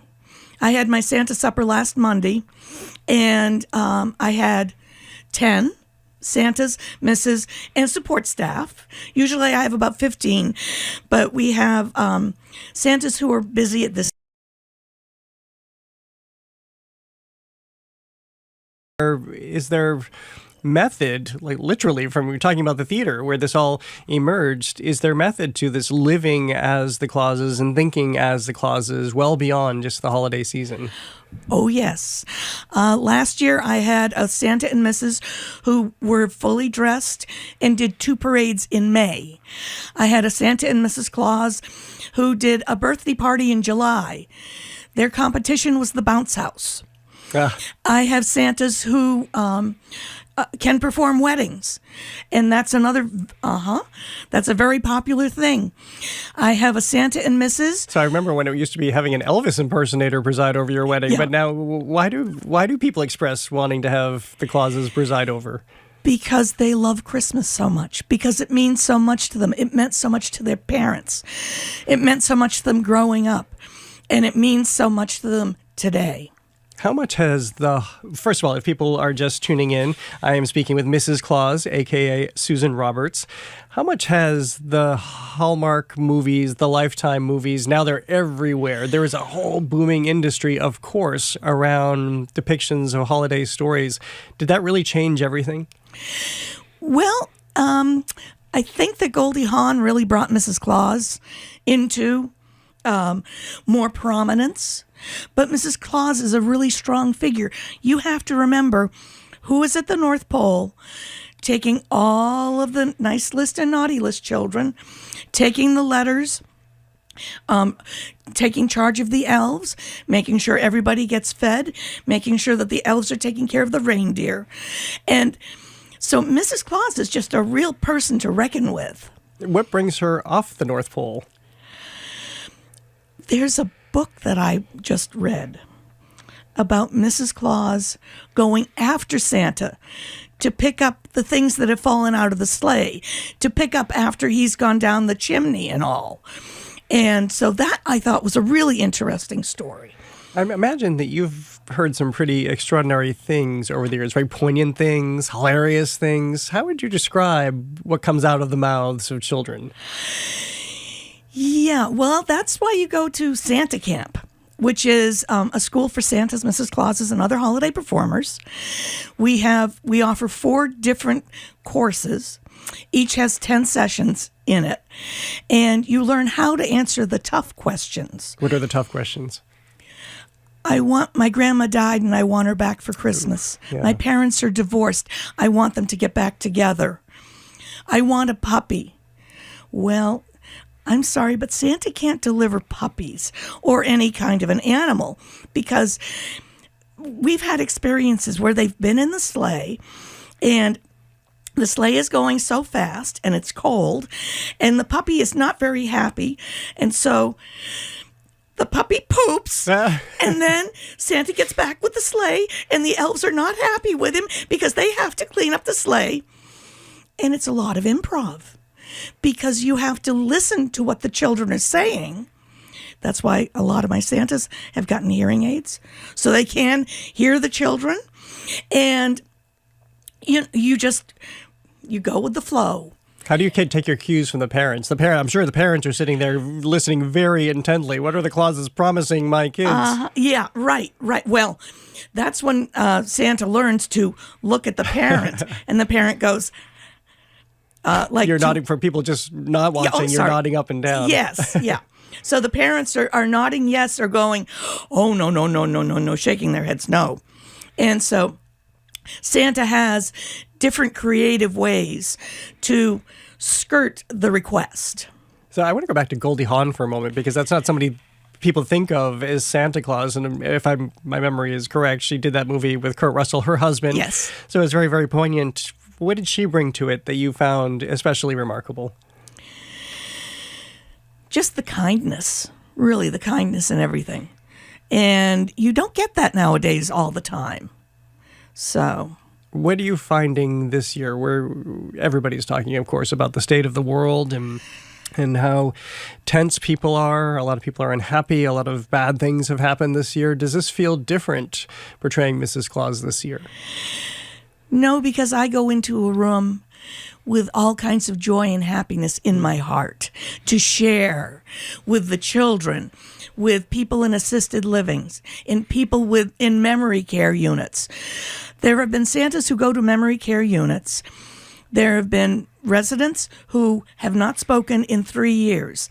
Santa starts singing Christmas carols, and all of a sudden their voice is loud and clear.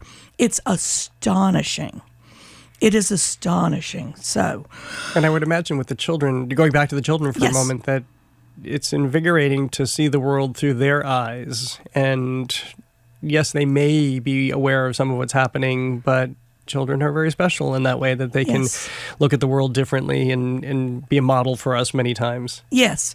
Yeah, well, going to Santa camp or any other Santa school, there are a whole lot around the country. You learn how to bring the joy. Even if you're a joyous person, you learn how to bring the joy to the event that you're going to, whether it's a big convention center event or it's a home visit with 4 children. You learn how to adjust things to make it be merry and bright for everybody. Well, speaking of which, closing question, what is your license plate? M. Claus. Was it hard to get that here in Massachusetts? I was astonished. I just put it in and I got it. And a friend of mine has MRSCLS. And what color is your car? It's red with Christmas lights on it. And it says Mrs. Susan Claus. Well, it has been such a joy to be with you, as it was on our plane ride together when I first learned about all of this. Thank you for all the joy you're bringing. And by the way, I want to mention very quickly, we're about to close out the show, but you have a book signed by Gerald Charles Dickens, who was just on the show earlier. I will open it up. You're literally bookending the show today, which is fabulous. Mrs. Great. Claus, Susan Roberts, thank you so much for being here today. Well, Jared, thank you so much for having me. And Merry Christmas to you and to everybody who's listening. Merry Christmas to you as well. Susan Roberts, a.k.a. Mrs. Claus, it's been great to speak with you again. To learn more about Mrs. Claus and her holiday endeavors, go to mrssusanclaus.com. Thank you for listening to another edition of The Culture Show. With Hollywood's awards season upon us, tune in tomorrow for Joyce Kulhaywick's must-see movie list. We'll get a preview of Handel and Haydn's first night concert and meet one of the ICA's 2025 Foster Prize winners. The Culture Show crew is Max Chow-Gillette, Kate Dellis, and Chelsea Mers. Our engineer is Bill Piacitelli.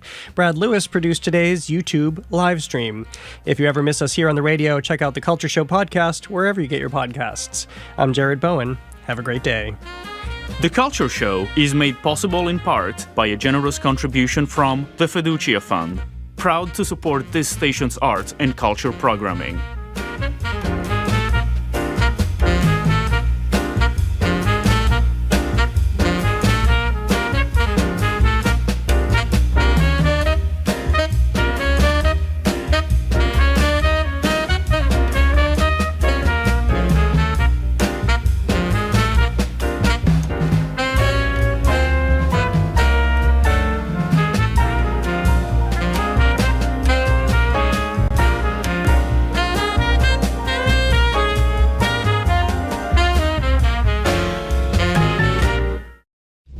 GBH's All Things Considered is coming up this afternoon at 4, with Marketplace at 6:30. But first, get a global view of the news with The World.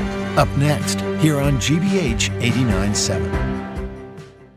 Support for our programs comes from you. And Babson College. You can learn to lead with impact and become a driving force for change. Babson's virtual graduate admissions workshop is on January 7th. Registration at babson.edu/grad workshop. Explore a menagerie of pet-themed antiques and find out if any of these treasures will make someone go from wags to riches. Guess the top find on Antiques Roadshow, tonight at 8 on GBH2. Still looking for that perfect gift this holiday season? How about giving the gift of GBH? With a GBH gift membership, your loved one will enjoy a full year of GBH member benefits, including access to thousands of hours of PBS shows with GBH Passport. They'll also receive discounts on GBH events and exclusive savings at local New England businesses. Every membership helps GBH deliver the quality news and independent journalism you depend on. Learn more at gbh.org/gift membership. You're listening to 89.7 WGBH HD1 Boston. Online at